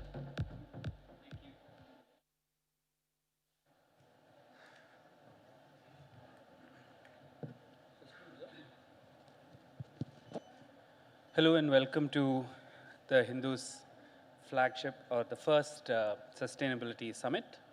And indeed, this panel discussion is very timely. We're probably the second day of COP in Brazil, and climate change and policy and governance is very much being spoken about in the global arena. So the topic for this panel, Policy and Governance for Climate Action, how regulation, incentives, and public-private collaboration can accelerate sustainable growth in India. I'll begin with an introduction, and then I will ask our panelists to give brief introductions and their roles about themselves as well. Some of them do not need introduction, and then we can sort of have a flowing conversation. So from India's early legislative steps to curb environmental pollution through the Water and Air Acts of the 1970s and 80s, and the landmark Environmental Protection Act that followed the Bhopal gas tragedy, to its foundational advocacy of the principle of common but differentiated responsibility at the United Nations Framework Convention on Climate Change, the country's climate governance has steadily evolved indeed. The establishment of the National Green Tribunals in the 2010s and the rollout of the national and state climate action plans mark major milestones in this journey. Yet as the world's third largest greenhouse gas emitter today, India now faces the pressing task of aligning development with deep decarbonization. This panel therefore explores how regulation, incentives, and public-private collaboration can accelerate this sustainable growth across national, state, and local levels. We have a varied panel, so let me now begin by asking Professor Ismail to introduce himself, and then maybe from there we can come this side. Well, I'm Sultan Ismail. I'm basically a soil biologist and ecologist. Presently member of the Planning Commission for the Government of Tamil Nadu, as well as a member of the State Educational Policy. Thank you. Good afternoon, everyone. Thank you for the opportunity, first of all, to have me here. I'm Girish Parve. I'm basically Indian Forest Service Officer of 22 batch, currently posted as Assistant Mission Director for the Tamil Nadu Climate Change Mission under Department of Environment and Climate Change. To elaborate more, it is one of the 4 missions envisaged under Tamil Nadu Green Climate Company, which is kind of SPV. And other missions are Green Tamil Nadu missions, Coastal Restoration Mission, which is termed as Tea and Shore, and Tamil Nadu Wetland missions. Thank you. Good afternoon, everyone. Thank you for having me here. Myself, Jayanti. I'm an architect by profession. I did my master's towards construction management, but my thesis was on building simulations in those days, in say 2005 or so, almost 20 years before.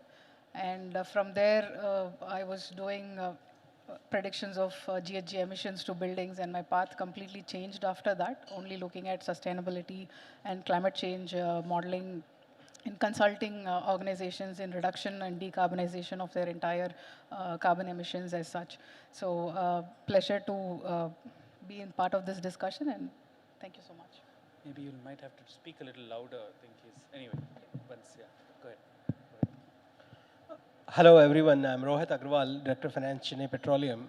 And the context that I bring in here is Chennai Petroleum first. We have been hearing since morning, in the matter of water, how pioneering work CPCL has been doing, be it is sewage treated water, diesel, no groundwater for industrial purposes, and then since long, not recently. The second context I bring in is governance and reporting.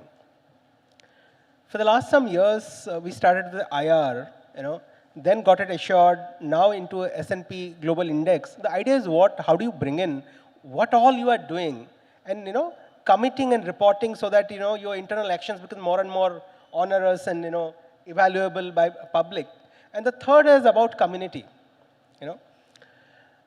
Again, can all these acts be, if it is to be sustainable, it has to be community-centric, how you can take care of your profits, businesses, and people and planet. And let me put the last word here. When you look at CPCL, actually it is in the midst of a cluster, a large mother industry, surrounded by 30 large industries, 300 small industries. So again, when we talk about PPP, can we go beyond the stated PPP and create models where the government or a key industry take a lead, and each of them, based on their proportion, based on their appetite, can contribute, be it air, be it water, be it something else, and then keeping that community in focus. Yeah, Thank you. Great, absolutely. Thank you. So, Dr. Ismail, maybe if I can start with you. Tamil Nadu was, one of the first states to announce a state action plan. In 2014, it was updated this year, and it outlines a sector-wise strategy for mitigation and adaptation. And as Girish mentioned, the climate change mission sort of tries to operationalize this. How can state planning bodies integrate climate resilience? If we look at, for instance, what's happened in Kerala because of the devastation, down south, the devastation, what urgently appears to be the need is climate resilience that needs to be sort of baked into the system. How do we get there? The biggest problem which I have ever noticed is that none of the government departments try to interact with each other to bring a solution. We love to work in silos. The major trend that is required in the present context, as far as sustainability is concerned, that various departments try to interact with each other. Because as you rightly said, even yesterday there was a meeting in which I was participating, and we were talking about traffic regulations and things like that, and GCC was not there. So unless GCC also tries to participate in that, only then we can understand as to what happens around us. Right. And unfortunately, what we have come to a trend is we started talking fancy terms. Everything today is based on carbon, as though carbon is the main culprit or the carbon is the main Bitcoin today. It's all funny now. It's all very funny. Funny in the sense, like people talk about green hydrogen. I don't know what is green hydrogen. Hydrogen is hydrogen. If it is green hydrogen, you bring it through electrolysis through using solar power. And solar power or green alternative energy is called as green energy. And I don't know how far it is green, because wind energy, if you take a windmill, you require at least 12 feet of concrete beneath the ground and about 1/3 acre of concrete on which you stand the windmill. And the blades are made out of epoxy resin, which cannot be recycled. And we call it as green.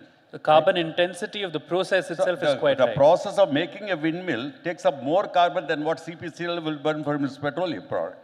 So somewhere we are misplaced and confused totally. And then we immediately say that we will restore everything. I don't understand restoration. How can you restore?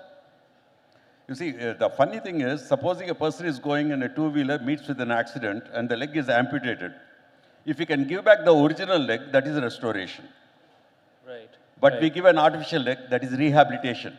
Nature cannot be restored. We can rehabilitate by mitigation. Nature restores itself. We are completely misplaced with this green term. Like once upon a time, it was Ayurvedic Uptadan for everything. Today, it is green for everything. Right, right. So concepts have to be realized and realistic. That is what I felt by listening to a lot of conversations from the past 1 hour, which I was sitting over here. So it's very essential that we all interact with each other. Industries, government, policy. Government alone cannot do anything. Right. No policy will get implemented unless the industry, which also gets a benefit out of it, sit together on the same thing and try to take to a particular direction. Luckily for Tamil Nadu, most of the industries are coming in, and we are trying to interact at the planning commission, at the planning policy level, and thereby formulate it and give it to the government. Like TNGC is doing a wonderful job today. Yeah. So we also had a recent plan of how to track carbon in the sense. Basically, being a soil biologist, we want to have carbon into the soil. Our country requires 2% to 5% at an average. Unfortunately, today, the present soil carbon average of our government, that is India, national average is 0.15%. Right, so everything is going chaos actually, Right, and we are going into a remedial sort of a treatment where we don't want to cure the patient, but we want to give medicine. Right. That's very forthright and candid comments, as always expected from Dr. Ismail. I mean, he's a ranketer par excellence. I think let me move on to Girish. I think I want to take forward Professor Ismail's sort of lament that government departments don't talk to each other. And this indeed has been a cause for concern in much of the adaptation and mitigation policies on the ground implementation. Of course, now the need of the hour is not just governmental interaction, but how do you take along the private sector, CPCL, I mean, other companies, etc. So what are the key pillars and implementation challenges that the climate change mission of Tamil Nadu face, and what are the ways you are attempting to strengthen this interdepartmental participation? To begin with, sir has rightly pointed out that we do face interdepartmental challenges, and that is one of the major challenges because we do have nice policies, action plans and everything, but for that to turn into action and practical implementation, we need to have everyone on board and contribution from everyone's side, as the government has the limited capacity and it's only a theoretical plan without the collaboration of each and every individual industries, academic institutions, and last but not the least, but community participation. So when we talk about the plans about climate change and building the resilience towards current scenario, it is a kind of long-term process. And for that, I would say that we must have 3 C's. Our department believes that we must have 3 C's. That is like, first C is about clarity. Tamil Nadu is, if I'm not wrong, first state to have dedicated mission for the climate change. So one of the vision and one of the thinking behind that is to have some think tank at the state level so that we have kind of vision and that gives us a clarity and also the stakeholders clarity about what states plan are in the coming future, and we do have some dedicated framework for that. So second C is about like certainty.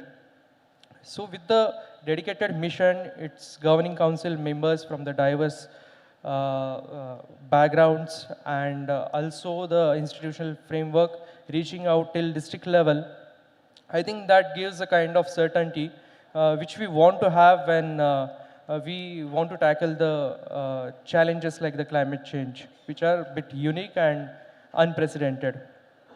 Third, most important C is, I guess, about the collaboration, and I would emphasize more on this part because collaboration not with the industries or few institutions. Collaboration can expand to our knowledge partners. We do have collaboration with a lot of knowledge partners who help us with translating our vision into practically implementing practically implementing action plans. I would like to highlight one of the schemes where we collaborate with IIT Madras to promote the initiative of the Sustain and we do have collaboration with WRI, also CEEW. So what this helps us in like to have the kind of perspective and have kind of broader way of finding the solution to current challenges, because we kind of have only one mindset from the government about achieving our goals and outcomes, but involving different diverse stakeholders gives us scenarios which from their perception also we can see some of the things. So I think these are the 3 C's which are important and which are the key pillars. And talking about interdepartmental coordination, since the inception we faced that problem. So we have tried to come up with some of the solutions. One of the schemes I would like to highlight is Chief Minister's Green Fellowship Scheme, where we have Green Fellows deployed at district level. So all 38 districts of the Tamil Nadu have one Green Fellow assigned, whose sole aim is to coordinate with the line department present at the district level and to have continuous implementation, following up of schemes and initiatives regard to environment and related to climate change. So that was started as a pilot thing, and we have completed the phase 1. And outcome is really nice. Like at the state level, we do have project management unit who monitors these Green Fellow. We can have weekly reviews or monthly reviews where we get the idea of what is happening at the district level periodically. So recently there is a terminology called MRV, monitoring, reporting and verification. So that sort of activity is, we are able to kind of follow up with this structure of the Green Fellows. Another thing is like district climate change mission. We have the dedicated units at the district level where district collector office has been designated as mission director and district forest officer has been assigned as a climate officer. So this kind of institutional frameworks is, I think, very crucial when we talk about overcoming that siloization of the government departments. Great, great. The Girish, only thank you. problem which happens is they get frequently transferred and there is no continuity. Right. Right. The ways the bureaucracy works. But switching maybe to a bit of the corporate side, Jayanti, from a, we, of course, in our mock conversations, we sort of touched upon this. From an industry standpoint, what regulatory or market incentives do you think are most effective in driving corporate decarbonization and ESG accountability? Because ESG as a term is now bandied about very frequently. Just about any company, I mean, anybody here probably knows what it means. But what is that framework? Is it actually, does it have a certain degree of credibility and standardization? And are corporates attempting to really leverage that? So maybe. Yeah. So probably briefly I'll try to explain this from a layman's term to understand what is ESG. There's nothing called ESG together. The terminology just formed together and has been probably after, I would say, the COVID, it became more predominantly used terminology. But after 2008 recession, a huge recession that world went over, we all know that every company publicly reports their financial reporting for years and years, right? So the governance has been there for quite some time. Out of the ESG, G is not something new completely. Governance has been existing and every company has been showing their financial reporting for years. So after this recession, there was a lot of discussion around, there was a lot of research around those huge recession that we went through.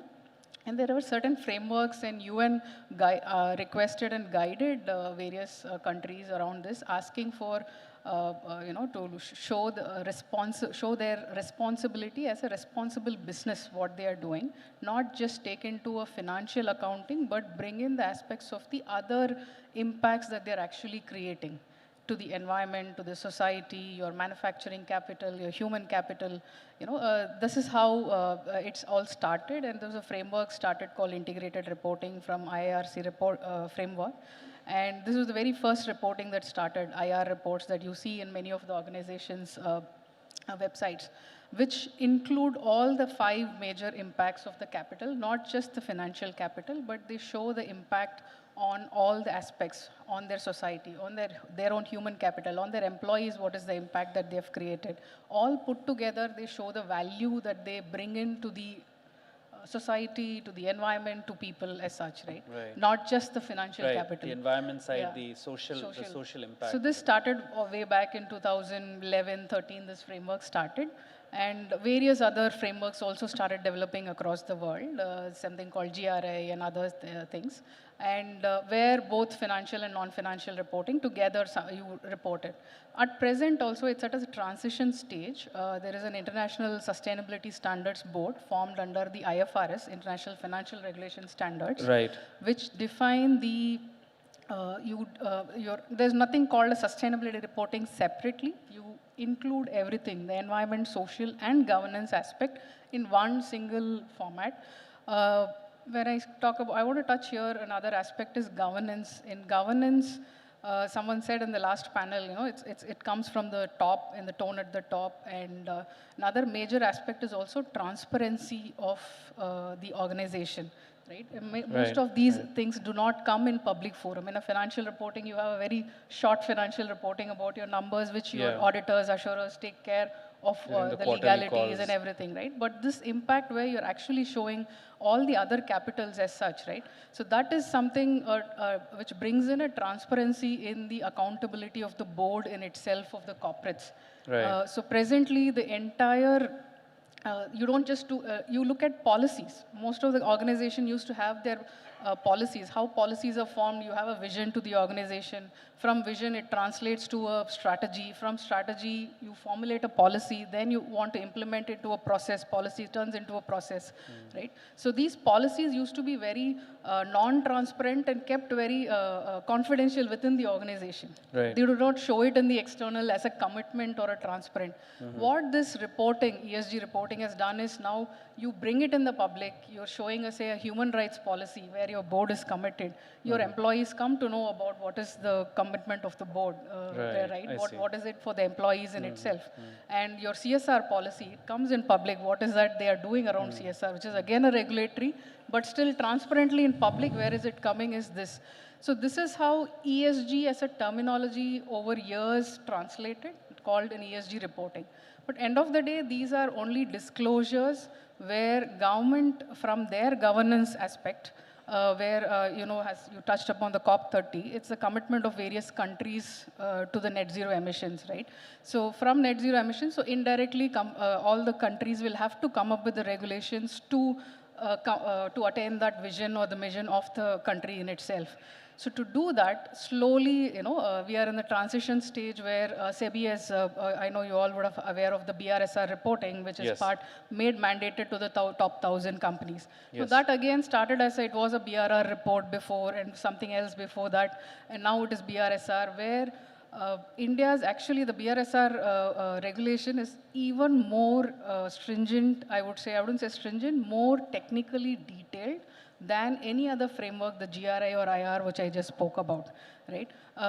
They are actually collecting information in an XBRL format, where you file like your income tax filing, you're actually filing an XBRL format. I see. And the government is actually collecting enough data in all your aspects, environment, social, and your governance aspect, not just a flashy report that you're submitting, right? So what I would say is that yes, this regulatory is in the transition. Now, in that also, it's not a mandatory to report, but they have not mandated that you should cut down your emissions by so much and things like that. Yeah. There is some regulations come across. They have identified a set of all major industries like the, I would say, steel, rubber, etc., with respect to the GHG emission for the next 3 years, because they have the data with them. They are saying your CO2 equivalent is so much. This is your contribution per, say, a revenue of 1 crore of revenue or per ton of steel that you produce.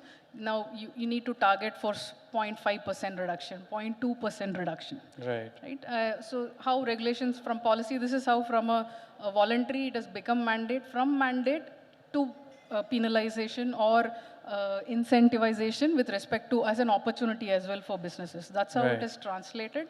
And that's how corporates are seeing it as of now, I would say. Right, great. Rohit, so, you know, as an industry leader in the energy sector, of course, CPCL being an oil and gas company, how do you approach the balance between energy security and emissions reductions in your investment strategy? You, of course, represent also the financial side of things. If you allow me, I can take a practical example and see how whatever my co-panelists said can be practically made, make them understand. By all means. Yeah. So we talked about CPCL being a very pioneer in water, and by miles, by far, we were a leader.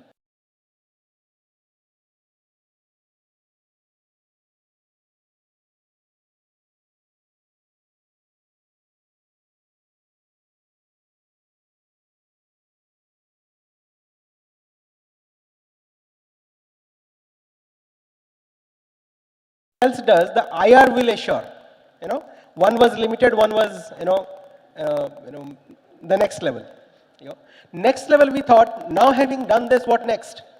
We said, can I apply to S&P Sustainability Index and I can rate myself? And, Right. So can I be in the international parameter? I can have my benchmark as international, and I can assess myself and report it to my public. Then we participated, and we were much above the international average. We were much above and among the top in India. And then we started thinking climate financing. Can I report my climate financing in my reporting? We talked about SDGs. We have so much of CSR items and other activities we do. I said, I am doing, that's fine, but can I tabulate and put it, how many SDGs it is covering, what impact it has on society? So you'll find a table. So I'll request people here, have a look at CPCL's annual report. I'll not say that's the end, but I will say we have started a new beginning, so that whatever we do, the great work that we do internally on sustainability, some of them gets covered. One more thing I like to tell, and then I'll move to investment, is that we'll talk about net zero. And the company net zero. Net zero. Yeah. And we said we declared 2046. So we said we'll give a roadmap. How do I achieve there? And what are the block years I'll achieve there? So what I'm saying is, whatever I'm saying, I'm committing to it. I'm committing to it. I'm publishing. I'm giving it in disclosures, and then internal processes can be that more prominent. So the management reviews can be stronger. We are telling to the public. We're not just saying it. We're committing it. So that's on that part, so that people can relate to it. On the investment philosophy, I'm a strong believer. See, planet and people, cannot be seen in isolation than profits. Right. And if you talk about sustainability, we have to find out some ways where we can coexist. And when we talk about our investment, we see what is sustainability, keeping all these three in mind. How the business is sustainable. I get a reasonable return so that I can sustain, I can continue. Because in a business, the savings is not for saving. The saving is to sustain. You need investment, reinvestment minimum, even if you do not have a very ambitious growth. So money is a seed. Second, sustainability cannot come unless you are thinking about planet and people. Because it's planet and people, around which that business evolves. So that's our philosophy. And let me take some examples. We talked about energy reduction. Maybe a lot of this will come through technology. Recently, we have been evaluating. Can we switch to a 110 kVA grid to a 400 kVA grid? I see. And see the connotation. The connotations are RE. If a company like CPCL decides that 50% of my energy requirement will come from grid, what I am doing, the impetus is not only here, the impetus is going outside. Yeah. So that much of capacity generation of RE can happen in Tamil Nadu. The wheeling mechanism can be seen. Fuel and loss reduction can happen. RE power much cheaper than any other source of power that can come in. But grid stability is important. Yes. So this is just one example I took, but there are multiple examples where these are sustainable. Similarly to SAF. Yes. Yeah. Again, SAF, when you talk about SAF, you need to look about co-processing of bio. So there has to be a supply chain mechanism with hoteliers. If you talk about bio, again, the supply chain network with farmers. Yes. But then how do you integrate and see that, that money, people, and planet, all three can balance and it can go coexist. And I must tell you, in our board meeting discussions and the way we evolve, this is doable. That is what we're doing. And to us, this is what is sustainability when you look about all three together. Right. Great. So most certainly a leader in what we're attempting to do, going by all you've said. I think we have 15 more minutes, but let me, I also thought this panel is a very vibrant panel with varied questions, and I think Dr. Ismail has taken copious notes. So if panel members have questions to each other, we can have a quick discussion, and then I can open it up to the... No, if with your permission as a moderator. Please. My humble request to the entire audience and industry is, don't just think about IITs and universities. There are small institutions which are doing magnificent work. Please take them also into consideration. I'm always reminded about a short story. A person always dreams that somebody is sleeping beneath the cot in the night, and he's going to stab him. He has a psychiatric problem. Goes to a psychiatrist. Psychiatrist says, yes, I can cure you. You have to come for 20 sittings. Each sitting is 5,000 rupees, and I can cure you. Fine. After a month or so, they happen to meet in a common place, and the psychiatrist says, you never came back? He said, no, my friend treated me over a cup of tea. And in 1 lakh rupees, I bought a bike for myself. What did your friend advise? He asked me to cut the legs of the cot. Now nobody sleeps beneath it. So there are smaller institutions which can give you brilliant ideas. Right. So please consider them. My humble request to TNGC and other people over here. Second thing is, green has become such a normal that we started using green for everything. தமிழ்ல கொஞ்சம் பேச ஆரம்பிப்போம். பச்சையா இருக்கு, பசுமையா இல்ல. What we require is pasumai. Pasumai is prosperity. So let us start thinking whether it's functional in that way. Even growing trees, all the industries, my humble request to you is, we go in for what is advice which can grow very fast. A tree is not grown for a green cover. A tree is grown because the roots exudate certain things and make the soil healthy. It increases the microbial population, it increases earthworm populations, and the soil becomes healthier. So please try to concentrate on endemic trees and try to make a progress. And policy, madam, unfortunately, I'm in the planning commission, we're a policy making body. And our policies become toothless when it goes to the secretariat where it has to become an act. Act has teeth, policy has no teeth. So we can only recommend. And every time CSR, my humble request again to industry is, I'm not generalizing, please don't mistake me. But some industries want only visibility. So they want projects which will cause the sort of a vision for people through social media and things like that. Please go to remote corners and try to do decentralized sort of CSR, where it can be beneficial. People have been talking about water in policy because I was leading the water policy writing. We are trying to recommend a water auditing system. Yeah. Auditing system where not just the water which you are taking in, because CPCL also is recycling a lot of water, but how much of water is being let out. Right. And the balance should be maintained so that we come to understand as to how much of water is being recycled or overused from groundwater thing. And finally, you know, like as a science person working, I'm nothing but I'm the first person to start vermiculture for India. I was the one who coined the term vermitech. Now, this zero sometimes haunts me, man. Yeah, zero is not liked by any one of us on the examination paper, but I don't know why industry gets fascinated with zero. We can only approach zero. Zero is only a sort of a, I don't know, it has become a fashion based on Western companies and concepts. No industry can aim towards zero, but we can only think about zero. If we can reduce at this particular century our utilization of any of the resources, natural resources, and try to bring a sort of a slight balance, because sustainability, as rightly pointed out by Jayanti and Mr. Rohit, is where we can create a sort of a balance of thinking, of accommodating everything, because we make such mistakes like even the United Nations said, man and the biosphere. I don't know how you can separate the biosphere and you call yourself separate. It's man in the biosphere. So we have to imagine that way and take it forward. That's my humble request even to TNGC. Sure, sir. Yeah. So if you have any thoughts on... yes, sir, as rightly pointed out, like sitting at the top and then we framing the policies and action plans for the district units or at the local level, that is not a sustainable solution. I completely agree with that. And that has to come up with like kind of bottom-up approach. And that's why like we have one of the initiative, Climate Resilient Villages, where we have selected some 11 villages as of now to implement a plan of kind of climate resilience in those villages. So in that, one of the unique things what we have done is like to have kind of focus group discussion with the villages themselves. Because across the geography, we have the variations. So one size fits all approach cannot work when we frame something at the state level.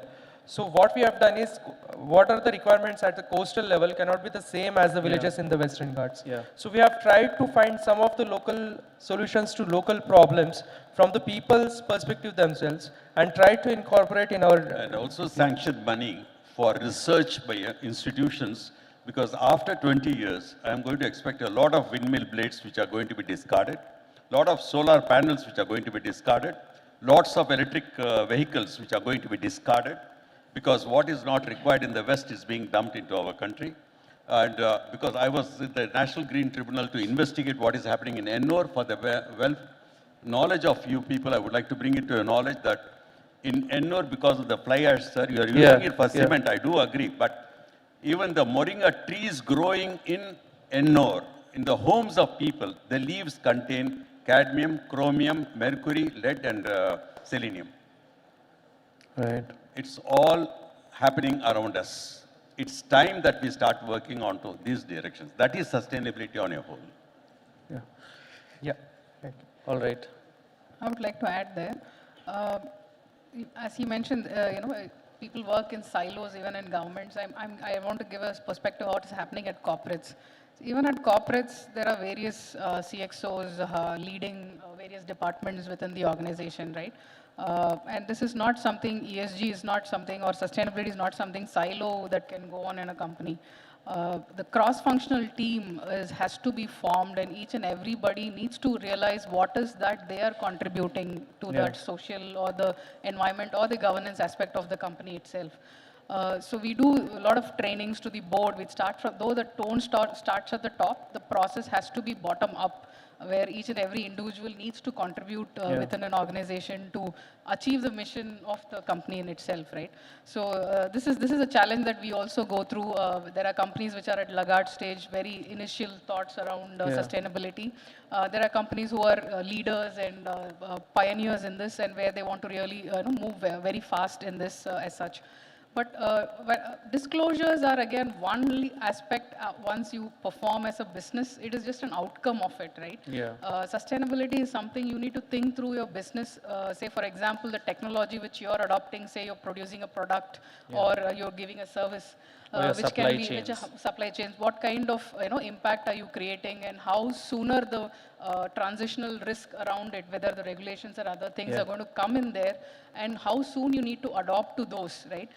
Considering, say, for example, the CBAM in the European regulation that is giving mandates to many of the metal and mining company, where tonnage of steel production, how much is your CO2 emissions per ton, and etc. But the board needs to understand that if they have to invest in those technologies to transform there, they need funding.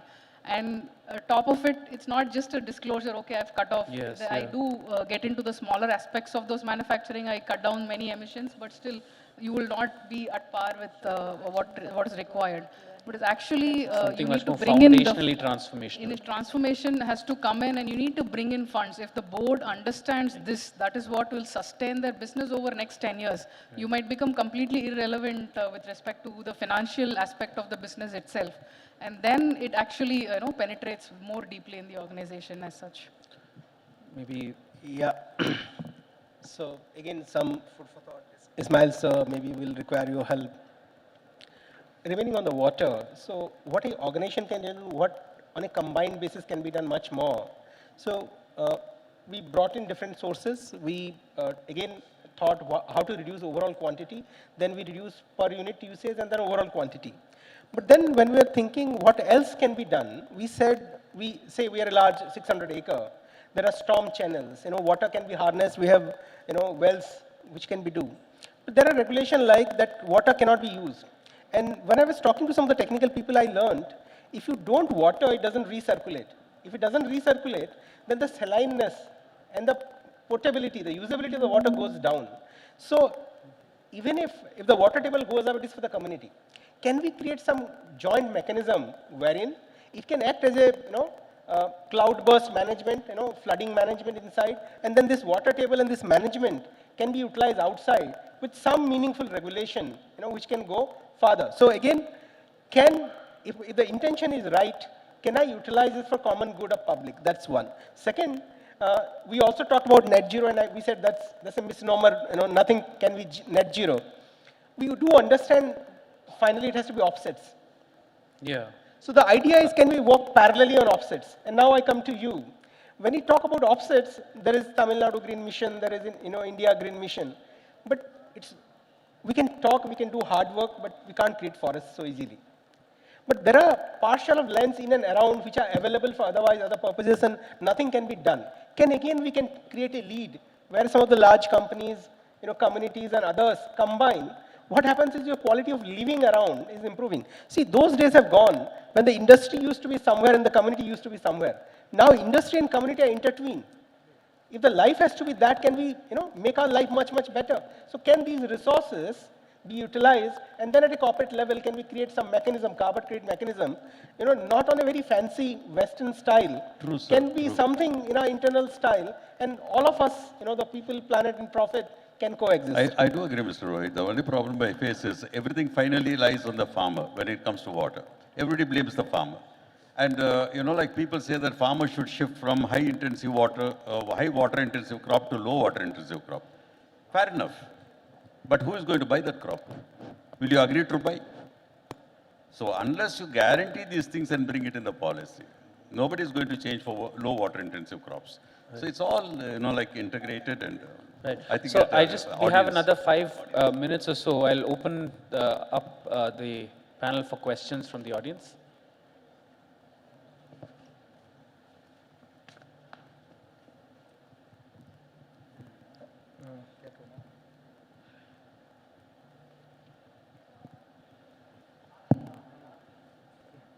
Hello sir, good evening. Vivek from Chennai OMR. ஆக்சுவலாக நான் லஞ்சுக்கு முன்னாடி ஒரு question கேட்டது, அவங்க லஞ்சில் answer பண்ணுறேன்ட்டு அப்படியே escape ஆயிட்டாங்க. என்ன கேள்விங்க? என்னன்னா, இல்லை என்கிட்ட எல்லாருமே அவங்க என்கிட்ட பதில் கொடுத்தது மாதிரியும் நான் லஞ்சில் சாப்பிட்டுட்டு இருக்கும்போது என்கிட்ட சூப்பர் கொஸ்டின் ஆன்சர் பண்ணாங்கன்னு கேட்டுட்டு இருக்கேன். அவங்க போயிட்டாங்கன்னு சொன்னேன். இவங்களே ஆச்சரியமாக இருக்குது. என்ன கேள்வினா, என்வாரன்மெண்ட் டிபார்ட்மெண்ட், இந்த சஸ்டைனபிலிட்டிங்கிறக்காக நான் கேட்குறேன். என்வாரன்மெண்ட் டிபார்ட்மெண்ட் என்ன பண்ணுறாங்கன்னா, தொடர்ச்சியாக நீர்நிலை, இன்னைக்கு சென்னையில் அர்பனில் ஃப்ளட் ரிலேட்டடான டேமேஜஸ் ரொம்ப அதிகமாக இருக்குது. எல்லாருமே ஒவ்வொரு வருஷமும் டிசம்பர் ஆனால் தவிர்க்க முடியாதது இது ஒன்று தான். ஸோ இந்த பிரச்சனையில் என்னென்னா, நீர்நிலைகள் ஆக்கிரமிப்பை பற்றி ஒரு டிஸ்கஷன் நடக்குது. அது சம்மந்தமான ஆக்கிரமிப்பாளர்களை அப்புறப்படுத்துறங்கிற பேரில் சாதாரண மக்களை அப்புறப்படுத்துகிறாங்க.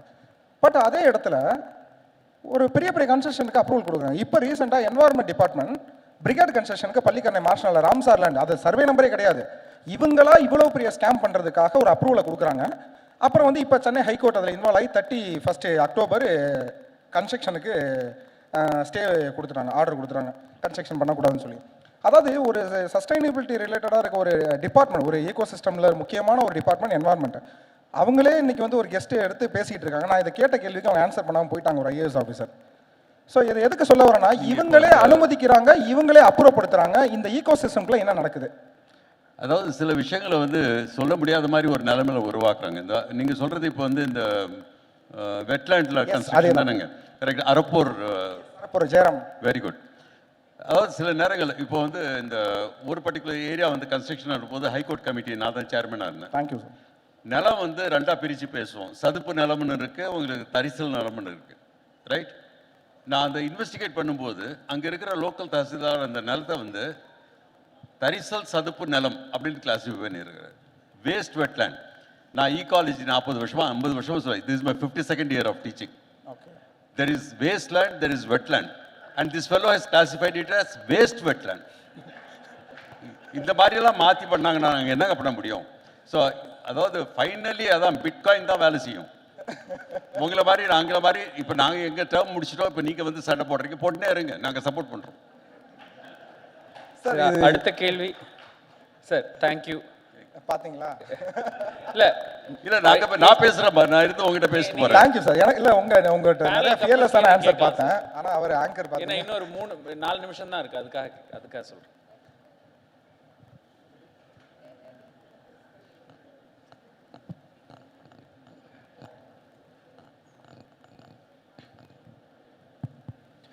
DM panel members, thanks for your insights.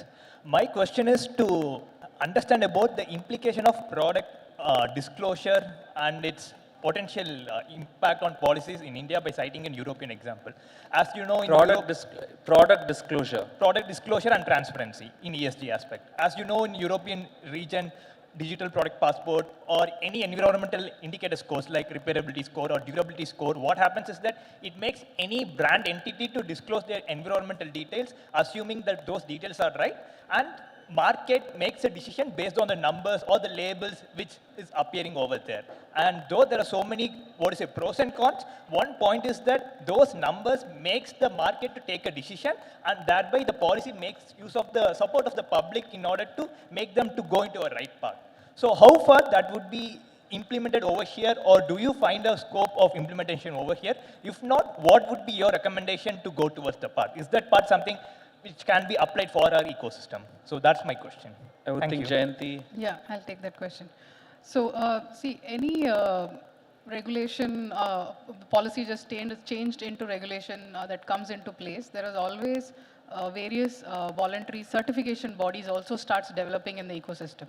right? The rating agencies, you have green building certifications, you have environmental product declarations, you have the LCA, the entire LCA certification for products and things like that. So these, and also ESG ratings, that's another huge areas where companies are given a rating, where do they stand with respect to ESG as well. So it is very, so you need to understand how was in the a few years, 2 decades or back, how ISO certification came into place, and people go behind the ISO certification. Oh, I am an ISO certified. I'm not calling it out specifically, but they call it out to their specific brand. I am a so-and-so certified person. Even after you finish college now, as an individual, you go and call, I'm a certified so-and-so professional to, speak about this, right? So that's a trend in industry that happens. It is of that individual, of the company, need to understand by getting themselves certified, what is their intention?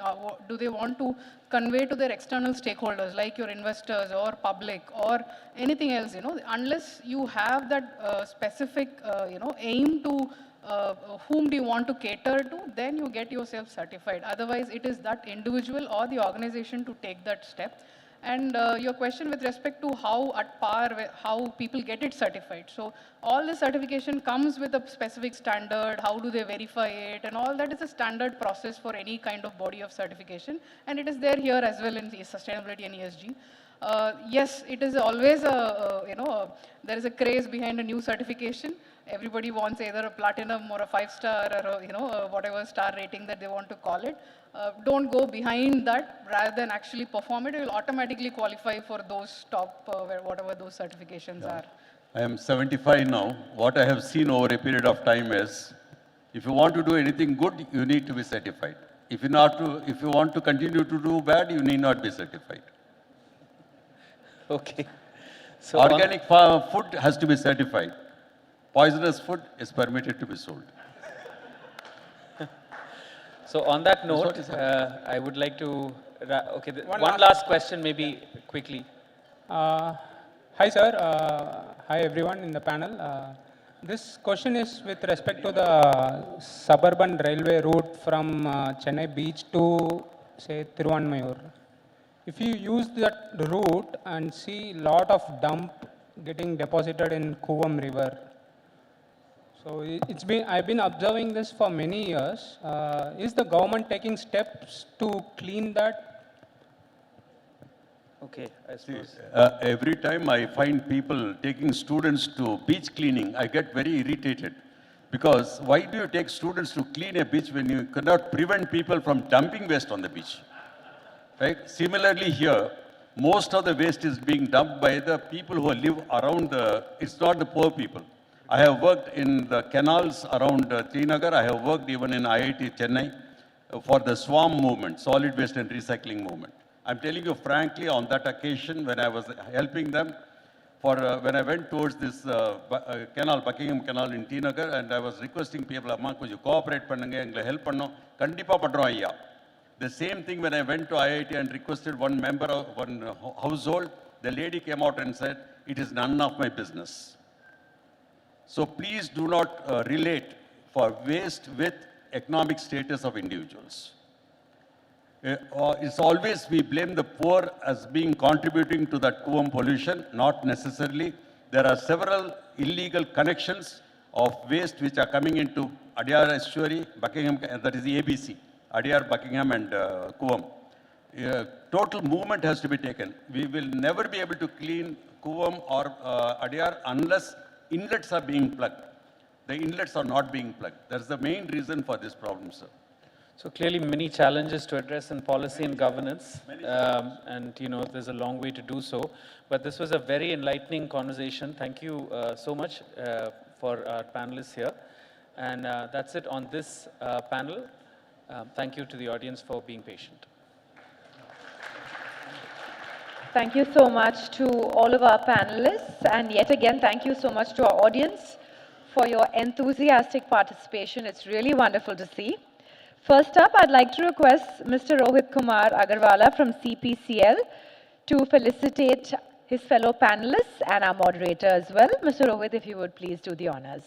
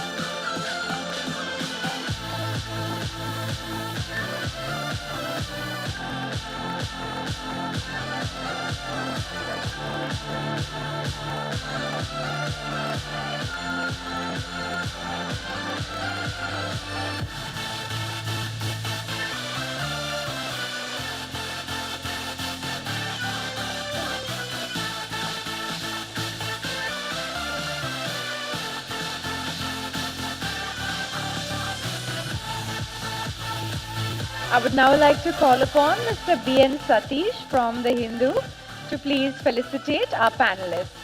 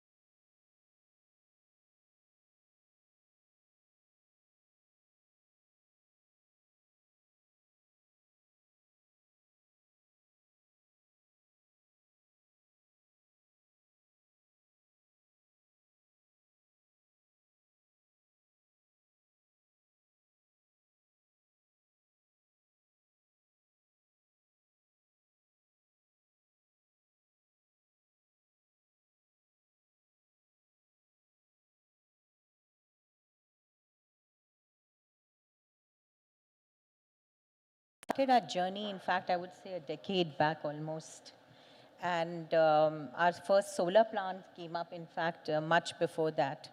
But at the moment, there is a very focused and incisive plan with transitioning to gas, Yes. CGD, LNG as your transportation fuels. Secondly, for aviation sector, we are working very rapidly on SAF. Third, our R&D center as well as our other departments have brought in hydrogen in a big way in terms of trials and pilots, which are being successful. And then we have also worked on premier branded fuels, which are lowering CO2 emissions. That's the major part of the portfolio. Other than that, we have made rapid strides in EVs. We have almost more than 13,500 EV charging stations. And also added to this portfolio is our CBG plants, which we have at 4 places, Hingonia, Gwalior, and in Namakkal. Right. So we almost have 44 we own and others are with JVs. So this is the main portfolio. Other than that, we are doing a lot of work on NCON, PAT, and other schemes which will bring down, the use of energy within our own processing sector. Right, yeah, it's fantastic. And we'll come back to, development in SAF and green hydrogen and others, which we'll speak. Shaivi, it's so exciting to have an entrepreneur looking at, particularly decarbonizing something as vital as, cold chain, because as someone from the business side and someone who sort of dabbles with both the climate and the business aspect, agriculture, food loss is a crucial area, and India, wastes a lot of food. So as an entrepreneur who's attempting to address this and, transition to clean energy, from a startup lens, what are the key innovation or financing barriers, right? Like, I think that's a key point to scaling distributed renewables and storage technologies that you are trying to adopt. Sure. First thing I'll address is the food waste problem. Like when we talk about currently 30 to 40% of food post-harvest is lost. It is not able to reach even till the consumer end. This leads to a two-way problem. One is the energy that went to produce that food, that gets wasted. Secondly, the decomposed foods adds to much more of carbon emissions later on. So it's a two-way problem that we are trying to solve. The energy that is being spent to produce it, as well as the later energy that is wasted, methane gas is released with that. Right. So as an overall, it adds a huge impact to aligning with the goal of doubling the farmer income as well. Talking about the financing, yes, when we are making some solutions that are battery-based electric, they do come with a initial higher cost mainly. Right. Even though the unit economics make sense, but the high capex that is involved, it becomes a barrier to when we are trying to reach it out to more customers. Having much more ease on financing will definitely make it more adaptable. To what rate we are doing, it can be increased by 20-30% easily if financing options are available. Right, great. Harish, what are the policy and infrastructure reforms that are most critical to convert India's rapid renewable capacity growth into proportional generation gains? I mean, this is one of the things that I addressed in my introduction. We've come to a point where we have surpassed installed capacity in terms of non-fossil fuel compared with fossil fuel. But in terms of capacity utilization factor, it's maybe 1/5 or 1/6 compared to coal. How do we address, what are the ways of addressing this and rapidly expanding renewable deployment? Yeah. Thanks, Kunal, for the interesting question, actually. As you said, just last week, India has hit this remarkable milestone. So India has surpassed 500 gigawatt of total installed capacity last week. And out of which the key notable point here is that I think close to 51% of this total installed capacity comes from non-fossil fuel sources. Of course, it includes large hydro and nuclear as well, but as the renewable energy starts increasing significantly in the electricity mix, the intermittency will also come into play. As we all know, solar would typically run during day hours. So, I mean, obviously we have to depend on thermal and other alternate sources as we go towards the evening peak and other demands. So when it comes to policy aspects, I would say we have to look at maybe looking at long-term planning, right? So things like resource adequacy frameworks is something that we should start looking at, which is a long-term planning mechanism that was recently introduced by Chief CEA. And we should also start looking at alternate mechanisms like energy efficiency. And parallelly, when I want to touch upon, say, infrastructure, obviously the first and foremost is storage, which many of the other panelists touched upon in the previous panel. So storage would play a major role. As per National Electricity Plan 2022, we are expecting to have somewhere around 73 gigawatt of storage by 2032, which is somewhere around 411 gigawatt hour is what is being required to meet the future requirements sustainably. So we are looking at scaling such a big scale of storage, and we are today at a very smaller quantum of storage that we have currently. So we have to ramp up the storage significantly. And parallelly, beyond looking at traditional solar and wind, we should also start looking at hybrid options. Like recently, there was another announcement by our Prime Minister where they are looking at setting up a 13 gigawatt of hybrid power plant in Ladakh, the northern corner of India, where that would be a hybrid plant that would include both solar, wind, and storage put together. Right, great. So coming to you, since you specifically bring in expertise from the ESG framework, of course, we had Jayanti speak about this as well, Ravi, in the last panel. How are ESG frameworks and disclosures reshaping investor expectations and accountability across India's energy and industrial sectors? And also, what are the guardrails to ensure greenwashing doesn't take place when we speak about ESG as a sort of a framework? Very clear answers. So Indian companies' present scenario is that the top 1,000 companies by market cap necessarily come under the mandate to present a BRSR report to SEBI. Right, yes. So that is one fact. Now, whether this BRSR report is accurate? Yeah. Like Jayanti said, assurance, or one of the speakers earlier also said, you have to do an audit for that. Mm-hmm. Now, audit is, you have two types of audit. You have the limited assurance and the reasonable assurance. Yeah. And overall, I feel that the Indian industry has to become much more proactive than reactive. Right. Why is it that a policy or a mandate has to be in force for a company to do something? Right. Why can't companies do something very proactively? Right? Sort of set like examples. Like your CPCL. main sponsor has done, right? So this is exactly the problem in India. Many of the companies also do not realize that ESG can make them globally competitive. Yes. I'm talking about very profitable private limited companies which are not listed. Yeah, right. So if they become proactive, they start accounting carbon emissions, water, waste, the S factors which are super important. Yeah. And also the governance aspects of the whole thing.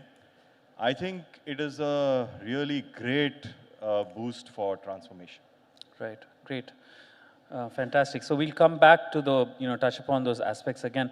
Anita, earlier you spoke about, sustainable aviation fuel, and in our conversations we've touched upon IOCL's progress in green hydrogen. And just yesterday, the Civil Aviation Minister announced that the nation would soon have a sustainable aviation fuel policy. So maybe if you can talk about what Indian Oil has, what are the progress that you just mentioned? So SAF has been on our agenda for a couple of years. And the recent developments, first thing which I'm so happy to share is that at our Panipat refinery, co-processing has already started for a 30 KTA with the UCO. So, and that is the first Indian facility to receive the international sustainability certification from CORSIA.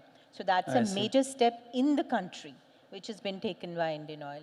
Secondly, at the same place, we are proposing to have two SFA plants, one of 78 KTA and another one 175 with other premier companies. One is already in tender stage. The other one, we are hoping for an alliance with one excellent energy, technology provider. That's still going to fall in place. Yeah. So these are the three major steps which has been taken for SAF, and very soon, because we know the mandate is from 27 onwards, Yeah. and in 2030 it'll be 5%. So they'll be all in readiness to do that. And secondly, for green hydrogen, I think Professor Sahab has left. Or what? Professor Ismail is probably Okay. So I believe that we have to start somewhere. So we will have, like he said about the construction and everything, embedded carbons. But this is the experience you start with. And then on the course of your journey, you start correcting it. So I think we should be encouraging people to make those steps. So in green hydrogen, we have done wonderful work. We already have a plant at our R&D center, which is from CBG, it's making hydrogen, and which is already refueling some buses on a trial basis in Delhi, Right. the DTC. And then we have presented some buses to the entire forces, Coast Guard, the Indian Army, the Air Force, the Navy. They are also running it for their own purposes.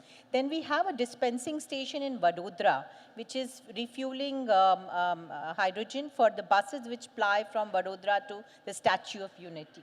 I see. So that's another big step. So, and the most biggest of it is all, we are going to put up a 10 KTA plant in Panipat refinery for green hydrogen.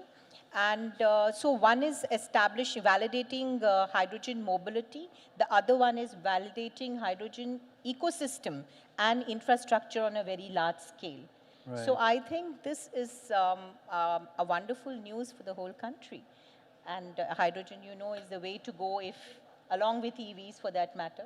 So For a lot of the hard-to-abate sectors, it's considered to be a vital fuel. Yes, and it is the Cement fuel and of the future. I think it'll Yeah. be really a game changer. You also mentioned PAT. Yes. Any expansion on PAT as well? So the PAT has been happening in our refineries for ages, in fact. Okay. And most of our refineries have gone through it, and it has come up with very good outcomes. I see. And it is monitored, measured, and every time there is an improvement, and that improvement is reported. It is there in our reporting as well. So because of the industry that I come from, there is going to be a constant need to bring energy efficiency, whether Right. in equipments, whether in your processes, whether the kind of fuel we use, and we are on it. Every day there is a new method coming, new idea coming. Like Professor Saab mentioned that you should take up ideas from small organizations Institutions, or yes. colleges and schools who are working. And believe me, some ideas have come because we did fund startup schemes from our R&D on these kind of ideas. Right. And it's wonderful to encourage people who are working in incremental changes also matters, I feel. So we should not relay that it's just a small change. That small change has to happen for bigger changes to happen. Right. Great. Absolutely great. Shaivi, if I can ask you, what are the challenges in your business model? By that I mean, of course, you said financing, but when it comes to cold chain deployment, I mean, you are working with, say, farmers, right? Like, so, who already have seen their wages, their incomes, and their stagnate. In fact, if not drop. Over the years, one of the sectors that has really not found revenues rise is agriculture.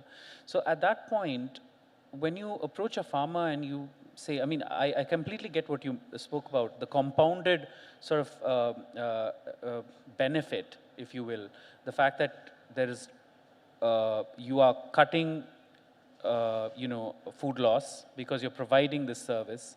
So you can actually cut down on even production, cultivation for that matter. So less arable land may be needed going forward, or what is not lost can even be exported. There's a huge gain, clearly from a business perspective.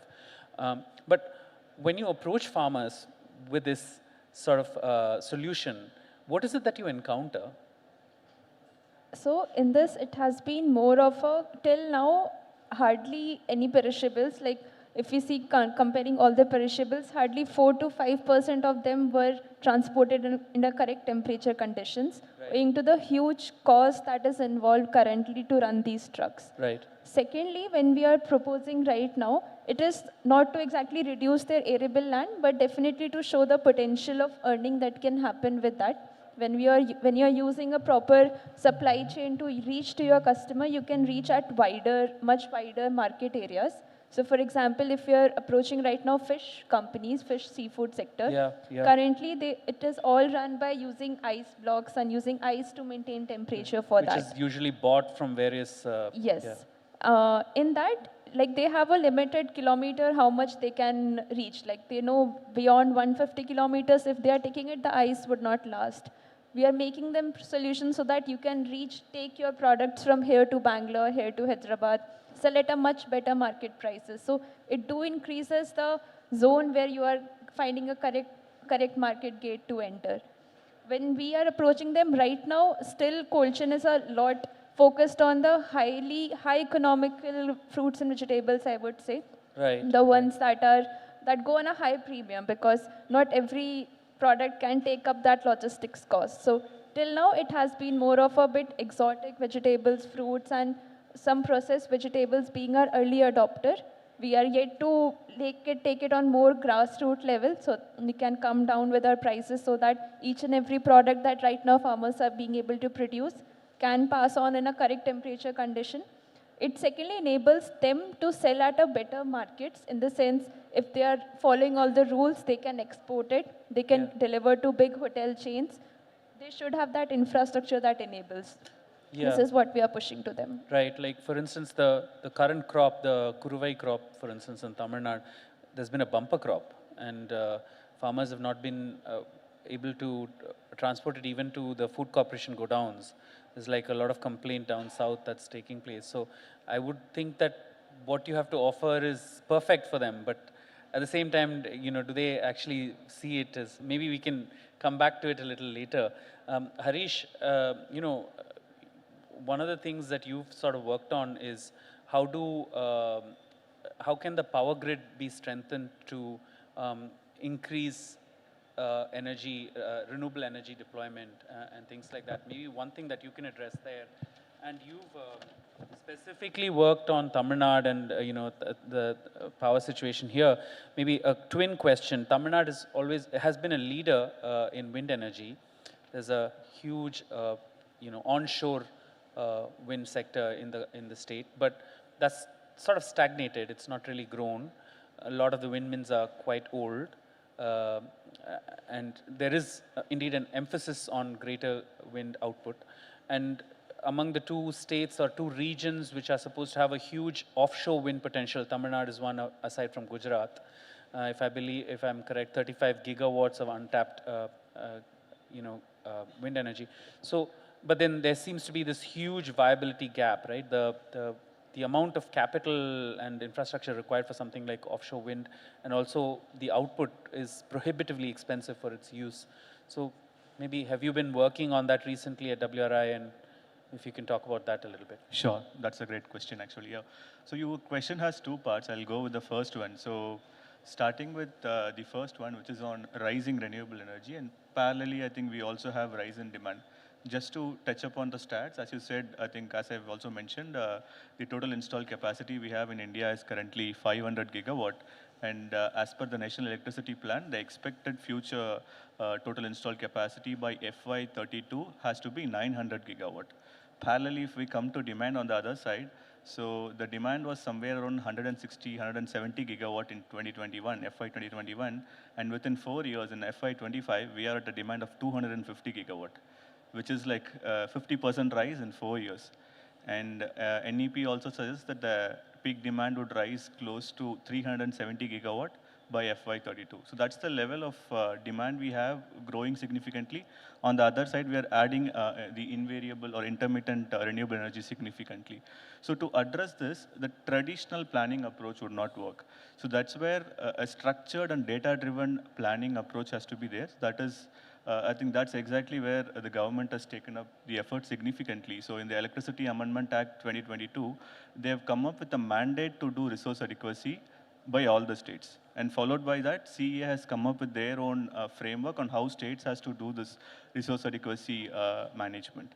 And based on that, I think all the states, I mean, which is the State Electricity Regulatory Commission in various states have come up with their own resource adequacy regulation, and they've started developing their own LT DRAP, which we call, which is long-term distribution licensees resource adequacy plan. Another one is ST DRAP, which is for short-term. So to dive deeper as part of our research, we also understood that other developed countries are doing it for several years. So I got an opportunity to visit California 3-4 months back, where we understood how they are doing it. I mean, they are terming it as integrated resource planning, and they are doing it in a much more holistic way there.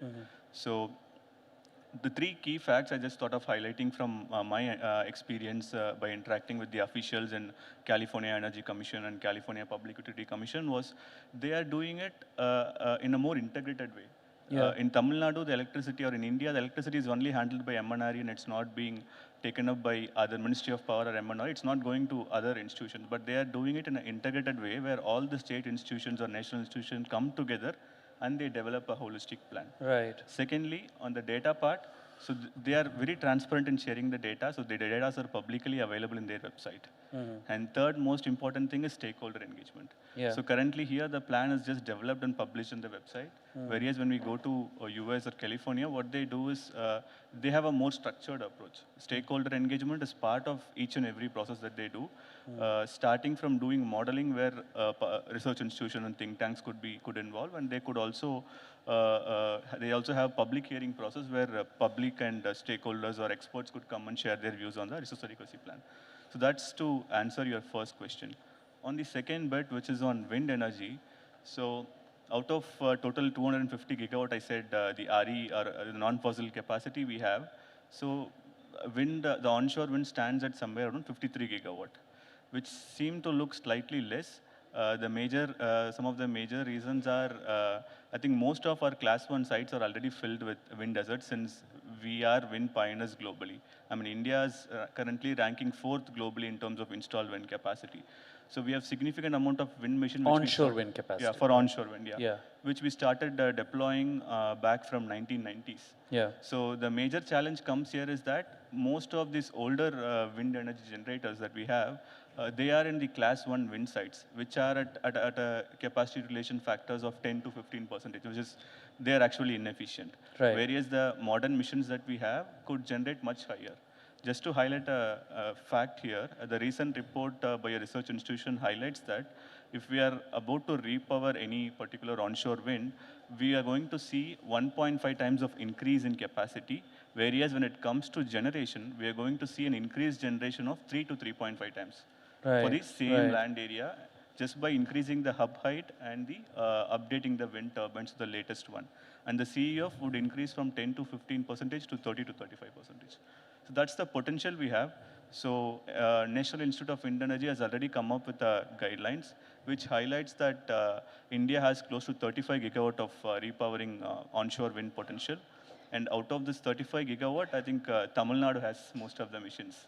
So state Tamil Nadu has also come up with a wind repowering policy, and we are working very closely with TNGECL for the uptake of these. Great, fantastic. Ravi, ESG and reporting frameworks are, as you pointed out, for larger institutions, but the backbone of India is really the MSME sector. And among them, their needs of just working capital itself is very high. They sort of have high turnover. Their focus tends to be on the here and now, on ensuring that they sort of have cyclical demand. And so for that sector, how can there be a meaningful sort of framework or change or being able to address, say, aspects of energy efficiency or aspects of, and being competitive? I mean, you spoke about how, Jayanti also touched upon how industry should actually be forward-looking to look at this as an investment. But how will you convince the MSME sector to be able to be stakeholders? Great question, Kunal. See, if you start your ESG accounting early in your journey, yes, you will start reaping the benefits also early. Right. Now, ESG accounting, again, is directly proportional to the size of the organization. So for the MSME, it is not going to cost much at all. Right. And scalability is even more less expensive. Right. Which businessman is going to say no to logical cost savings? Right. In our households also, we are very prudent when we take decisions, right? So that level of prudence is there in businessmen already. But do you, like, for instance, right, like distributed renewable energy is something that that small businesses can set up, which can possibly offset much of their electricity, Absolutely. commercial electricity that they would probably be buying. Absolutely. But often it is viewed as a sort of a prohibitive investment at that stage, not looking at the long-term benefit of saving that much of an input cost. Isn't that the case often? Today, there are facilities where renewable energy can be purchased through very legitimate sources. So Right. anybody with surplus has the option to give it back to the grid or has the option to bank it and sell it. Right. These can be facilitated with technology and with some level of teamwork. And there are so many industry associations as well.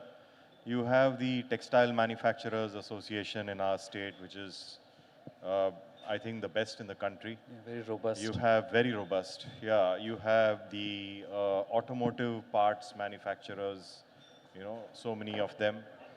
And as a state, industrially, we have really progressed and become globally competitive also. Yes. So here is where the proactive approach really matters. Right. And the benefits can be realized only when the data is, you don't need to send the data to a regulatory authority. You just send it from the plant level to the board. Right, right. The board is mature enough to evaluate that data and take decisions to steer the organization in the right way. Right. So that is all that needs to be done. And it is definitely very, very simple at infancy stage of an organization. Much more difficult when the organization has expanded into multiple facilities, warehouses, factories, across geographies. So then data collection becomes more and more of a challenge. Right. Why wait? Right. Do it right the first time. Yeah. But are you finding in your work that what shall I say, the impetus to want to get there, to particularly, I mean, like I said, yes, okay. Yes. That way, in for the small last businesses. Yes, in the last 4 or 5 years, thanks to events like this, good information has been absorbed by several in the industry across the hierarchy of companies. And a curiosity wave is kind of fueling advocacy in ESG accounting. Right, great, fantastic.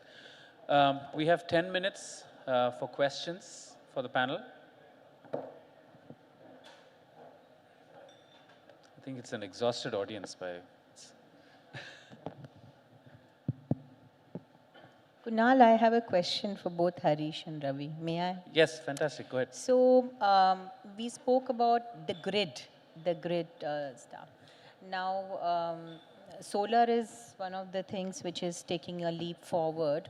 But when I am making plans from one state to another, I'm getting foxed by all the rules and regulations which are changing every 10 kilometers, literally. So we need to work towards something. The latest Electricity Act says about discoms being open to private, and it might, but it may or may not come through because it's a concurrent subject. But how do we tackle this? Because it's not like even smaller industries want to put up solar plants, whether for net metering or open access or ISTS. How do we come to, we are wasting so much of energy, money, and time to and manpower to come to the table to understand कि state का rule क्या है, so that you can optimize the land. The land is at premium. You cannot really put everywhere in this country land. Open land is not available. So if you do have a land and you are able to share that, how do we work that out? Yeah, that's a good question and well framed actually. Unlike other global markets, India is more of a decentralized market where we have a state regulatory commission in each and every state, and they decide the regulations and tariffs for the respective states. So when it comes to renewable energy, there are two major options, as we all know. One would be the on-site mechanism, which is rooftop solar or small wind turbines that we could set up within the plant, and the other one is off-site solution, which would be typically open access. So obviously, as you rightly pointed out, I think the regulations differ from state to state, and each and every discom in the respective state has to oblige with the regulation the SCRC has. But there could be a mechanism where the nation could put together all these regulations in one place. That way, it's easy for commercial and industrial consumers who are looking to set up, who is looking to set up RE in a larger way. And one thing that I just wanted to highlight was one large barrier that was there in the industry, especially for MSMEs for quite some time, was the only option left out for them was rooftop solar. Because when it comes to large industry, they could go for open access and they could avail multiple other RE mechanisms. So even captive. Yeah, for captive, yes. And what happened recently is that the CERC has come up with a new regulation called Green Energy Open Access, which allows smaller consumer, even with 100 kilowatt of contract demand, could opt and go for open access renewable mechanism. So this has opened up big way for smaller industries, especially MSME, who are contributing to 30% of India's GDP, and there are more than 7 crore MSMEs in India, but they don't have sufficient mechanism to implement RE. Now, this has opened up a big way. I can answer this from the ESG accounting perspective. So automation is really the solution here. So ESG accounting allows you metrics, which are numbers, qualitative data, and also descriptive data. So a lot of what my co-panelists said in terms of policy can become information banks within a platform itself for your quick cross-referencing. And yes, somebody does have to keep in touch with policy changes. And what are the difference in changes between the states? All these details have to be taken into consideration. And just like how you search in Google, you search within your platform. And well, you're the champion of information within your organization. But this is indeed for a company as large as, say, IOCL, and if they have decided as a policy to entirely fund their operations from renewables, let's just think of that as a benchmark. It's quite a challenge, isn't it? When the company is spread out across the country and it has to deal with tariff mechanisms, regulations set by each statewide. How do you, and actually then reporting also becomes quite a challenge because you have to actually report then at each state where you have operations, and you actually might have operations in every state. So yeah, how does... So tech can easily handle this. I see. When the data is static, So there is two status of data, static and dynamic. You have to keep those policy change or information or both state level and central government level, you have to keep them updated within the platform. And let us say, for example, you want an amalgamated report. Let's say BRSR is not sufficient for you. So you take in certain disclosures from other frameworks and you customize your report. And you customize the platform also accordingly. I see. And there are enough tech geniuses in our country, including the ones in my company who do this on a regular basis. Right. So companies will be dynamic, companies will grow. The demand and supply dynamics will keep changing. So instead of doing everything in an Excel file, it's better to do it in a platform which is programmed to handle that kind of data and also process that kind of data. I just want to add one thing here. Sure. So as Madam was rightly asking, I think for smaller consumers, I said there is this green energy open access mechanism. Similarly, for larger consumers, large commercial and industrial consumers, CERC has again come up with a new draft regulation recently, which is like July, August 2025, on a virtual power purchase agreement.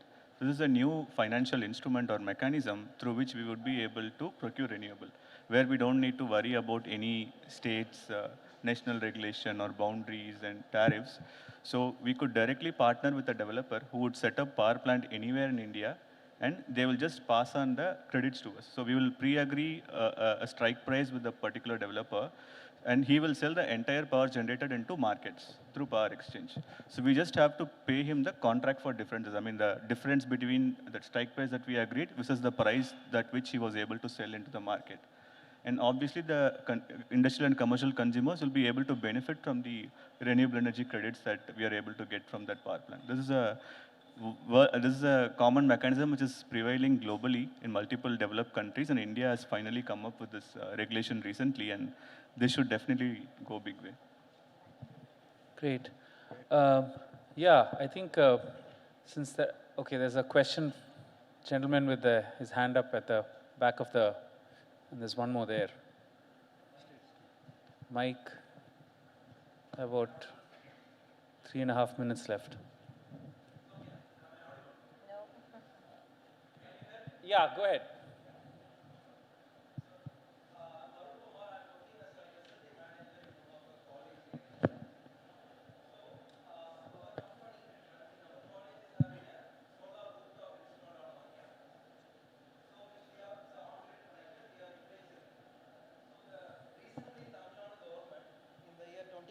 October 2021, they have made given a notification that they are going to charge us some networking charges for the installed solar capacity. So is it how it can be considered as a customer? Should I consider going in rooftop solar is beneficial for the country, or the state government is charging me additionally for that? Yeah, so that's a valid question. So, I mean, to point out, TNERC has come up with this regulation called the GISS, which is Grid Integrated Solar System Regulation in 2021, that introduced a new additional charge named network charge. Yes. The reason being is any rooftop solar power plant, it is able to work only with the support of grid. It has to synchronize with the grid to function properly. And so that's the logic that they have come up to charge this network charge. But when we look at from a larger say, I mean, government has come up with several schemes to overcome this, right? So they are looking at promoting RE in a big way. Like we have schemes like PM Surya Ghar scheme currently, which is giving subsidy up to 60% for rooftop solar for residential consumers. It's for residential, sir. Similarly, when we go to agriculture consumers, we again have schemes called the PM Kusum, which is giving 70% subsidy to consumers who want to set up irrigation. Yeah, when we come to HT consumers, obviously the only mechanism that we have to get into is net feed-in mechanism, which is currently available. Even net metering is available only for residential consumers. So for net feed-in, they are charging network charges by default, and this is at the Madras High Court. I mean, there is a consumer association who has already filed a case against it, and it is at Madras High Court, and they have to come up with a decision on whether this has to be taken or not. But if you see it from a larger perspective, as I was just talking about resource adequacy and other stuff, the state has their own problem. Like they have to manage this rising intermittent renewable energy. Say, the solar that you have would generate from morning 9 to 6, and after 6 o'clock is when the peak demand hits.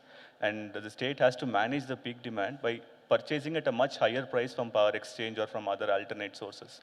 So they are managing the grid, and so they would like to charge this, but it's an arguable thing. So the High Court or Regulatory Commission has to come up with a solution. So a solution is expected, sir.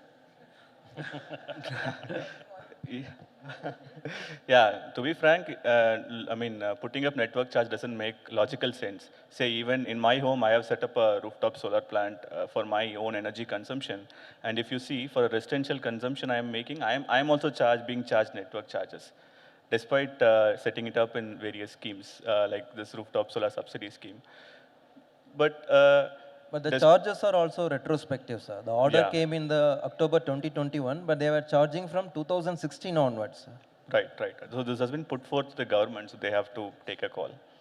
Technically, it doesn't make sense, but yeah, they have some reasons to come up with it. I suppose because discoms are saddled with losses, this is one of the ways, I suppose. Yeah, we are out of time, but maybe one more question and then we'll close the panel. Yeah, I have one question, Mr. Harish. Can we have it from another person? Just so we give. Sorry? There's someone with a mic right here. Yeah, thank you. Yeah, go ahead. Very quick question. India's electricity grid capacity, more than 50% is renewable, but generation is like about 20% or so. We've heard often that energy storage is a key factor for increasing that percentage. What's your view, any of you, and what's the progress that's happening on there? Is that really the crunch point for us to increase the share of? Yeah, again, maybe I can. Yeah, go ahead. Yeah. So as you rightly pointed, I think from a national perspective, we have been targeting at higher RE capacity for several years. So now the transformation has started even at national level and state level. Now they have started setting even targets from a generation perspective. So if we take Tamil Nadu, we are currently at somewhere around 22% of renewable energy generation share. But when it comes to capacity, we are at 56-57% of RE capacity. So that transformation has already started. So Tamil Nadu has announced a target of achieving 50% renewable energy generation share by 2030. Similarly, in the national level as well, we have announced same 50% renewable energy generation target by 2030. The transformation has already happened, and planners and policymakers have started thinking at that level now. Again, to answer your second question on the storage bit, so we have larger aim to add significant amount of storage. So several states have come up with their storage tender. Just to highlight two things, so Tamil Nadu has recently announced a tender, as I think they have finalized a tender of 500 megawatt or 1000 megawatt hour storage, which has been finalized, and the plant is expected to come up by December 2026. They have also announced another tender, which is 1500 megawatt hour, which is expected to come up by June 2027. And one more tender I thought I would highlight, since many of the next possible question would be on cost of the storage, which would be significantly high. So one example was Madhya Pradesh has come up with this tender named Morina Solar Tender, which is 600 megawatt storage capacity. So there, what they have did is they have made an innovative way. So they have set up a hybrid plant, which is solar plus storage combo they have gone with, and they were able to secure a historic record-breaking price of 2.7 rupees per kilowatt hour with storage. So storage is going to see a big way, and I'm sure that would definitely support this RE challenges. Yeah, Mr. Harish, I have one question. See that you've given a great news that small players can go for open access, right? So that's a good question. But what about other requirements? Now, right now, only EHE customer, those who are in dedicated feeder, only allowed for bidding. Right, you 100 kilowatt capacity, installed capacity, they can bid. But what are other requirements? Government is allowing without dedicated feeder also to bid in open access? Yeah, that's what I said. So this new regulation that was, CEA has come up with this green energy open access in 2022. And again, as ma'am said, regulation varies from state to state. Tamil Nadu has recently taken it up. Just last month in September 2025, green energy open access regulation was announced by TNERC.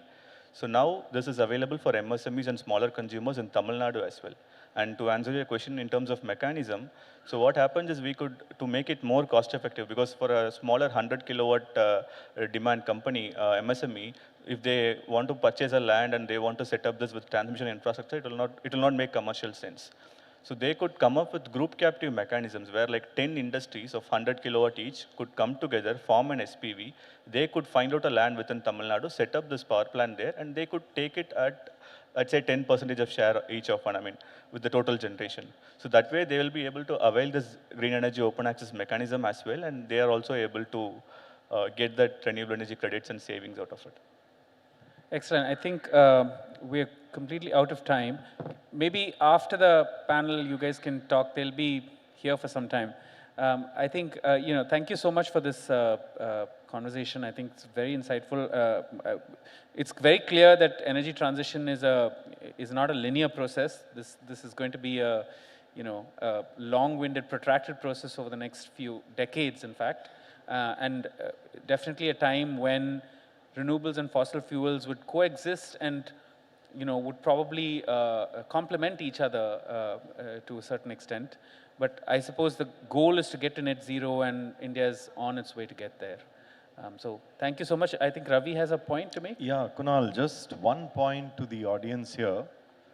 ESG accounting, I always use the term ESG path to sustainability when it comes to companies and industries. So it is not rocket science. Right. It's really not rocket science if it is understood from the fundamental level. And you had also mentioned greenwashing, right? Yeah. Today there's a new terminology called green hushing. I see. Do it at your own peril. Let not ESG reports have zeros or blanks. Let them be filled up. Okay, make an attempt. Definitely with the right hand-holding, you can have everything to a high level of accuracy. So that's all I wanted to share. Great, fantastic. Okay, thank you so much, and thanks to the audience again for being patient. Thank you. Check. Thank you so much to all of our panelists. I would like to call upon Mr. Vinod Kumar, the AGM of Advertisement for the Hindu, to please felicitate our panelists. If you do the honors, please, sir.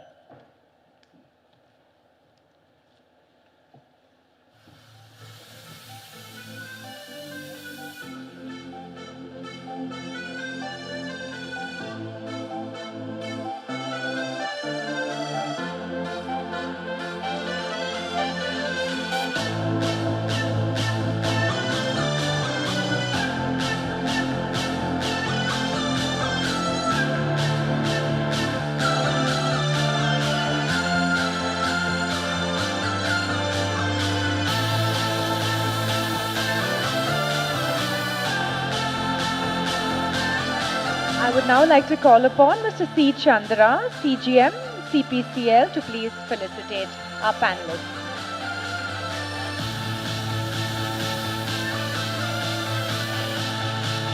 Thank you so much, Kunal. We've already given you a special token, so thank you so much.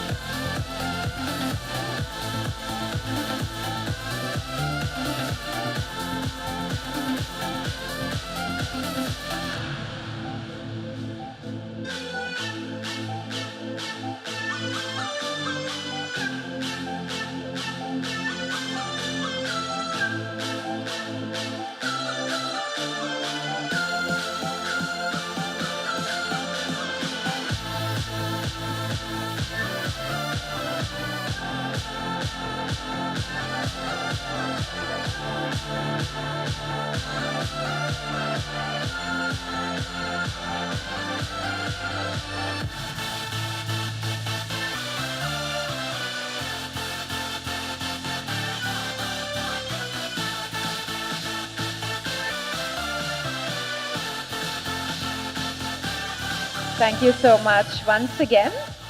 We now move on to our final panel discussion. Financing the green transition, the role of sustainable capital. This is a panel on how banks, investors, and green finance mechanisms can accelerate renewable energy, clean tech, and climate resilient infrastructure. I'd like to introduce our panelists. We have with us Mr. Vivekanandan, Lead ESG and Sustainable Finance, Sumanati Finance, who are redefining green finance in the agri-value chain. He spearheaded India's first agriculture sector green bond, enabling climate-smart growth for farmers and communities.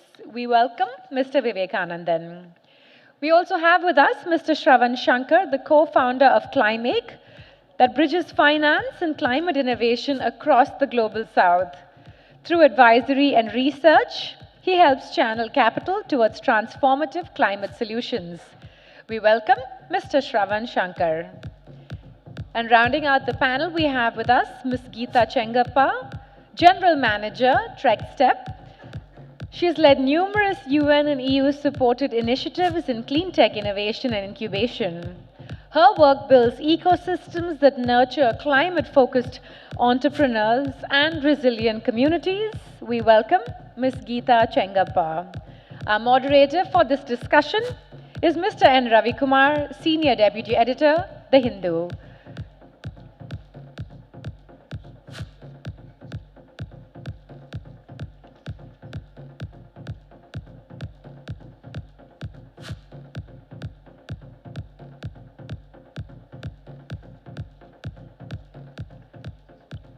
Just give us a moment, ladies and gentlemen. Mr. Shravan is just joining us.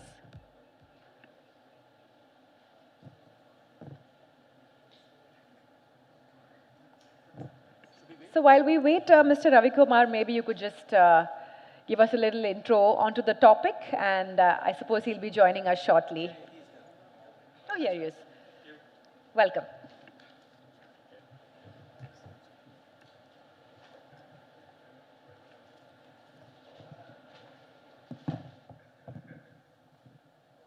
So, good evening, everyone, and good evening to my panelists.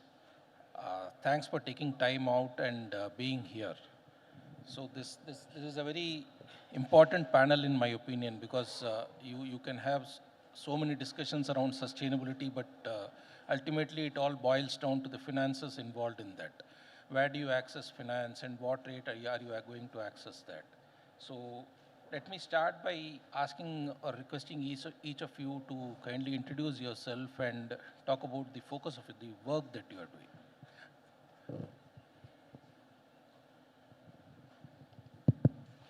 doing. Hello everyone, my name is Vivekanandan. At the outset, I would like to thank the Hindu Group and CPCL for inviting Samunati to be a part of this esteemed event. So I lead the ESG and sustainable finance function at Samunati. This function has two roles. As an organization, we are a RBI-regulated NBFC focusing exclusively on agri-financing. We finance agri-MSMEs and FPOs in the country, largely B2B. A small portion of our portfolio also comprise farmer loans through a middle business correspondent. Climate-smart agriculture is our main focus. That comes under the green financing scope. Some of the key initiatives that we have taken, and we are progressing on that front. We have accessed green and social capital. We have accessed green bond, and we have accessed proceeds from orange bond, which is a gender women-oriented bond. And we have also accessed credit guarantees. There are DFIs in the global DFIs who are providing credit guarantees to enable us to go and finance certain excluded spaces. So these are some of the thematic investments and credit guarantees that we are currently doing. As an organization, our book size is around 1,600 crores.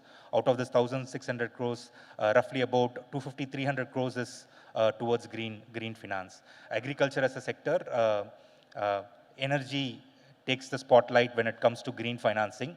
Agriculture is a sector often excluded in the mainstream financing, and we are fighting that fight of getting the green finance come into agriculture. So that is what we do. Yeah, hi, I'm Shravan. I'm the co-founder of an organization called Climake.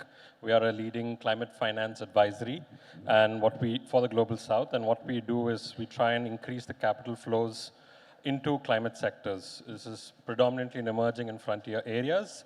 The way we do that is we work with both funds and enterprises to make it attractive and demonstrate the value and potential of actually investing into and bringing capital into the climate space. We do this through three main ways. We do future-focused research. We publish an annual report called The State of Climate Finance, which is very well regarded in the industry, if I may say so myself. And we also do a lot of advisory and support with funders directly.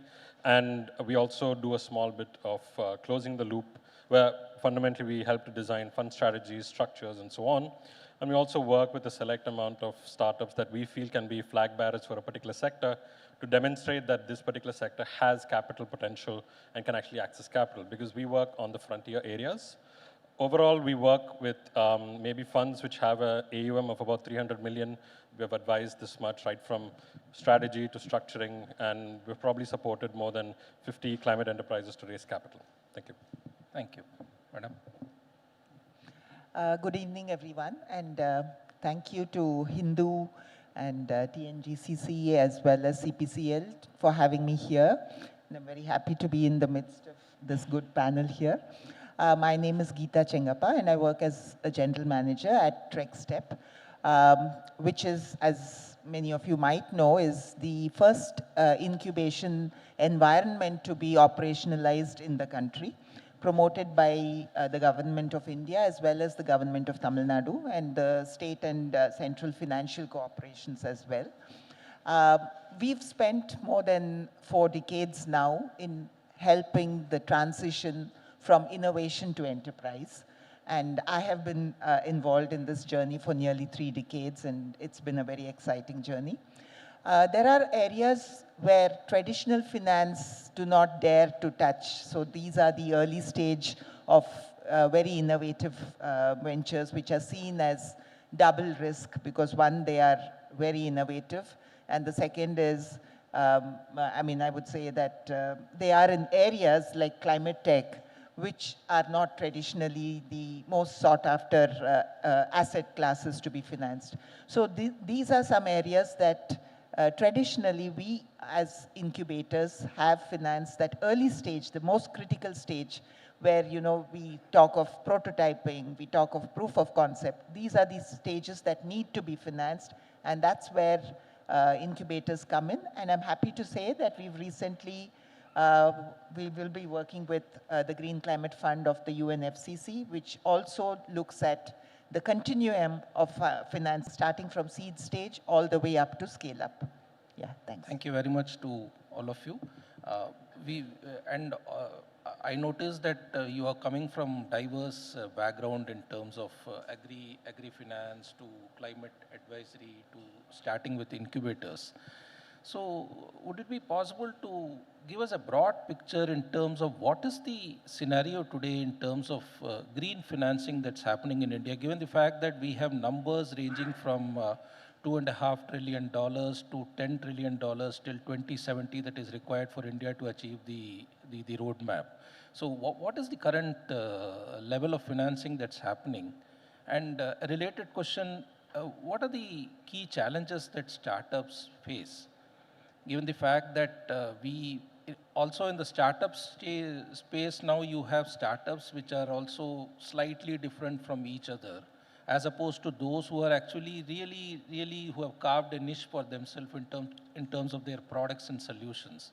So how does this work out for them? One, what is the current scenario, and what are the challenges that they are facing now? May I start with Mr. Vivekanand? Yeah, maybe I'll touch upon the scenario. So if you look at the green financing space, there is public capital where governments contribute and invest in transition. And then there is private capital. So I'll touch upon how the private capital works. sometime back, LPs, institutional investors, like the pension funds and insurance companies, they voluntarily signed for something called UNPRI, United Nations Principles of Responsible Investing. They voluntarily committed that they will route their investment towards certain social impact and environmental impact activities, or companies which create those social impact and environmental impact. It all started there. And then when LPs had this commitment, they wanted the GPs, which are the asset managers, the venture capital funds. They wanted these funds to source companies which not only generate profit, but also create the environment and social impact. Largely, they are impact investors. So that is one class of investors. The other classes, they realized that company cannot continue to generate profit without having a focus on the social pillar, the employee customer pillar, and the environment pillar. Environment is where they draw upon their raw materials, be it water or the other raw materials that they draw upon. So they looked at ESG from a risk perspective. So for both commercial investor and impact investor, ESG performance and impact became a focus area. So it all started from there, and investor, among the investable class or investable company, they gave preference to companies which are operating in this space, which has a positive environmental and social impact. That's where it all started. If you ask what is the current scenario, earlier the classification of what qualifies as green, what qualifies as social was very broad, because of which a lot of things came into the bucket and everybody started calling this is a green investment, green investment. But now what we are saying, there are strict regulations. If I have to quote an example, in European Union, there is something called SFDR, Sustainable Finance Disclosure Regulation, which mandates if a fund label themselves as green fund, they need to fulfill certain kind of categories. So now, not everyone can call themselves as green finance. There is a strict nomenclature which has come into place. Only investment that follows that nomenclature will become a green investment. So if you look at it, earlier the percentage was large, but now it is getting a bit consolidated, largely because of the nomenclature, strict nomenclature. But yes, there is still momentum among the impact investors as well as the institutional investors to look at the environmental impact and social impact, so they are channelizing these things. I'm happy to throw another number. You mentioned a lot of numbers, and there's possibly a lot of the numbers. new report that you brought out? In the report that we did. So, because one of the things that we do is that we feel these numbers, there's a lot of them, but it's important because it gives direction. So, we've identified that the need between 2025 and 2035 is around 2 trillion. That's India's investment need from a private finance perspective. Now, the reason we focus on private finance is because, A, we feel that public finance has different ways in which it will support, but it's super critical for de-risking. But getting from billions to trillions is where private finance comes in. And private finance from the likes of venture capital and so on also has a de-risking play in what it comes in. So this 2 trillion number is what we have identified as the need that India requires across energy transition, battery storage, mobility, water, adaptation sectors. We cover about 15 broad sectors. But the interesting thing that we found was that, and renewables is a great example of this. I think the previous panel, Harish spoke about how battery and solar costs have reduced so low that it's so competitive. Markets do mature. And when a market matures, you don't really have a gap anymore. So we've looked at it and said that what is that gap that we need today is not being serviced. And for us, that number is around 864 billion in the next 10 years, from 2025 to 2035. Now, as to where capital is going today, the bulk of it is going towards energy transition and mobility. We, I think, tracked in 2024 that private finance, which is debt and equity, was around 30 billion which came into India. It's a great number because it's also a significant increase. I think just on equity alone, it's about 9 billion which came in, which was way higher than we've had ever before. And what's more important was we saw such a diversity of companies being able to access capital. That's a very crucial perspective. Like what Geeta ma'am and TrekStep are doing with GCF is so fundamental to addressing the gaps that need to really come in. So on one level, there's financing for scaling, wherein you have mature segments, and the business sense is clear. There's a lot of de-risking that's happened, and you're really scaling it up. Today in India, this is largely in the renewable capacity space. You can make an argument to some extent, it can be in the OEM space, electric mobility OEM space, but we still think that still needs to go a bit more. But all the other sectors that we face have that lag to actually pick up. Now, the challenge that we need to address, and kind of the reason, at least my organization exists, is that it took 20 years for renewables to get to this level that it's mature. We don't have 20 years for every other sector. How do we scale this up and how do we pick it up? The most encouraging thing we are seeing is that there is significant increase of instruments coming. There's better maturity from funders coming in. And there's just a bigger diversity of solutions which are also looking to address this. So from our perspective, while the numbers are big, the trajectory shows that it is a significant opportunity area. I just have one last point that I want to mention, that we work across the global south. India is leaps and bounds any other country that we see. It's in terms of nature of innovation, in terms of the nature of solutions that comes in. And as you mentioned about LPs, LPs predominantly are coming from global north countries, and they're looking to invest in solutions which either through, for different purposes, they need to de-risk and they need to show net zero transition, and a whole bunch of reasons. India tends to be the core destination for so much of this thing because of the capacity of what we have. So while it's obviously very daunting, we like to think it's a bit of a positive step that we're seeing. My 2 cents would be that I think they've covered most of it, but see, when it comes to public financing, there is always a limit because there are so many things that public financing has to take care of, education sector or health and others. So you have very limited amount that is there available for sectors which are critical like climate change, but still. So that's where I think it's time that the private sector needs to be brought into the whole picture, whole game. So this particular project that we are talking about, the Green Climate Fund one, it's called Beacon India. We are trying to merge in a very unique blended finance instrument is going to be created, wherein we are bringing in one of the largest players, that, like the Tata Capital, who will add in their money, the private sector, along with public funding, which is from the Green Climate Fund. So this is a unique thing that we are going to try out. We hope we've already laid out the plans. So more such instruments need to come out. I think that's the way forward, going forward. Thank you. My question as someone tracking business financing of startups is, if you look at pure play technology startups, they are pretty much mature in their space, as in they build on something. It's a stack that happens, right?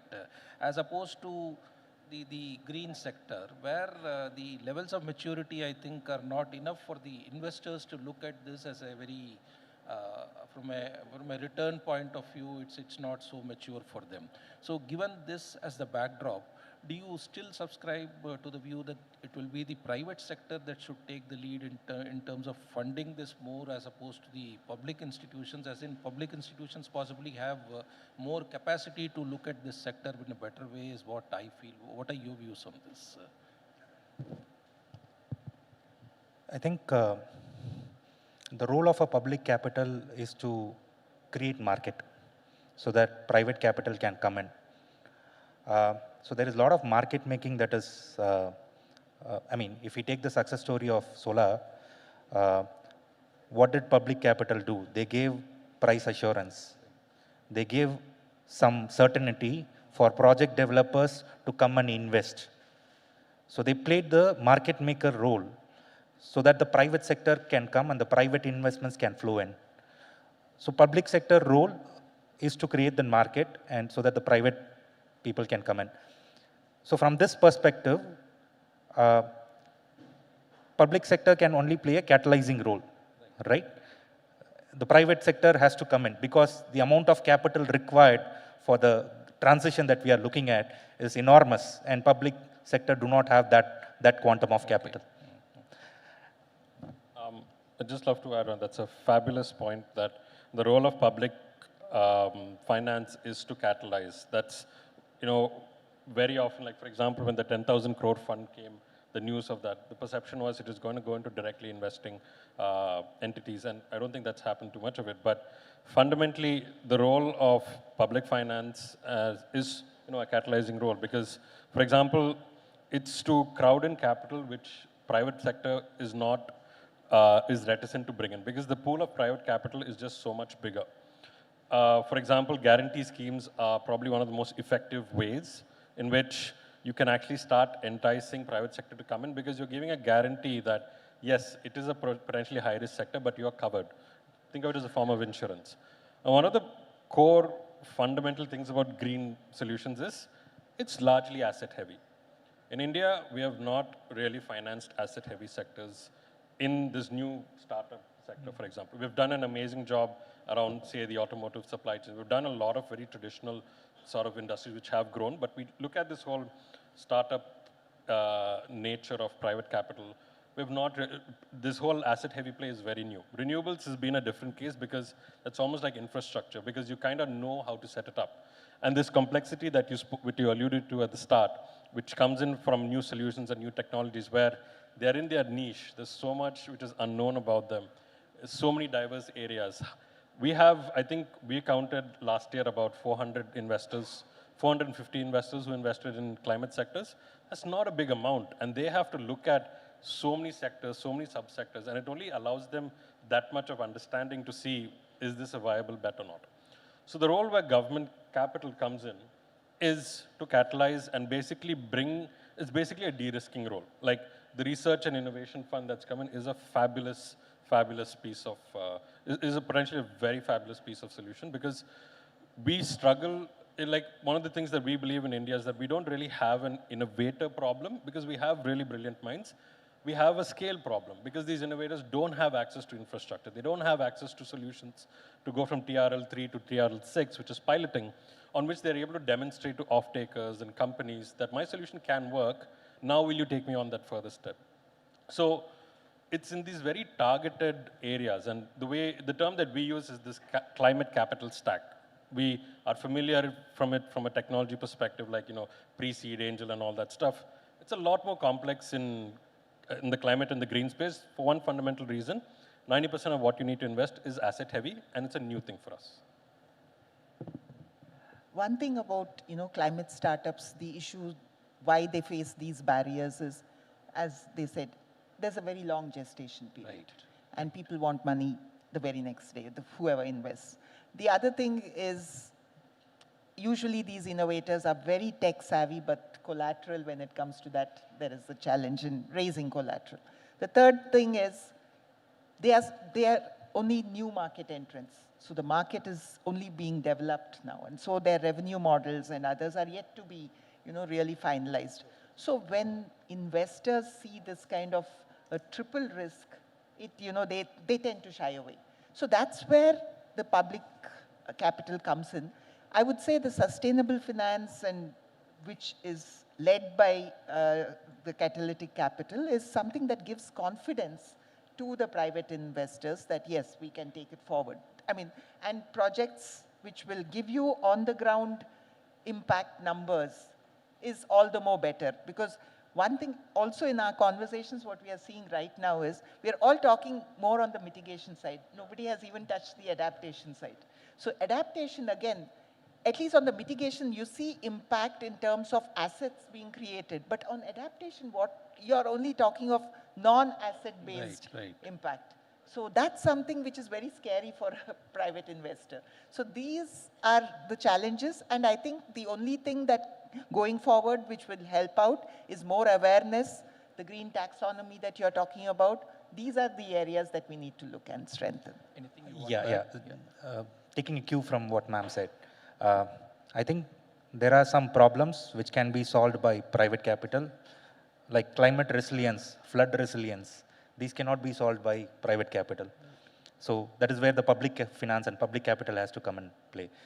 Be it the GCF or the GEF, the way they are investing, these investments are routed through for improving climate resilience among the community. So it is not a private asset that is being created, it's a public asset. So, so the climate resilience largely lies from a public financing scope. I would like to add to that.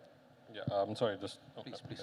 No, I think the point of adaptation and resilience is so critical, and it's becoming a lot more I think, better known in terms of conversation. But when you think about, your first thought of when you think about adaptation and resilience is a disaster has happened, cyclone has happened, flooding has happened. And your immediate thought is that government should do something to prevent it. And traditionally, adaptation has been treated as a public good scenario. But Vivek, I'd like to take like the core sector of agriculture.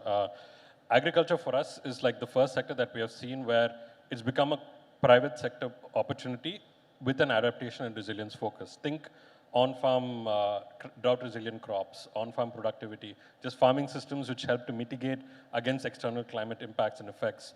We have seen amazing private sector companies actually coming out from this. And slowly, yes, I completely do agree with one point which you mentioned, that the bulk of adaptation and resilience is going to be very reliant on government to do it.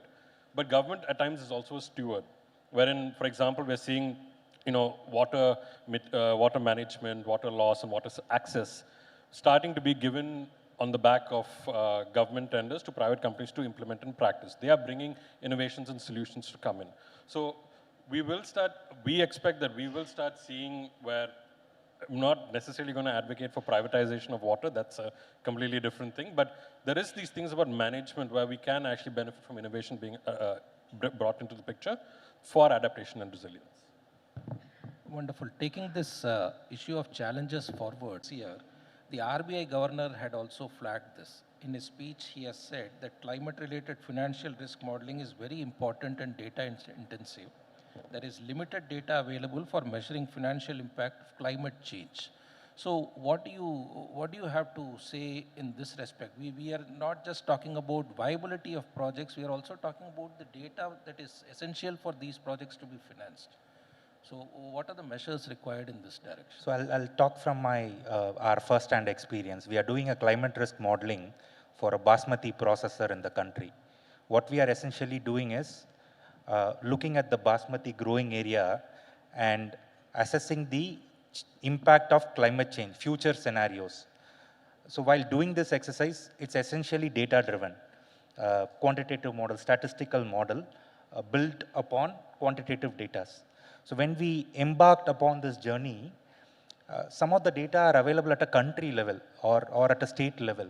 That doesn't solve any purpose because climate is a very there are microclimatic conditions. Climate changes within district, within blocks. So we need data at a block level. So we found this challenge and even for future scenarios, right? There are SSP scenarios, social economic pathway scenarios, RCP scenarios given by IPCC, and these are at a higher level, and it has to be downscaled to a block level for us to use it and make it of some sense. Right now, if I have to call it, it is largely academic. If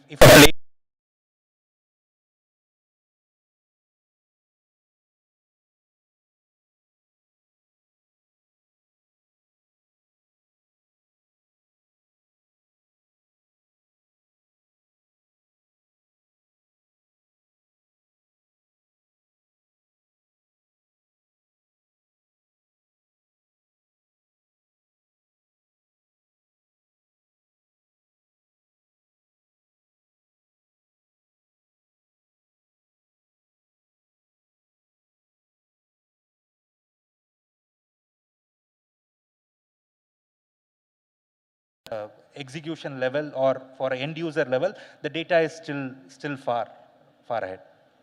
Shravan, would you like to add? Yeah, absolutely. And I love Vivek's point that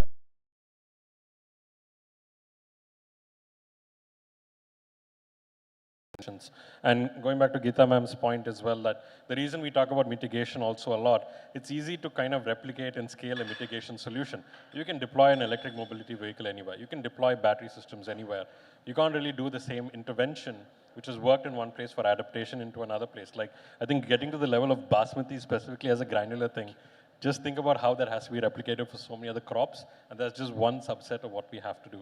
So I think absolutely, one level it's the data availability, but also it's about how do we get more decision making on the back of that data.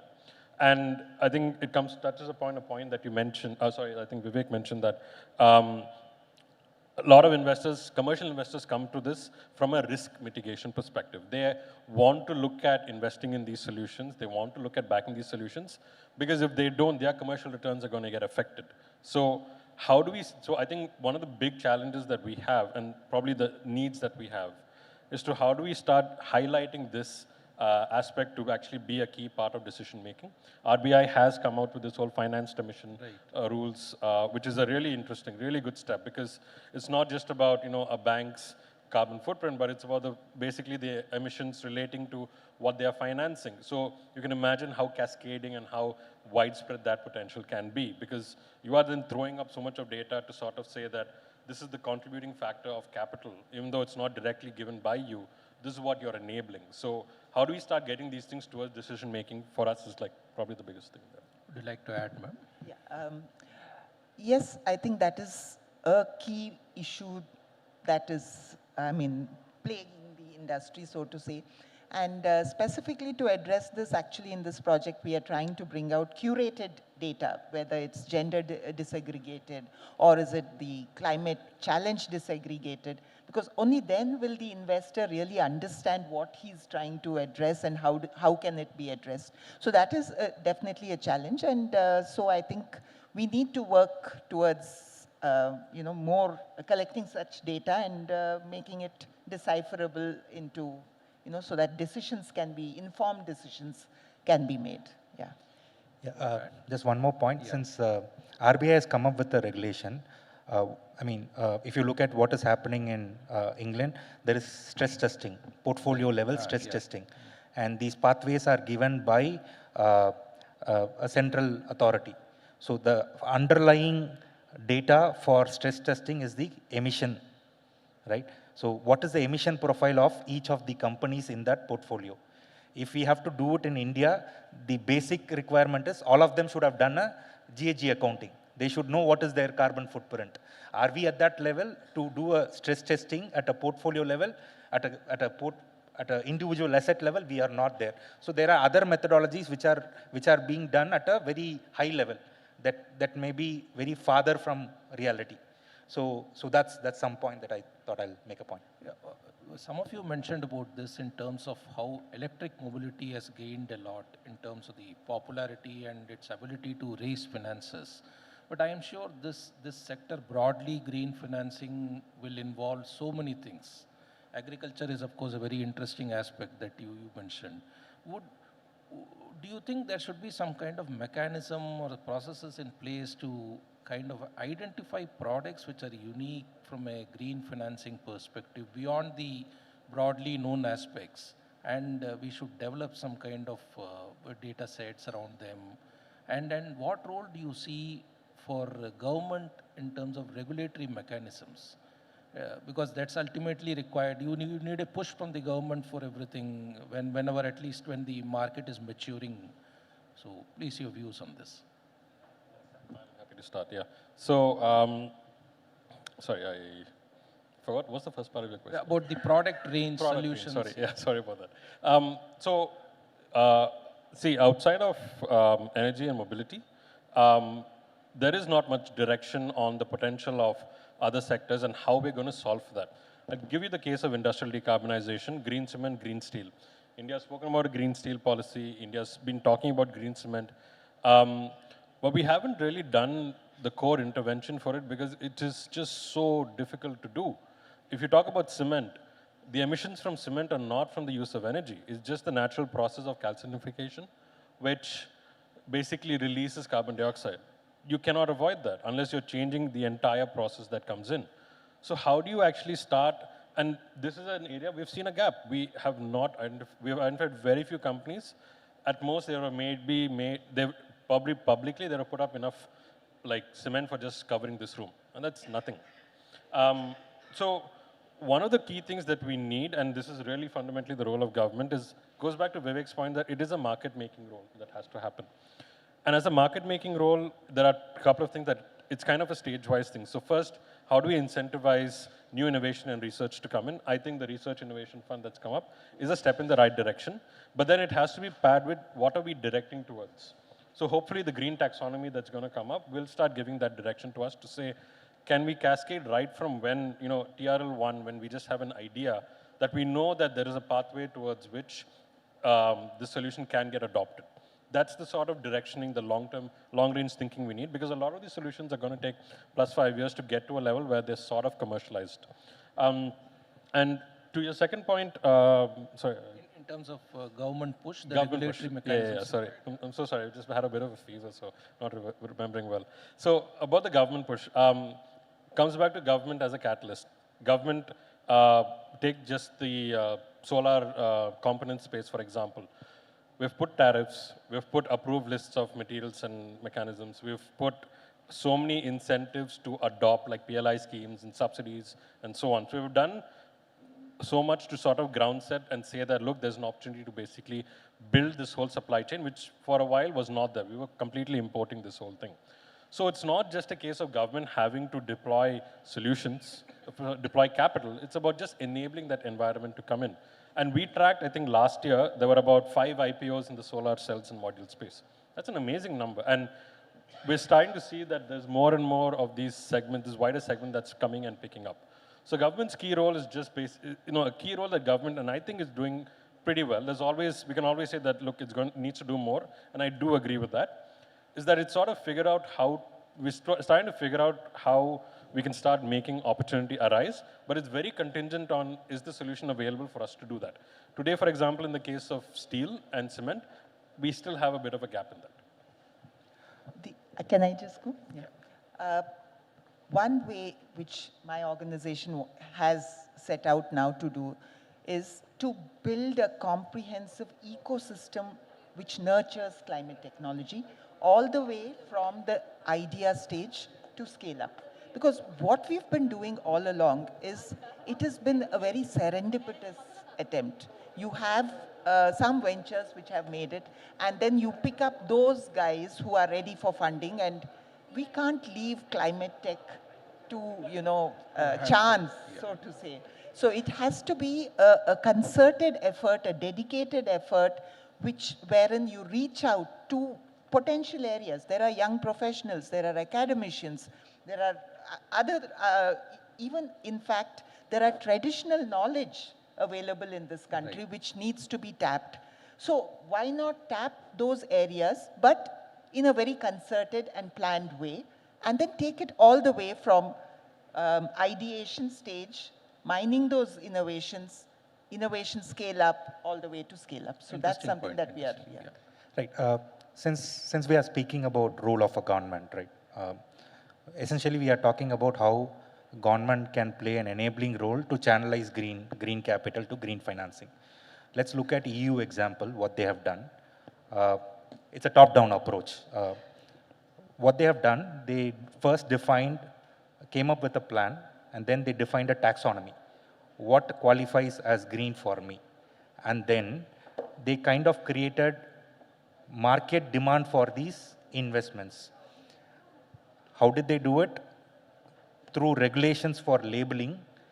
If a fund has to label itself as green, they have to invest in these activities.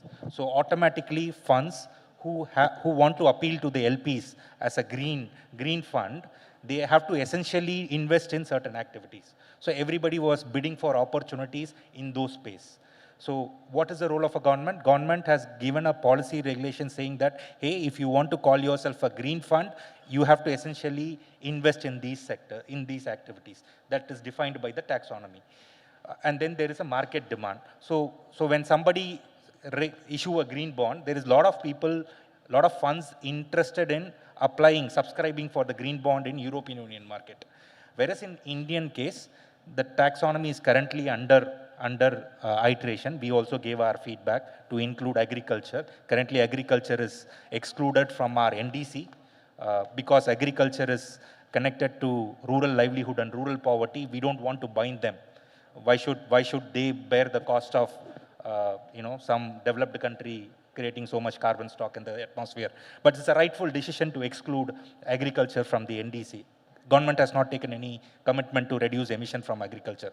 But having said that, but it shouldn't stop channelizing green financing into agriculture.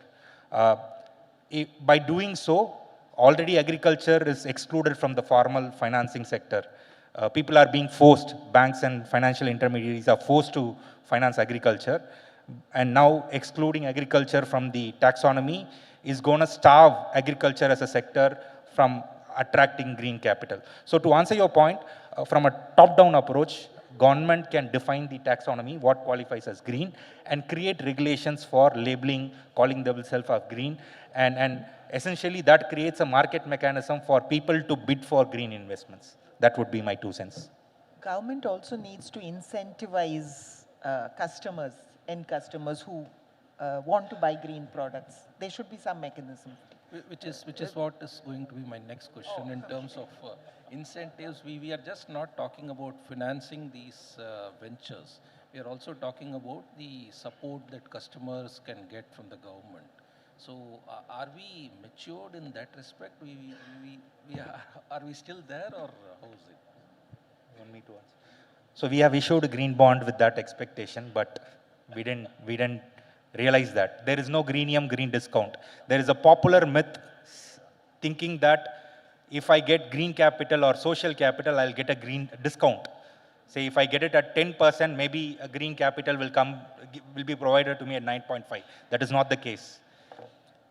Investment pricing happens at a risk versus return continuum. This is an additionality.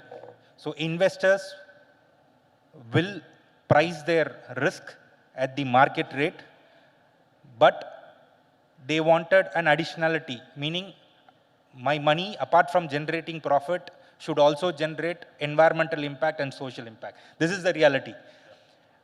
Having said that, in European Union market, there is a small greenium, 8 bips they have realized. Because there are a lot of people bidding for some green investment opportunity, they are willing to take a cut up to 8 bips. But this 8 bips is again compensated by all the reporting. If you issue a green bond, we have to report. There is a pre-issuance report compliance, post-issuance reporting. So all these comes at a cost. So in effect, there is no green discount or greenium effectively realized by the person. So when we don't get a green discount or a greenium, we are not in a position to pass it on to the end beneficiary. That is the reality of the situation. Can I ask you, Geeta ma'am, you work closely with startups, and startups typically tend to, if I may say so, they want to attract investors. Yes. And go for multiple rounds from pre-series A to A series, B series and all. Yes. So in this space, that's quite not easy to achieve is what my impression is. Do you kind of give them a different kind of advice to be in there for long run, as in this is a space which is ultimately going to be very, very interesting space. Yes. So they need to stick around for some more time. Yes. Is this something that you tell them in your conversations with them? Yes, definitely. I mean, we have a very structured process by which we induct people for incubation as climate tech entrepreneurs. So even at the application stage and the screening process itself, they're kind of aware or they're introduced into what is in store for them. And also the reason why I talk about the ecosystem is a lot of de-risking happens by the ecosystem and the incubation environment. So like for example, when I think he was talking about certification and all, as an individual, if you were to approach, it's going to cost a lot. And you know, so when as a group, if they were to approach, or the incubator takes the lead, there is some kind of de-risking that happens. But as you say, it is something that is a long, I mean, he cannot expect quick returns. He has to stay and persevere. So I think it comes to some extent at the screening process level itself. But however, there are processes that we have introduced, which this particular project will be introducing the first green or climate tech incubation process in the country, which will strengthen him further to anticipate these by providing very timely, customized inputs, particularly when it comes to women also. Women, if you see, are inherently, built to manage resources. So they make very good climate entrepreneurs. But again, we have this challenge of funding and others where they seem to be, not so favorable. So we have a gender inclusion track itself that will be introduced, which has a team of gender experts, and we will be bringing them on par with every other startup wherever there are gaps. So there is such things that are introduced and which will help them in the process to be stronger. Just an afterthought. Yeah. I might have given a very depressing story, but there is a positive story also, right? If you are in the green space, it's easy for you to find an investor. If you are in the green space, it's easy for you to find a green finance. But the only catch is it doesn't come at a discount.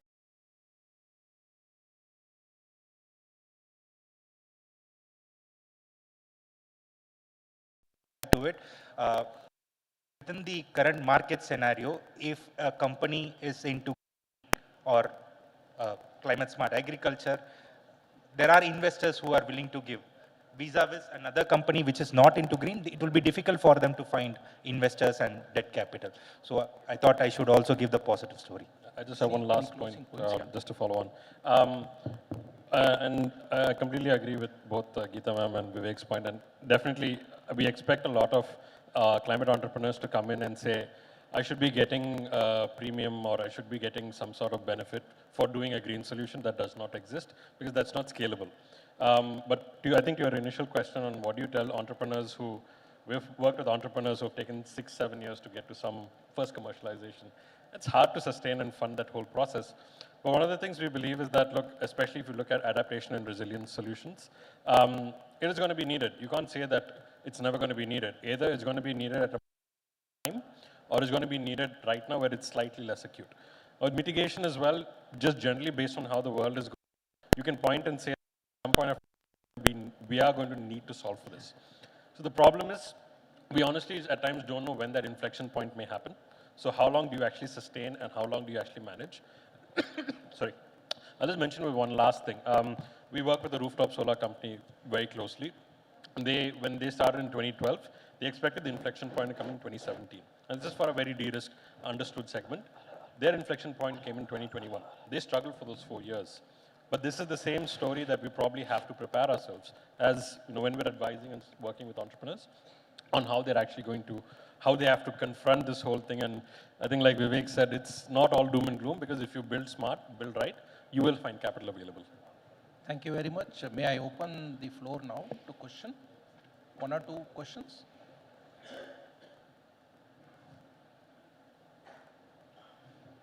Yeah, there is a gentleman there. Please pass on the mic. Hi, thank you for the very wonderful session. So actually, I'm a technologist. I also have an NGO. So if I have a thought that to build a DPG, digital public,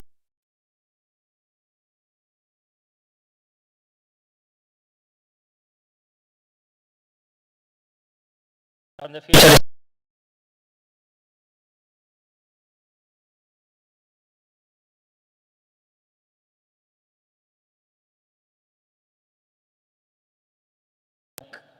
this one, right? It's not a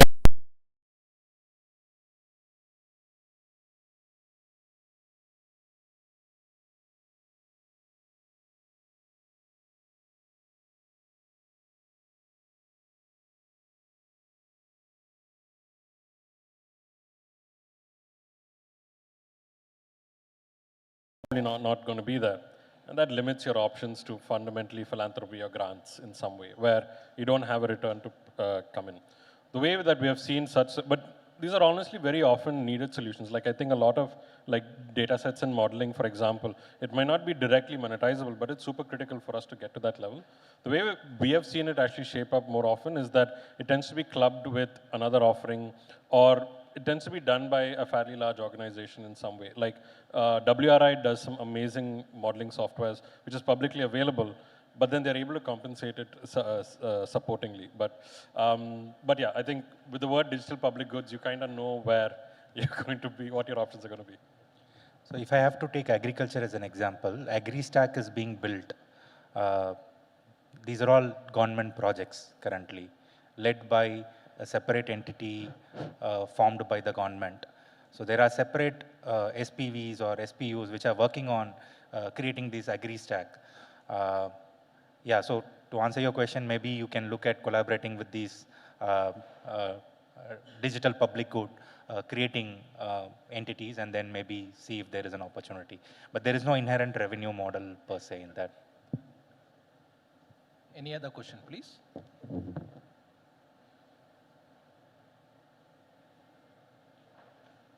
So if there are no more questions, thank you very much. Thanks for your time. It was very informative, very interesting. Thank you very much. A big thank you to our panelists, requesting Mr. Shafiqur Rahman, General Manager, Tamil Nadu, the Hindu Group, to please do the honors and felicitate our panelists.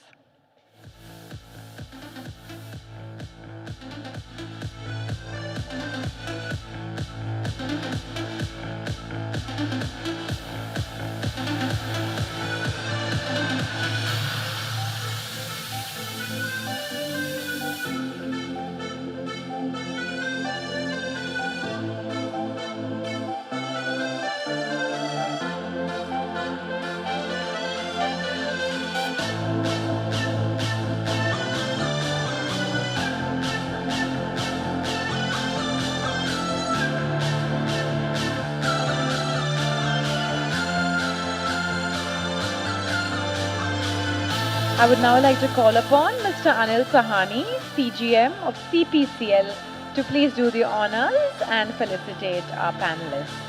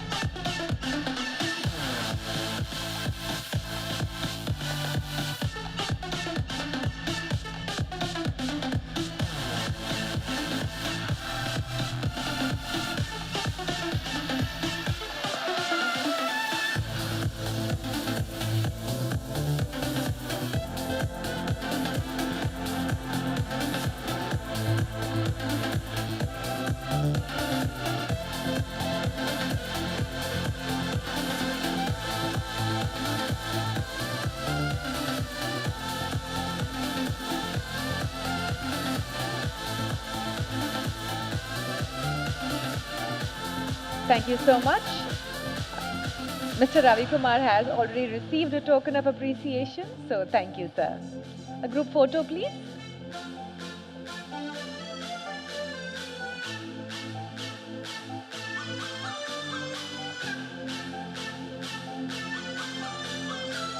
Let's give our panelists and moderator a big round of applause.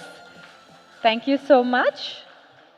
And as we come to the close of today's summit, may I now call upon Mr. V. Sriram, CGM, HSC, CPCL, to please deliver the vote of thanks.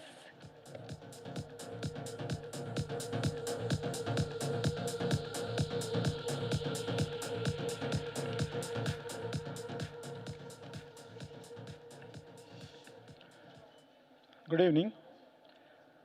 Distinguished guests, respected dignitaries, esteemed speakers, partners, and delegates.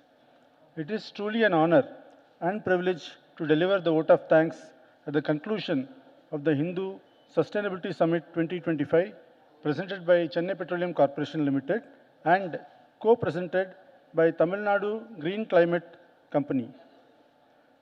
Before the vote of thanks, one thing which came across my mind is, I'm really happy to see such a large crowd even at the end of the day. This summit, built around the theme, Scripting Tomorrow's Sustainable Story, has indeed lived up to its vision of fostering dialogue, collaboration, and commitment towards a sustainable and resilient future. Sustainability is the balance between the environment, the equality, and economy. Today's deliberations have reminded us that sustainability is not a choice, it is our shared responsibility.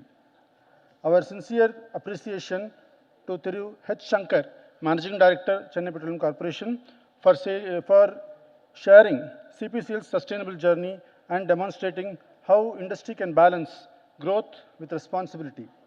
We are indeed grateful to Thiru Srivats Ram, immediate past chairman, CIA Tamil Nadu, for his insightful reflections on the role of industry in driving sustainable progress. We are also thankful for the gracious presence of Mr. N. Ravi, Director, Kasturi & Sons of the Hindu Group, and Mr. Suresh Nambat, Editor, The Hindu. Throughout the day, we have been enriched by engaging and thought-provoking sessions, from balancing growth and green to water for tomorrow, greening Tamil Nadu, the energy transition, and financing the green transition. Besides, we had 2 fireside chat, which also was very, very insightful. Our sincere gratitude to Srimati Supriya Sahu, IAS, Additional Chief Secretary, Department of Environment, Climate Change and Forests, Government of Tamil Nadu, for inspiring us through her remarkable leadership in environmental stewardship. As Ban Ki-moon, the former Secretary General of United Nations, has beautifully said, saving our planet, lifting people out of poverty, advancing economic growth, these are all one and the same fight. Indeed, that spirit resonated through every session today. On behalf of Chennai Petroleum Corporation Limited, I extend our heartfelt thanks to all the eminent speakers, moderators, and panelists for their invaluable contributions and visionary insights. Our gratitude to all our co-presenter, TNGCC, and our organizing partner, the Hindu Group, for curating this meaningful platform that continues to drive public dialogue on sustainability. A special word of thanks to our partners and sponsors, our sustainability partner, Naveen Housing, associate partner, NLC India, green partner, Larsen & Toubro, TV partner, Pudiya Taramurai, industry partner, CIA, and knowledge partner, IGBC and Greenco, for their steadfast support and collaboration. And of course, our appreciation to the Hindus organizing group led by Mr. Shafiq Rahman, and the CPCL coordination committee, and every member who worked tirelessly behind the scenes to make this event seamless and impactful. Your hard work paid off well, and we have put up a good show today. Finally, to all our delegates and participants, thank you for your active engagement and for enriching the dialogue with your ideas and passion. Let me leave you reflecting on few thoughts. Sustainability isn't a trend, it's our responsibility. What we do today shapes the world of tomorrow. Together, let us continue to script tomorrow's sustainable story. Thank you all, and have a wonderful evening.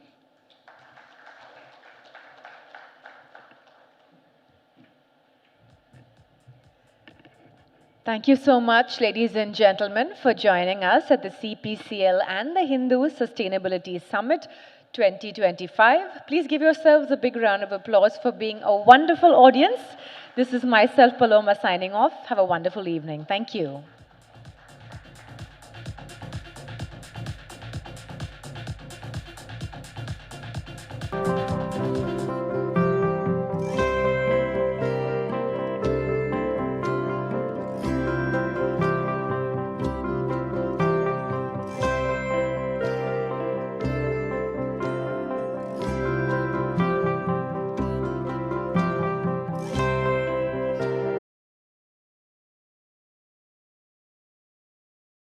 Breakfast chappadle. Nokiko enda cheyandenu. Why are you being difficult? Read the newspaper.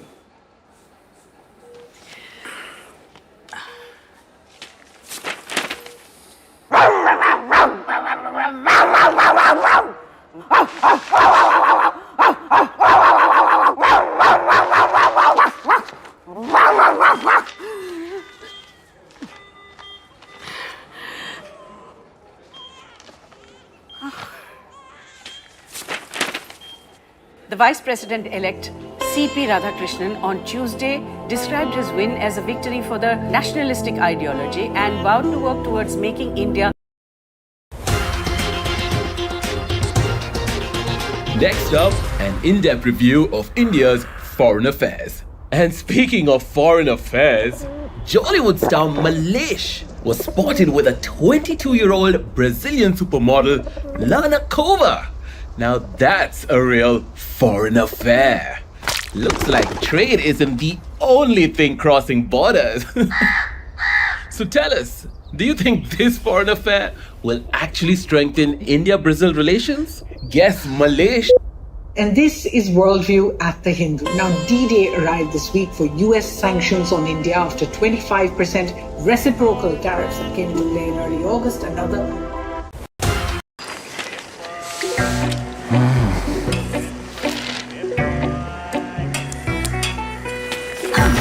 Gappu tangala, ayyo gappu tangala.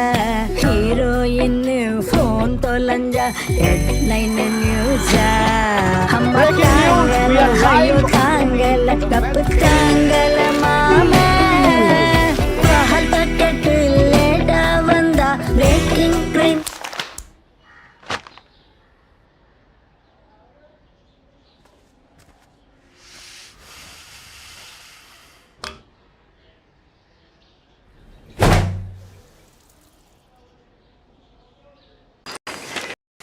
अनेक newspaper शक्कर कामा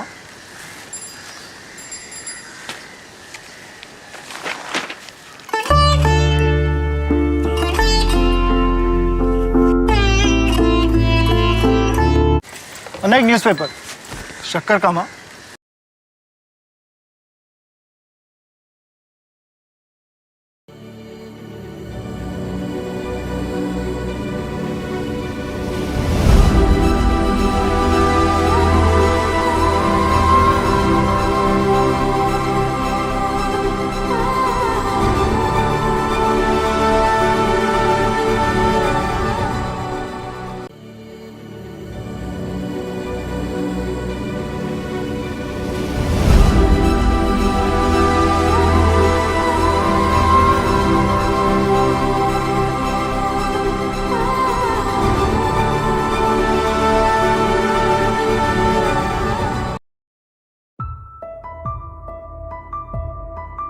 காலநிலை மாற்றத்திற்கான தமிழ்நாடு மாநில செயல் திட்டம் 2.0.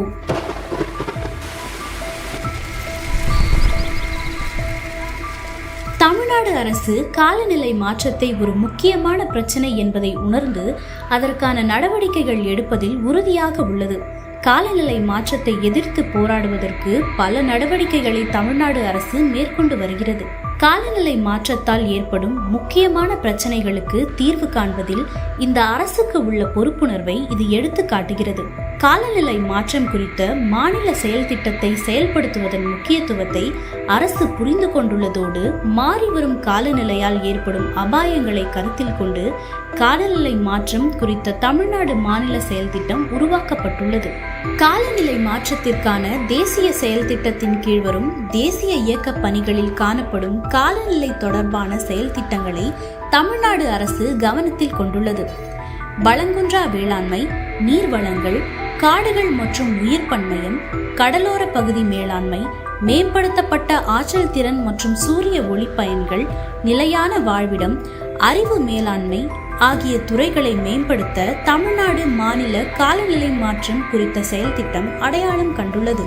வெப்பமயமாதலுக்கு எதிரான தன் மாநிலத்திற்கென தனித்துவமான செயல் திட்டம் ஒன்றை வடிவமைத்துள்ள முன்கள மாநிலங்களில் ஒன்றாக இருப்பதில் தமிழ்நாடு பெருமிதம் கொள்கிறது. மேலும் தேசத்தின் குறிக்கோளோடு இணைந்த வளங்குன்றா மற்றும் காலநிலை மீள்திறன் கொண்ட எதிர்காலத்தை மக்களுக்கு வழங்குவதில் ஒரு மாநிலத்தின் உறுதிப்பாட்டை இது மீண்டும் மீண்டும் வலியுறுத்துகிறது.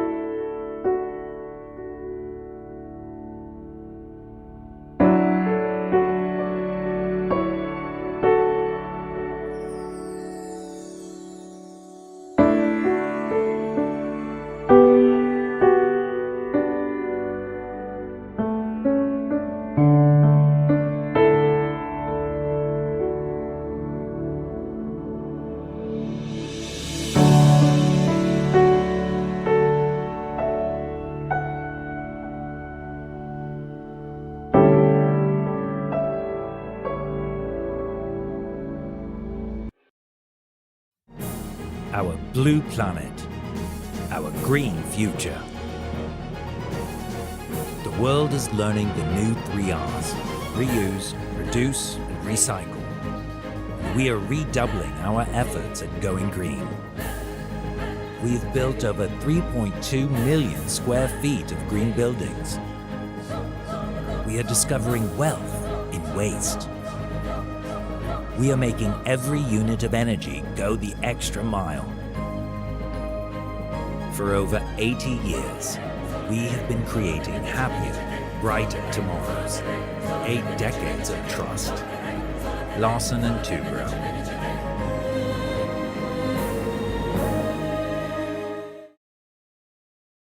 In a world of breaking news, we chose to break the mold. We are not the loudest voice. We are the one that makes you stop and think. We are the Federal.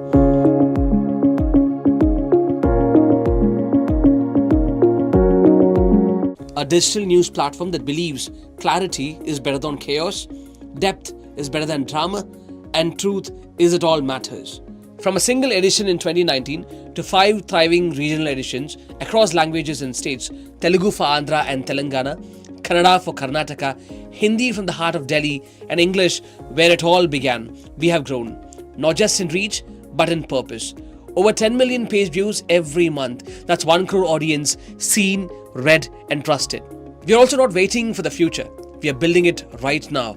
With one of India's first AI-assisted digital newsrooms, AI handles the routine, transcripts, summaries, and translations. Our journalists, they focus on what truly matters, reporting with insight, with care, and with courage. At the Federal, we stick to our core of being the voice of the states. We dive into stories that define center-state dynamics, from delimitation to the national education policy to the 3-language formula.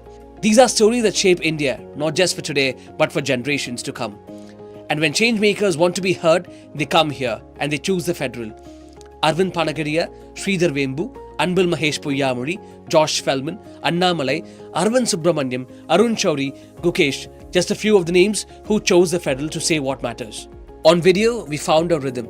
Capital Beat with Neelu Vyas tackles politics without the noise. Hello and a warm welcome to Federal's special program, Capital Beat. Off the beaten track with Nilanjan Mukhopadhyay brings rare voices to the surface. Talking sense with Srini. Federalism is there in Constitution, and the basic structure of the Constitution cannot be altered.